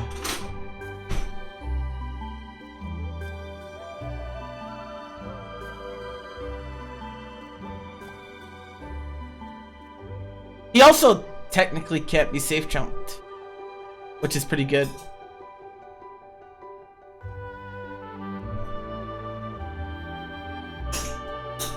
Yeah, but you can't press for when someone super dashes at Blue Goku, he can't just press 4M and be like, alright, I'm good. UI Goku can just be like, alright, I'm pressing 5L. I'm just pressing it. And UI has reversals. Multiple reversals.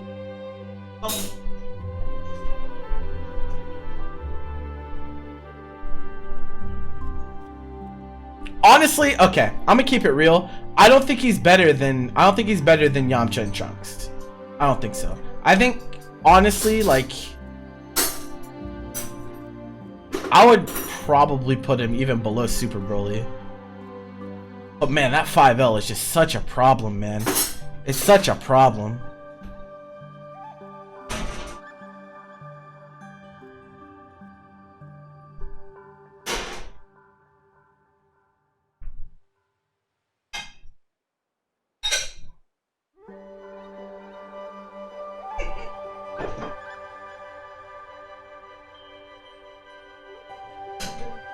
Below Blue Ku? That's... You might be onto something. I mean, like... Oh, that's hard. That's really difficult. That's really hard. Honestly, like... His offense is pretty whack. Offense is pretty whack. Neutral is like, whatever. Defense is like through the roof. He does hit really hard, though. He does hit really hard.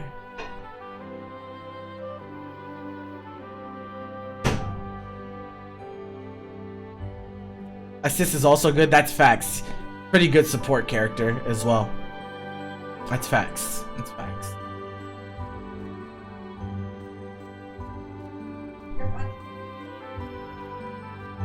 Blue Goku's very versatile with assists. UI A assist is better than like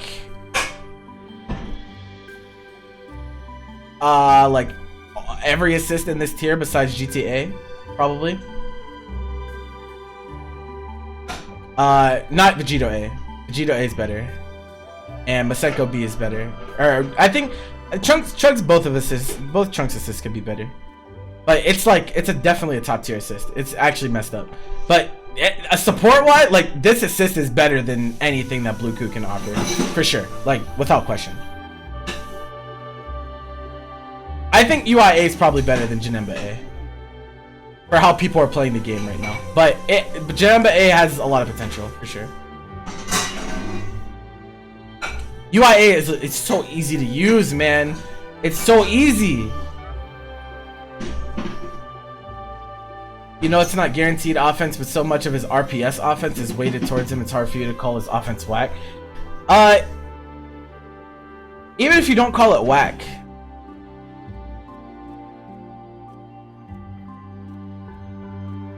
it's like It's like okay, I think. I think character unfamiliarity is still a big factor of the character. Like I think a lot of people don't know how to fight him. Yeah, still. It's been how long? I still think people don't know how to fight him.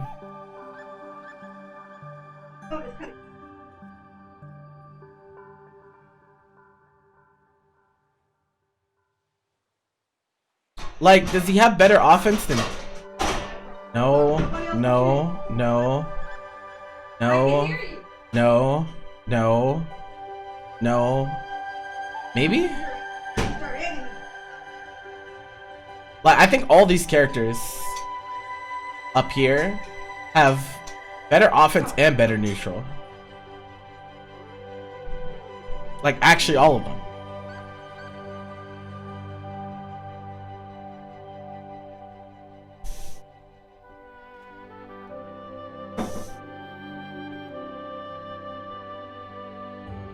This is hard. This is really hard. His offense is worse than Cell? Yeah, but I would argue that UI's neutral is better than Cell's. Because he at least has 5S and JS.